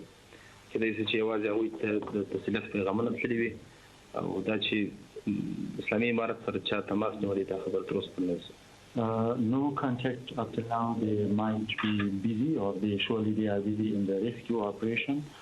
So they need condolence, but up to now, no communication from him. Does the Taliban categorically condemn these attacks on the United States? Taliban په مرحله واره توګه په امریکا باندې دغه حملې وړاندې موږ د توریزم ټول انواع همیشه غندلې ده، د پخوا څخه په دې باره کې پالیسي ښکاره وه.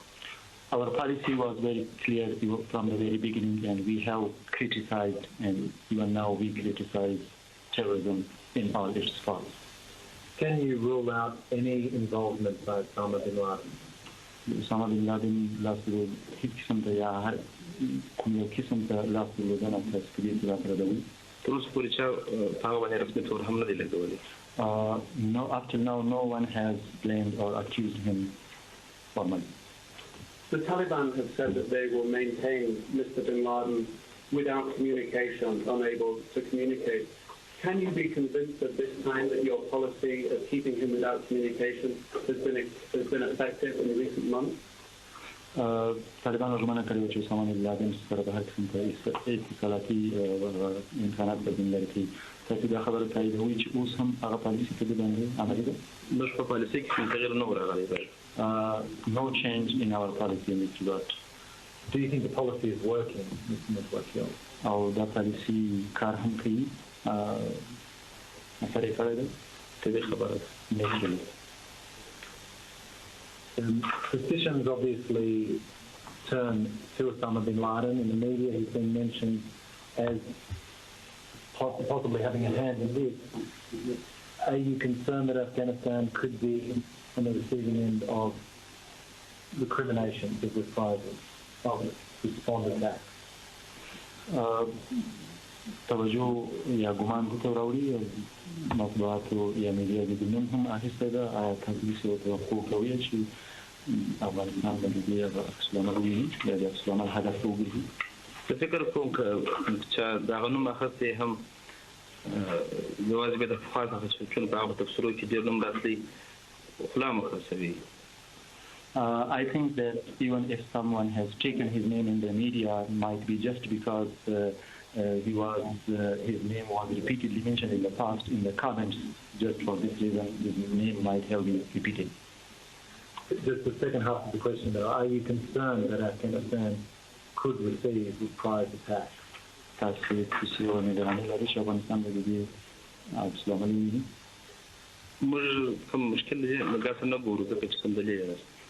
don't see or foresee any difficulty in this regard because there is no argument or no reason for it. If it were to happen, if there were to be attacks, what would the implications be of such a situation? If there were attacks from... As Jonathan said, if there were to be reprisals against Afghanistan, what would the implications of that be? It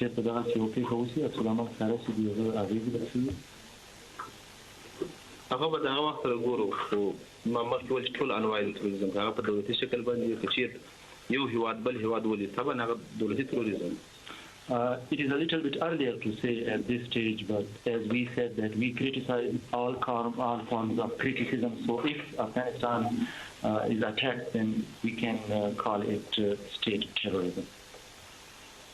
There's also been concerns expressed about Arab mercenaries fighters in Afghanistan and allegations that there may be an Arab connection. These acts of terrorism have also been raised. Can you talk to those concerns? Can you rule out any Arab links? Afghanistan की अरबी अखबार या बाज़ दस्ती ग्रुपों चलिए वो दुनिया खतर एहसास हुई तस्वीर वो लास्ट लोगों की देखी कि हम रदोई ذكر كم شيء ده فيش دير له فيش وده بدأ في شاب مسؤول سجلته مناجر ده إذا كاروكي ده بكرة شيء يونا إنسافي ويوصل تخمين بني. It is a very big and enormous incident. So just to connect it with some people that even one's logic cannot even accept it. So in my opinion, it might not be justifying. Mr. Madhukil, are you surprised that the United States has received this sort of attack? بأمريكا متحدة لا توجد بس حملات هدفه الاتكاس بيران هيران سياسي. تبي خبر ده شيء دخل نوي ده بيشة كده في أمريكا في التاريخ كم ديرلو بيشي ده هذا أفر تبي خبر ده حيراني ورد. Naturally, because this might be the only and the unique kind of incident in the history of the United States. So, like anyone is also. What I'm getting at is do you think the United States has perhaps invited this, given its policy around the world and the growing resentment that some forces feel towards the United States? So what I'm suggesting is that the United States is... It's a Taliban official in Kabul. The relevance here, of course, is that the United States government has blamed the Afghani government for harboring Osama bin Laden, who may or may not be responsible for the events that have happened here in the country today, and therefore the Taliban response. The president, who was in Sarasota, Florida, when President Bush, when the first attack on the Trade Center. All right, there you have the latest from Kabul in Afghanistan. The Taliban foreign minister dismissing suggestions that either his organization or Osama bin Laden had anything to do with this, although we keep in mind what Neil MacDonald told us earlier today, and some of our security and terrorism experts have suggested whoever was responsible for this had massive organization and the ability to do it, and the Osama bin Laden terrorist network is assumed to be one of those, definitely with that kind of potential. Now, let me try and bring you up to date on a number of things that have happened in the last few minutes' time as we continue to look at a mixture of live. These are live pictures from New York City and some tape reconstructing some of the events of earlier today when two aircraft hit into the World Trade Center, the Twin Towers. Both have been destroyed. Both are now lying in rubble on the ground with the after effects still very visible nearly 2 hours after the last tower dropped to the ground. The U.S. President, George Bush, is now going to be, we're still told he will be making comments shortly, but he did scrum with reporters when he landed in Louisiana A short time ago, he flew from Florida to Louisiana. It was unclear exactly where he was going to be flying to. Obviously, massive security precautions underway in the United States. He has had a number of comments to make in that short scrum with reporters at the Barksdale Air Force Base in Louisiana, U.S. Air Force Base. Obviously, he said, quote, "We have taken all appropriate security precautions to protect the American people. Make no mistake, the United States will hunt down and punish those responsible for these cowardly acts." He said he'd put the U.S. military on, quote, high alert status, unquote, and said he'd taken security precautions to ensure the functioning of the U.S. government. It's unclear when President Bush will be heading back to Washington. It is clear that in Washington, enormous security measures have been taken place. As soon as it was clear that it was a terrorism act underway, the Vice President and the First Lady, Laura Bush, were taken to an undisclosed secure location. Congressional leaders were hustled away from the U.S. Capitol area to safety. Where they all are is still unclear at this hour. We can also tell you that the second city that was under attack today in Washington, the Pentagon building was hit. There was a car bomb outside the State Department, and there was a plane crash near Camp David. We've been reporting for most of the morning that the activity around the Pentagon appeared to be, well, certainly light in comparison to what had happened in New York, but it is clear that the devastation at the Pentagon building is more serious than we first had thought. The officials now saying it took a direct, devastating hit from an aircraft, and that there are numerous casualties. Let me clarify the U.S.-Canadian border. There have been back-and-forth reports for the last little while. Anecdotal evidence by our reporters on the scene is the border was still open. In fact, it is. The U.S. Embassy and Canadian officials both saying the border is open. Some posts are closed for a few hours, were closed for a few hours after the attacks, but they have now been reopened. You can be sure, though, if you are traveling in that direction by car, that you're going to be in for a long wait at whatever border crossing you're going to. More information. The Canadian Blood Services, we've got one report, at least from Calgary, that they're asking for donations. One assumes this is taking place across the country. If you are in the position to donate blood that would eventually be used to be sent to New York, please call the Canadian Blood Services in your area to have a connection with them to find out whether or not they are looking for blood. Okay, I think that brings you fairly up to date with the... We'll run down through the aircraft again in a few moments' time, but you heard the comments from George W. Bush. We should see them shortly. He's in a location, a secure location in Louisiana, and tape of those remarks is not filtered out to the networks around the world, but we do expect those shortly, and he still may be speaking to his nation and to the world, in fact, at a short time as well. Colin Powell, the U.S. Secretary of State, we said was traveling in South America. He's now on his way back to the United States, but he did have comments to make before he boarded his aircraft, and here they are. A terrible, terrible tragedy has befallen my nation, but has befallen all the nations of this region, all the nations of the world, and befallen all those who believe in democracy. Once again, we see terrorism, we see terrorists, people who don't believe in democracy, people who believe that with the destruction of buildings, with the murder of people, they can somehow achieve a political purpose. They can destroy buildings, they can kill people, and we will be saddened by this tragedy, but they will never be allowed to kill the spirit of democracy. They cannot destroy our society. They cannot destroy our belief in the democratic way. You can be sure that America will deal with this tragedy in a way that brings those responsible to justice. You can be sure that as terrible a day as this is for us, we will get through it because we are a strong nation, a nation that believes in itself. Colin Powell at a conference in Lima, Peru, and his comments and the resolve of the American administration being shown through his remarks and through the remarks just a short time ago from George W. Bush, that punishment will be meted out and severely once they know the direction that punishment should take. We'll continue to monitor the situation, obviously, in the United States Capitol and members of the U.S. administration. Let's go out to St. John's, Newfoundland. We all know that in Newfoundland has been the reception area for a number of overseas flights over the years for varying reasons. Today, very much so. Linda Calvert joins us today from just outside the St. John's Airport. Linda, busy place today?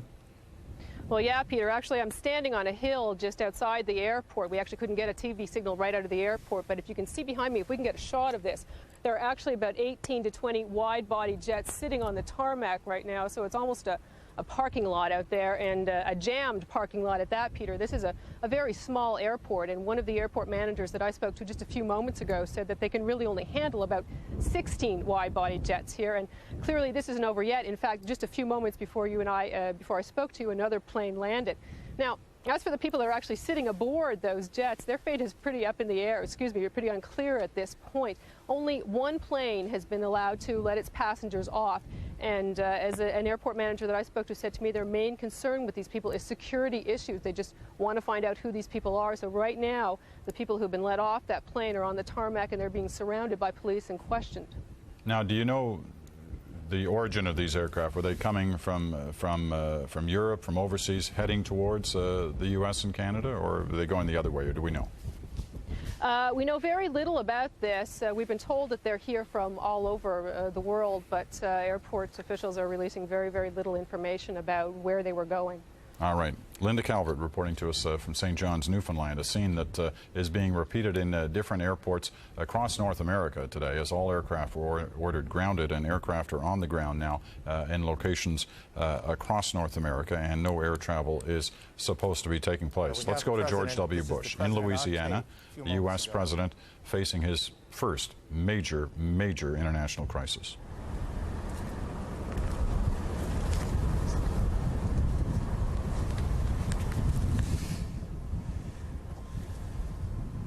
Well, obviously we're having a technical problem. Let me just tell you what, again, the president... Well, clearly we are all having a major problem with this. That was not live. I was telling you there were comments that the U.S. president made in Louisiana a few moments ago, and the tape now being rushed to a point that can be fed. Let's try this again now and see whether we can hear these remarks from the U.S. president. Now, they're still having trouble monitoring the here we go.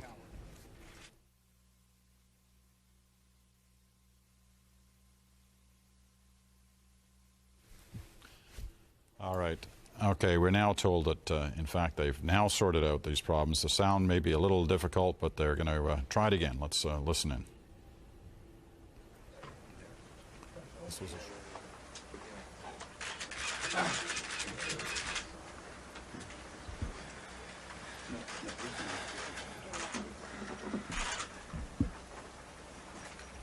Freedom itself was attacked this morning by a faceless coward, and freedom will be defended. I want to reassure the American people that the full resources of the federal government are working to assist local authorities to save lives and to help the victims of these attacks. Make no mistake, the United States will hunt down and punish those responsible for these cowardly acts. I've been in regular contact with the Vice President, Secretary of Defense, the National Security Team, and my cabinet. We have taken all appropriate security precautions to protect the American people. Our military at home and around the world is on high alert status, and we have taken the necessary security precautions to continue the functions of your government. We have been in touch with the leaders of Congress and with world leaders to assure them that we will do whatever is necessary to protect America and Americans. I ask the American people to join me in saying a thanks for all the folks who have been fighting hard to rescue our fellow citizens, and to join me in saying a prayer for the victims and their families. The resolve of our great nation is being tested, but make no mistake, we will show the world that we will pass this test. God bless. George W. Bush speaking at a U.S. Air Force base in Louisiana, where he was whisked away to from an engagement he had in Florida earlier this morning. He's now at that base in Louisiana. His next stop still to be determined. When he will be going back to Washington, still unclear. His remarks in reaction to this scene in New York City today, repeated at a lower level in Washington and elsewhere in the country, a massive terrorist strike against the U.S. Government and its institutions. 2 aircraft hijacked, slammed into the World Trade Center. Both towers hit. Both towers have since fallen.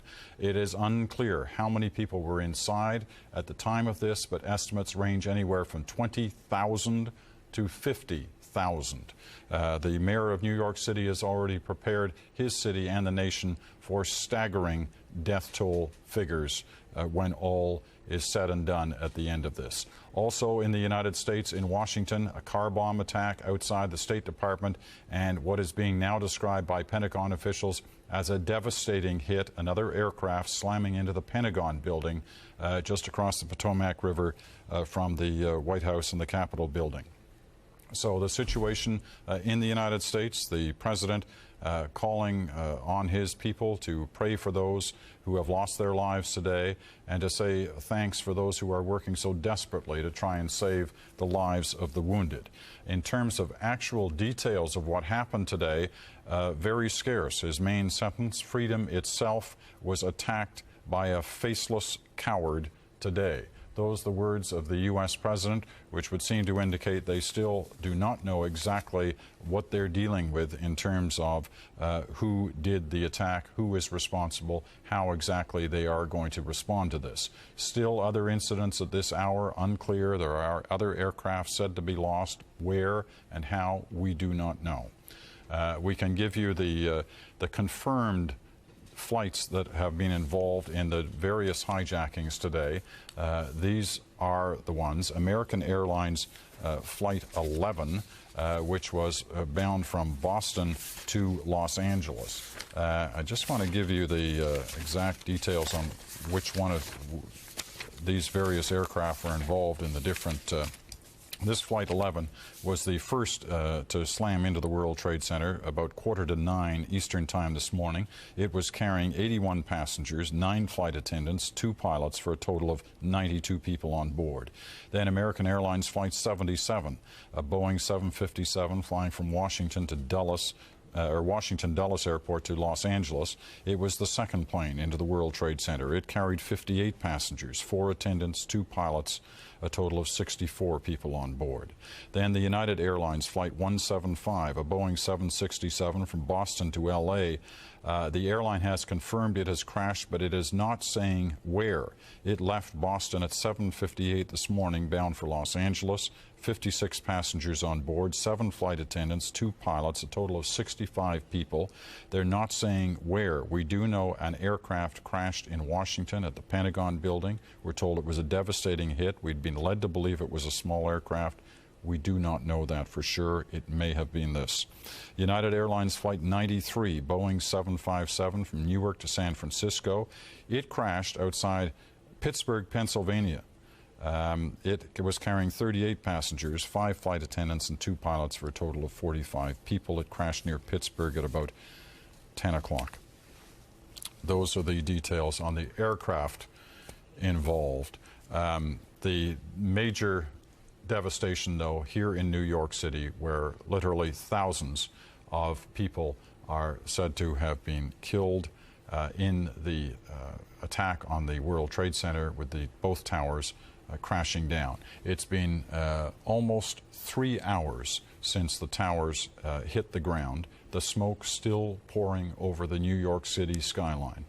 There were reports that there was a gas leak in the area, not surprising when those buildings toppled over, and that firefighters were having a tremendous difficulty in containing the fire caused from that and the ensuing problems in the neighboring area. We already know that one other building has toppled down from the after effects of the toppling of the 2 huge World Trade Center towers. There are reports coming from the mayor of New York City, Rudolph Giuliani, that many of the city's finest firefighters were inside the World Trade Center trying to deal with the initial problems when the buildings collapsed. A report from New York City's hospitals. Hundreds of people rushed to Manhattan hospitals to give blood, and officials called in every surgeon, every nurse to deal with victims of the attacks. Ambulances screamed up and down the major thoroughfares across the city. We're on full alert. People are covered with concrete, soot, and other flying objects. We're in desperate need of blood. That is the desperate call coming out of New York, and that's why you're seeing cities across this country respond.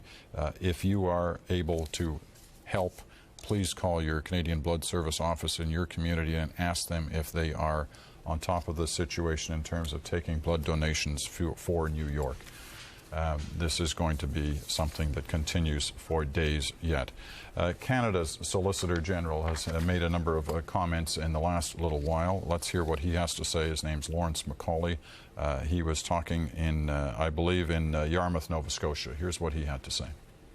Wake of what's happened in the United States? Well, of course, as you know, this has just happened, a horrifying situation, and I've just talked to the director of CSIS and PMO, and we will, of course, offer any, as we always do, support to the U.S. in this desperate situation. My sympathy goes out certainly to the victims, and there are many of them, so I understand it looks like a horrifying act of terrorism, but again, there's a lot of detail that has to be found. But I have to return to Ottawa to be unseen, and that's what I'm doing right now. What steps is Canada taking to secure whatever it must in this country?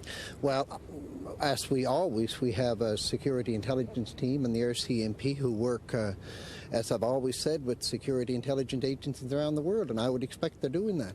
So is the U.S. This is a horrifying event. Act of terrorism that we all must work together on, and that's exactly what our security forces are doing. But of course, I don't have the in-depth detail of every step that the Security Intelligence Agency take, but obviously we have a very strong security intelligence teams in the U.S. and in this country. Obviously, there's been a desperate, terrifying act of terrorism that we will all have to deal with. Anything being done with respect to the airports, for example, that seems to have been a vehicle to really attack strategic points in the United States? Well, of course, that's up to our police forces, and that should they decide to close our airports. But as you know, all airports in the U.S. are down. What's your advice? I expect that my suggestion would be that we have to take every possible measure in order to provide security, but it's always been taken. Obviously, in a powerful country like the United States, this has certainly been breached, and but are you heightening security anywhere in this country, around the Prime I would Minister, expect or at the airports? all security would be heightened in this country with an event like this taking place. Do you know if the Prime Minister is going to be in Nova Scotia's plan? All security to be heightened across Canada as a result of this event in the United States. So says the Solicitor General Lawrence Macaulay, who was in Yarmouth, Nova Scotia today. He is now on his way back to the nation's capital. You heard him being asked at the last moment whether the Prime Minister was still heading towards Nova Scotia today. He is not. He's staying in Ottawa to be at the head of the table dealing with emergency matters there. Briefly, the U.S. medical response. We were talking earlier of blood donations desperately needed in New York City. In Washington, the Health and Human Services Department has activated a national medical emergency plan. As many as 7,000 doctors, nurses, and volunteers heading from different locations. These are the emergency response teams. They're in different parts of the country for various disaster programs. They're all banding together, all being called upon to head towards New York to help with what is a devastating situation there on the southern end of the island of Manhattan. You heard a moment ago, we went out to St. John's, Newfoundland to talk to Linda Calvert of all the aircraft landing there. The major overseas aircraft that have been diverted from U.S. airports have landed in Newfoundland. I think she said 16 or 17 at count then, which was causing enormous problems at the St. John's airport. Obviously, they're not going to turn any aircraft away as long as they've got space to sit them on. In Halifax, the situation is even more drastic than that. Paul Withers joins us from the Halifax airport. Paul? Peter, right now about 23 international flights are on the ground in Halifax. They expect another 27 more before the afternoon is over. We're told in a briefing that ended here in Halifax just moments ago that right now about 70 aircraft are in the air between St. John's and between Newfoundland and Nova Scotia. Again, about 27 of those will be landing in Halifax. We're told that some airports in Atlantic Canada have reached the saturation point. They cannot take any more aircraft. Right now, the 23 that are basically essentially parked here at Halifax Airport, all of the passengers are on board. We're told that because of security concerns that the RCMP have, that the passengers will be deplaned, will be with their hand luggage, and will be searched and then taken on to various sportsplexes in the Halifax metropolitan region to be put up for the night. Halifax, like every other Canadian airport, essentially shut down today as they deal with this. All domestic flights, of course, canceled. Here, the runways in Halifax are beginning to fill up, as you can see behind me. Airlines from all over the world that were caught in the air by that disaster in New York and Washington earlier today are being diverted. Halifax, again, expecting 27 more flights. Briefing at about 3 o'clock Eastern time today with more from the Halifax airport. Situation here, hundreds on the ground waiting to get off the plane. Some of them have been on the ground here in Halifax for hours. They will be taken to various sportsplexes to put up with them. There are so many. All of the hotels in the Halifax area full up, no room in the inn. We're told people are renting cars and driving in the opposite direction of Halifax in search of a room. No doubt that the devastating events in the United States have essentially paralyzed air travel in this country as well. Peter? Paul, thanks very much. Good report from Paul Withers in Halifax, and he'll be attending that briefing in, I guess, about 30 minutes' time. And if there's more to update on the situation there, we will certainly go back to Paul. Let's check in with Los Angeles Airport. We told you an hour or so ago that the word was out that LAX, one of the biggest airports in the world, was about to be evacuated. Steve Futterman is standing by at Los Angeles Airport. Steve, what's the latest there? Okay, okay, we can hear you now, Steve. Go ahead. Peter, we're being told that there's going to be a briefing in around 6 minutes here at Los Angeles International Airport. Yes, I'm being told by a police officer now that to go to another direction. But we're being told there will be a briefing here in around 6-7 minutes about what has taken place. But obviously a great deal of attention being focused at Los Angeles International Airport because 3 of the flights were scheduled to arrive here. In fact, the initial flight we've been talking about all morning, that's Flight 11 on American Airlines from Boston to Los Angeles, would have been arriving in around 30, 40 minutes from now. We have seen some FBI officials at the airport today. We have seen a few relatives of those who are on the flight arriving here, escorted in by airline official and law enforcement personnel. The airport itself, the terminals have been completely shut down. Only security personnel are inside. All of the flights have been canceled. The few flights that were allowed to continue in that were supposed to arrive in Los Angeles have been diverted to other airports in the Southern California area. So no planes landing here today. It's almost a complete ghost town, Los Angeles Airport. And if you've ever been at this airport, which I know you have, Peter, a very unusual scene that we've really never witnessed before.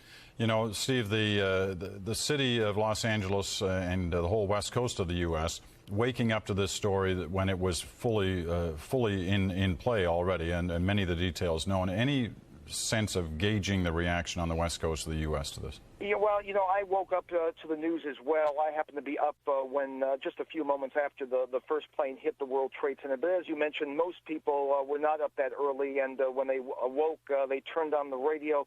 Every radio station here in Southern California, whether it be normally a music station, a sports talk station, or a news station, obviously, they're devoting wall-to-wall coverage to this event. So everyone, I would say, pretty much is aware of what has taken place. The city of Los Angeles has, I think, most metropolitan areas in the U.S. and North America, in fact, has gone on a heightened state of alert. Many of the landmark buildings in Los Angeles have not opened up, buildings that people might feel would be targets if someone wanted to make a terrorist attack in Los Angeles. So those buildings have not even opened up for business. Most people really just staying home today.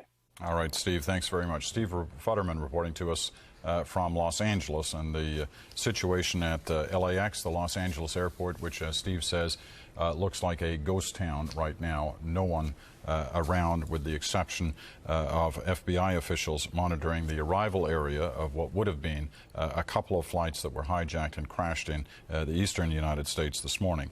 A further update on the story I just mentioned to you a few moments ago about the terrible situation inside the World Trade Center, where firefighters, some of New York's finest, were in there trying to deal with the fire situation and rescue people who were trapped inside the World Trade Center.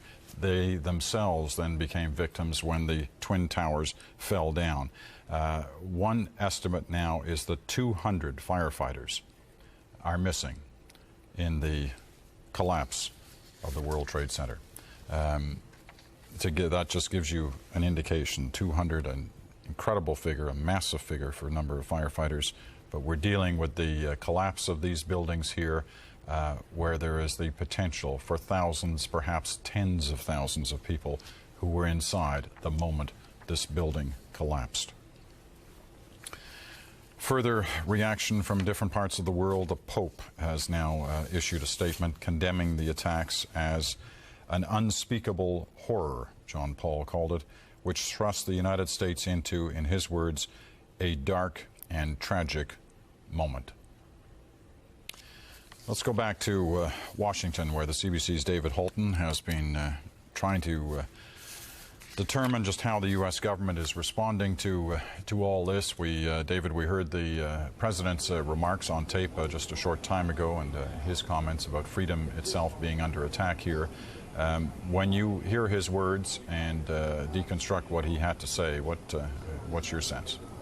Well, I think clearly President Bush, Peter, was trying to reassure Americans, saying that all appropriate measures will be taken to protect Americans, assuring them that U.S. forces, both at home and abroad, have been put on full alert. But, you know, millions of Americans watching that must have noticed where the president was making his address. It was at Barksdale Air Force Base in Louisiana. Now, normally in a crisis like this, the president would fly back to Washington. He was in Florida, of course, earlier this morning. But the very fact that he made that address at this Air Force Base in Louisiana was one indication of the gravity that the administration is taking this situation. Apprehension clearly at that point about the president returning directly to Washington. We now hear that he will leave the air base shortly, but his officials aren't saying whether he will come back to Washington. But you can probably see behind me, we're in the superpower capital of the world, and we heard Steve Futterman talk about a ghost town at Los Angeles Airport. Here we are 2 blocks from the White House. Normally that street behind me, 14th Street, is swarming with cars, packed with people going out to lunch over the lunch hour. Now, as you can see, there's hardly a car on that street, and hardly anyone walking in the streets. The evacuation order from federal buildings here has been extraordinarily effective. David, just as you were talking, a U.S. official speaking, I gather, on some form of background, whether it was at the State Department, I'm not sure, saying now that there are some indications people with bin Laden links, that's Osama bin Laden, are behind the attacks. This has been the suspicion that obviously a number of different experts, and when we were talking to Neil MacDonald suggesting the same thing just a short time ago, this will certainly have a major impact on the complexion of this story, as Osama bin Laden has been one of those who the U.S. has been after in a large degree over the past couple of years, considered responsible for a number of attacks. This now, if this is the case in which this is heading, the pressure is going to be enormous now on the U.S. administration to try to deal with this man.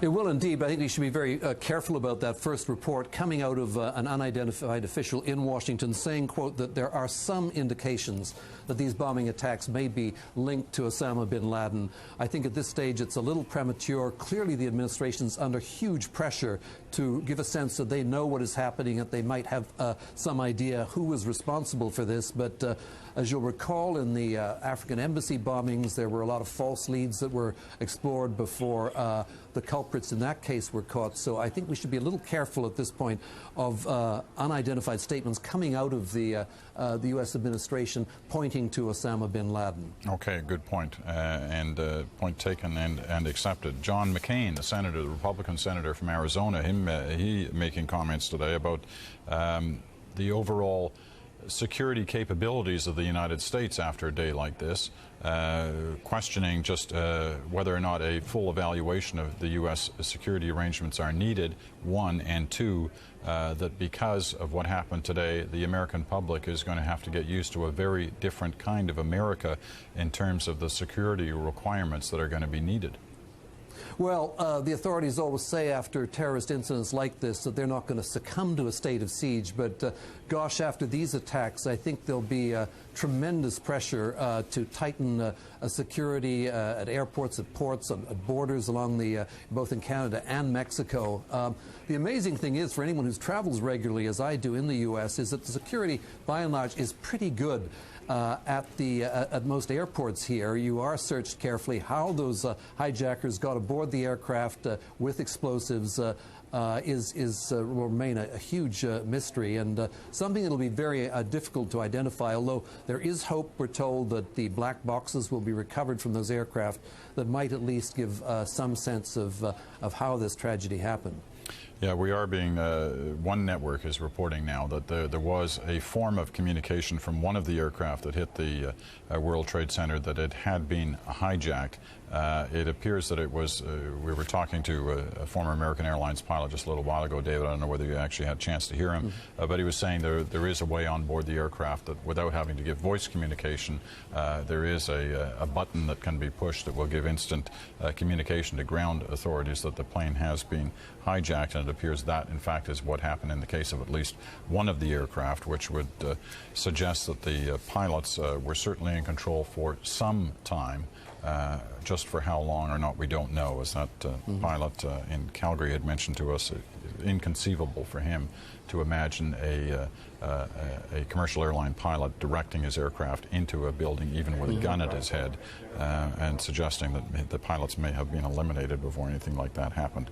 But as you say, the black boxes should tell the story if they are recoverable, which obviously will be a difficult part of the next few days in the investigation process. David, we'll be back to you in a minute because I want to get your latest update on the Pentagon situation, because it clearly appears that story has changed. But I want to switch from David Halton in Washington to Ian Hannamansing, who joins us now from the BC Washington State border. Ian, what's the situation there? Well, Peter, this border crossing, known to many people around here as the Peace Arch crossing, on a normal day would be the third busiest traffic crossing between Canada and the United States. As you can probably see over my left-hand side, there is a little bit of traffic, but not very much. At the Peace Arch monument itself, there's an inscription that says, "May these gates never be closed." Well, they were closed for at least 20 minutes about a couple of hours ago. Now it's open, but open in a very limited way, Peter. There's an RCMP checkpoint about half a kilometer south of here, on the Canadian side, obviously. They're winnowing out traffic, and the traffic that they know won't be allowed through the border, they're diverting right at that point. What is being allowed at this point, as we understand it, is U.S. citizens are being allowed back into their country, and others with what U.S. immigration officials consider to be official business. One of our journalists, Alan Waterman, about an hour and a half ago, went through the border crossing to see what would happen. They checked his ID extensively. They were convinced that he was what he said he was, a CBC journalist. They put a spike belt in front of the vehicle as it got to the actual border point, as many of our viewers would understand. Obviously quite unusual circumstances in a border crossing where traffic usually flows relatively freely back and forth. 5 immigration officers checked every nook and cranny of his vehicle. That's what they're doing to the various vehicles through here. So not many cars here, but as you can imagine, Peter, traffic is moving very slowly. Absolutely. And Ian, just to underline that, authorities now saying that the border will remain open right across the country between Canada and the U.S. It had been closed in a number of places for a few hours, but it's reopening in all, although, as Ian points out, expect long delays as you witness the ones behind him at the BC-Washington State main border crossing at this hour, 10:30 in the morning out there in BC. Ian, thanks very much. We'll get back to you if things develop out there. More information coming out of the situation in terms of where U.S. bases around the world are on alert. They're on high alert in Japan right now. More than 50,000 Americans are stationed at bases in Japan, and as a result of what's happened today, they are now on high alert. The U.S. President saying, in fact, that they're on alert all around the world, especially right now in the United States. We did mention to you a short time ago that the major financial markets across North America have been closed for the day, have been for some time now. That's, of course, the markets in New York and also here in Toronto. Officials taking no chances at a number of major facilities. An example, the CN Tower here in Toronto has been closed today. No comment made on why, but I think it's probably obvious. Also, 35 flights now lined up on the runway in Halifax, or on the tarmac situation in Halifax. And as we saw in our reports from Halifax and from St. John's, well, we've got a news conference going on just about to begin in Toronto at Queen's Park. Premier Mike Harris on this subject. Let's hear what he has to say. Okay. The shocking events of the last hours have touched us all, and today's sad and horrific violence concerns every citizen of the world. While apparently directed towards the United States, our neighbor and our longtime ally, these evil and despicable acts are an affront to the peaceful men and women of the world everywhere. Our thoughts and prayers are first with the countless individuals and families whose lives have been affected by these tragedies. Their loss, their pain, their sorrow is shared by every human being everywhere. We have offered assistance to the United States and New York governments. I have instructed all branches of the provincial government that Ontario will provide whatever support is needed. I know many individual citizens of Ontario will want to lend their personal assistance, but at this point it is too early to determine what specific help might be required. Those able to do so are encouraged to donate blood.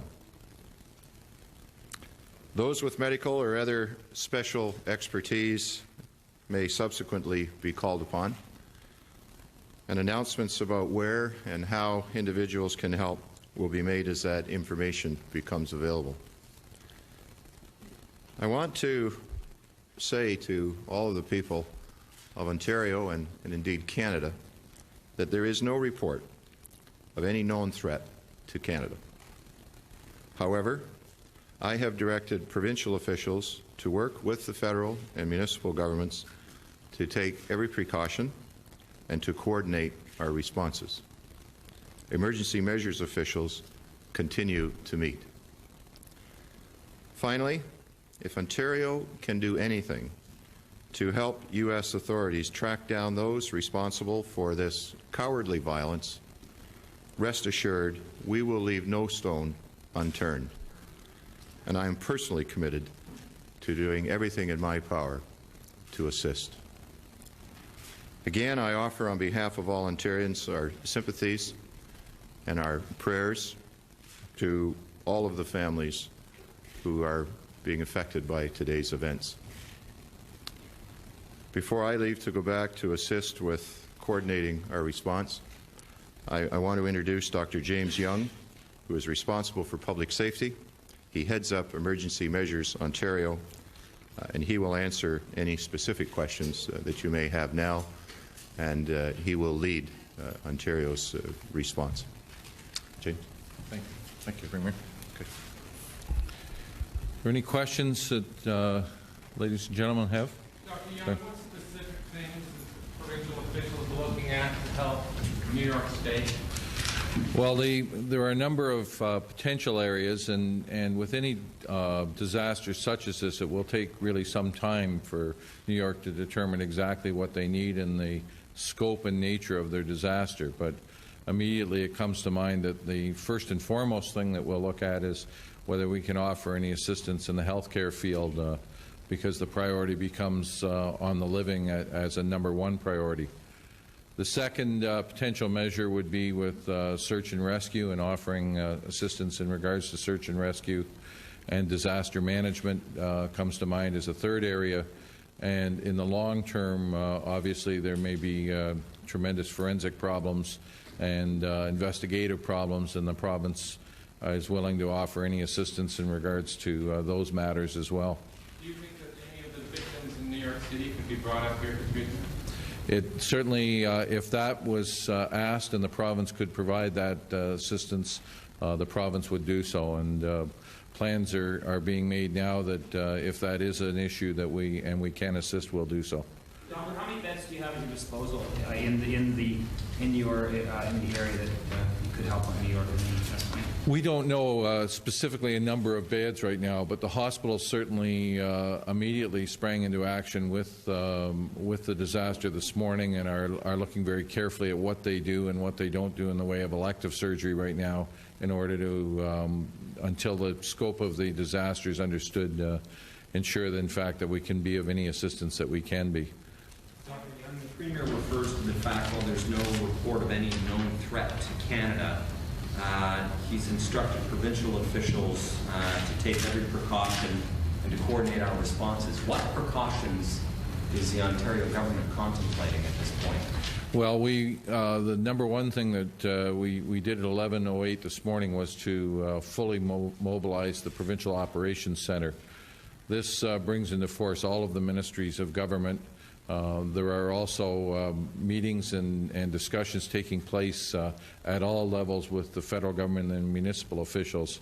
Various deputy ministers within sectors such as health have held meetings and discussed matters among themselves so that they can mutually cooperate, as have Emergency Measures Canada, Emergency Measures Ontario, and the municipal emergency operations, for example, Ottawa, Toronto, Windsor are all mobilized at this point in time. And so that kind of coordination and cooperation and discussion is taking place to look after any problems that currently exist, and to with the anticipation that we may be able to assist. No tangible examples of any measures that have been taken yet, however? The preparations for what New York State might ultimately... That's right. There haven't been any necessary measures other than probably the Ministry of Transportation, the Ontario Provincial Police have been looking at traffic flows in and around the border points.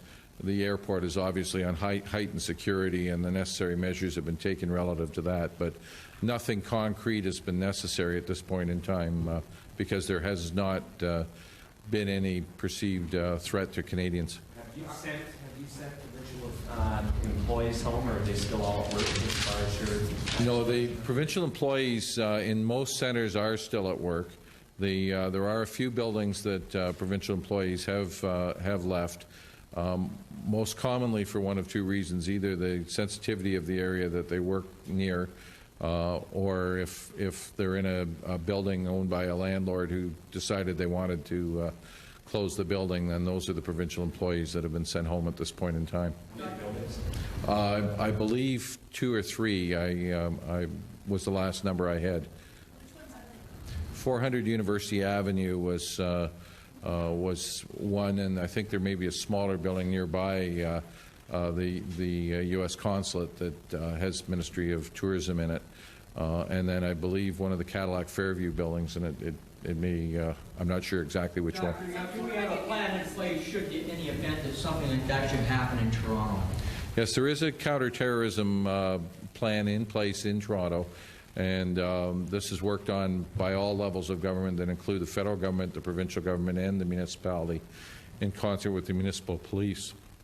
That plan has been looked at and reviewed, and a lot of work done on it, in fact, in recent times.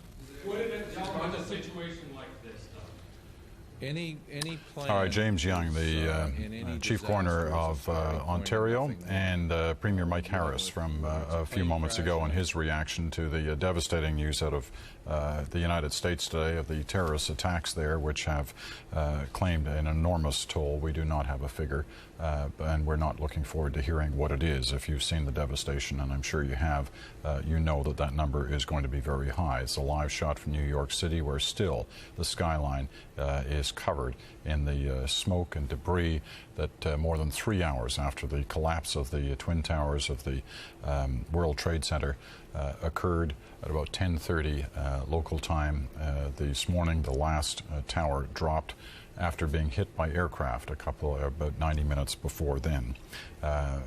Hijacked aircraft on clearly a form of a terrorist action. Now, we're trying to update the situation not only obviously in New York, Washington, where there were actions as well, but also across this country, which has been trying to deal with the situation. You heard Premier Mike Harris saying there will be an immediate attempt to offer help to the Americans, and certainly blood donations are going to be high on the list of the help that is needed. But also airports across this country are stacking up now with aircraft that are being diverted from the United States to airports in Canada. We've already seen in Newfoundland, in Nova Scotia, where the airports are almost full now, the tarmac areas of major flights from that were heading towards the United States. Marnie Kagan joins us now from the Calgary airport, where the situation, I guess, Marnie, is somewhat similar. It is actually, Peter. We've received 2 flights in the last hour, international flights. One was from London en route to San Francisco.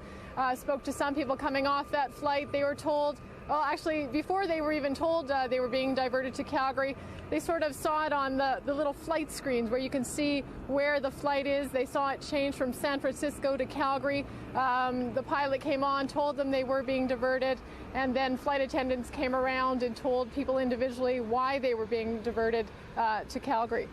Now, any indication of just how many aircraft Calgary Airport can handle in terms of the overflow that's, one assumes, still happening? No, I'm not sure if we will be seeing any more international flights coming in today. Right now we're being told that all they know about is those 2 that have already landed. And we have some planes being moved around here. That's what you're hearing here, but it's not one of the ones that have landed. Calgary can handle about 400 flights a day leaving the airport. All of those have been canceled, so there are no flights leaving the Calgary airport right now. All right, Marnie Kagan reporting to us from the Calgary airport, as the situation across the country is showing a certain similarity, although clearly more aircraft on the Canadian East Coast in both Halifax and in St. John's. Here's the situation at White Rock, British Columbia, the border crossing with the U.S. Ian Hannamansing reporting to us just a little while ago about the long lineups there.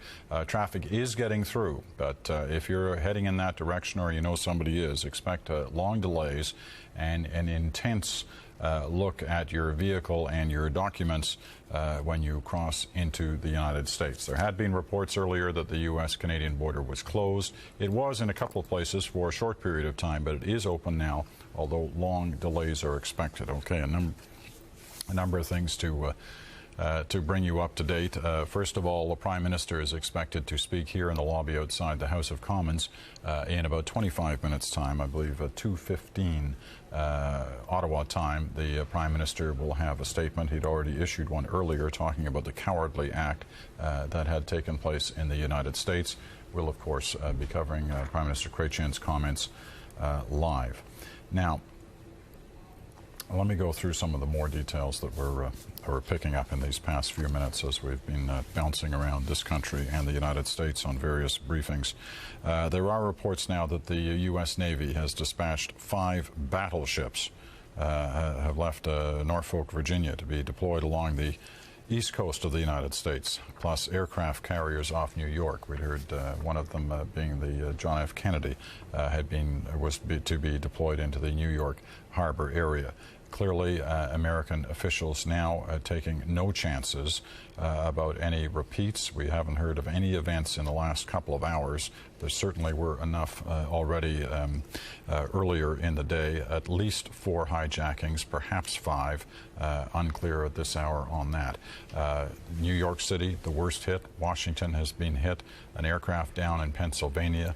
An amazing story being told out of the Pennsylvania story. By the way, just to further emphasize this blood situation, you heard Premier Harris asking for it, and we ask you anywhere you are in the country, if there are facilities in your area to give blood donations, you probably should head down there now. There's a serious blood shortage, we're told, in Washington, D.C. hospitals. You can imagine what it must be like in New York City right now.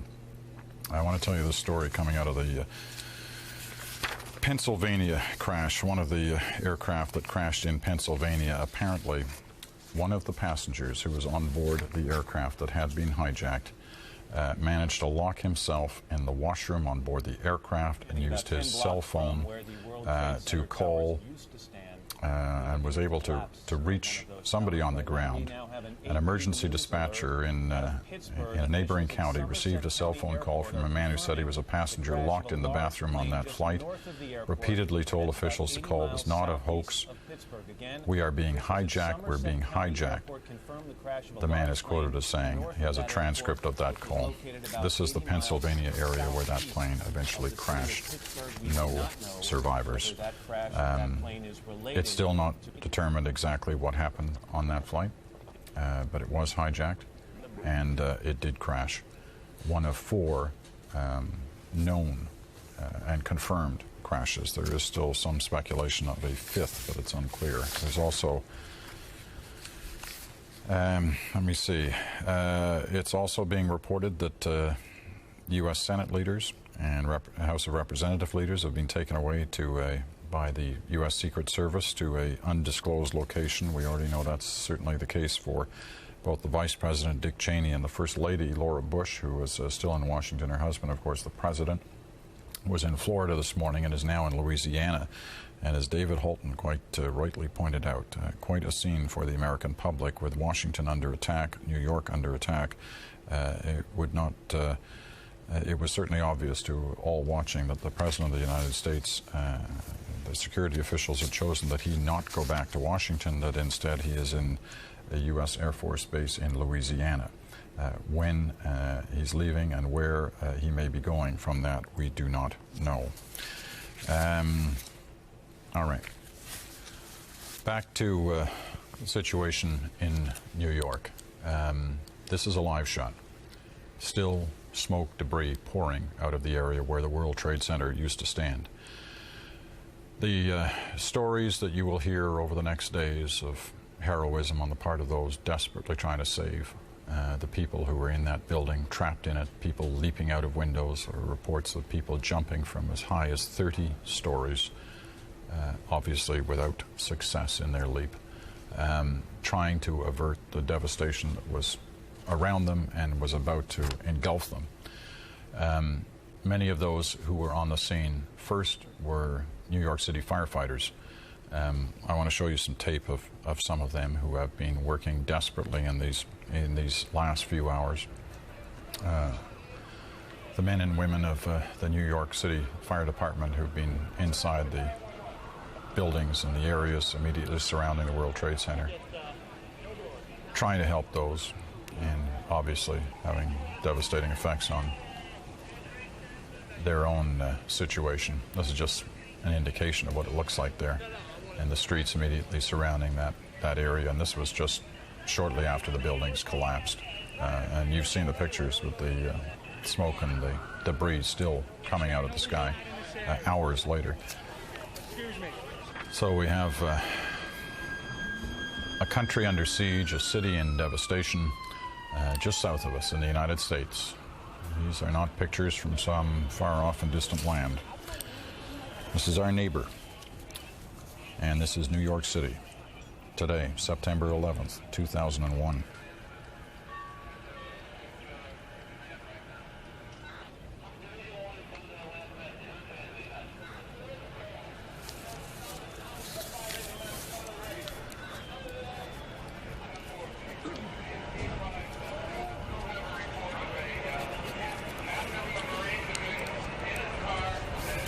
Got two guys in the hospital. I think they're doing pretty well. They're okay. Everybody's good. Where were you?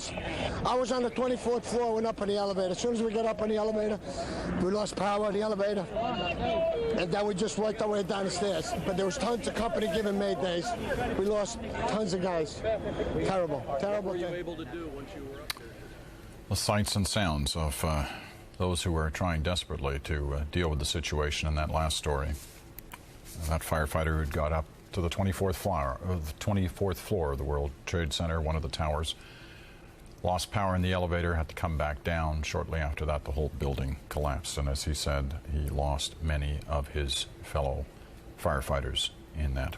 The mayor of New York City saying there are at least 200 firefighters missing, men and women who were inside that building trying to help the thousands who were trapped inside.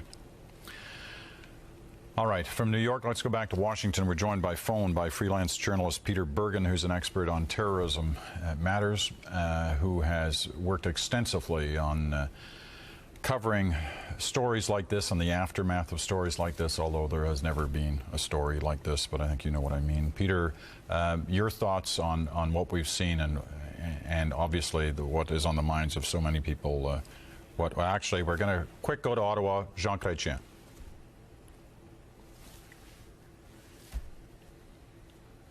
I don't think that we have seen anything as horrible as what happened this morning. Alors, mes premiers mots seront pour offrir mes condoléances au peuple américain. Prime Minister saying first he wants to send his condolences to the American people. Des êtres chers ce matin. As you know, it is a situation that is extremely difficult for the United States. I've been in touch with the American authorities, and I've been in touch too with the Canadian ambassador and the information about the Canadians in New York. And so far, there is nobody from Canada that's been affected. For the security, I have been in touch with the ministers and with the head of the agencies to make sure that everything was to remain secure, and we said to everybody to remain calm. I would like to thank Canadians who have kept their calm in these last 4 hours, and that we hope that the situation will come to a little bit more normality quickly. Pour moi, je pense que dans les circonstances, I think that in these circumstances, we have to pray for the families, for American citizens, and I have assured the American authorities that Canada will do everything it can to help them in this very difficult situation, an unprecedented crisis, unprecedented for a long time. I hope that Canadians will show their solidarity with our neighbors, and the news to come when we discover the number of people who died will be probably very tragic, and it's creating a very difficult situation around the world. So I hope that I will be able to speak later on with the President of the United States. Prime Minister, what kind of assistance are you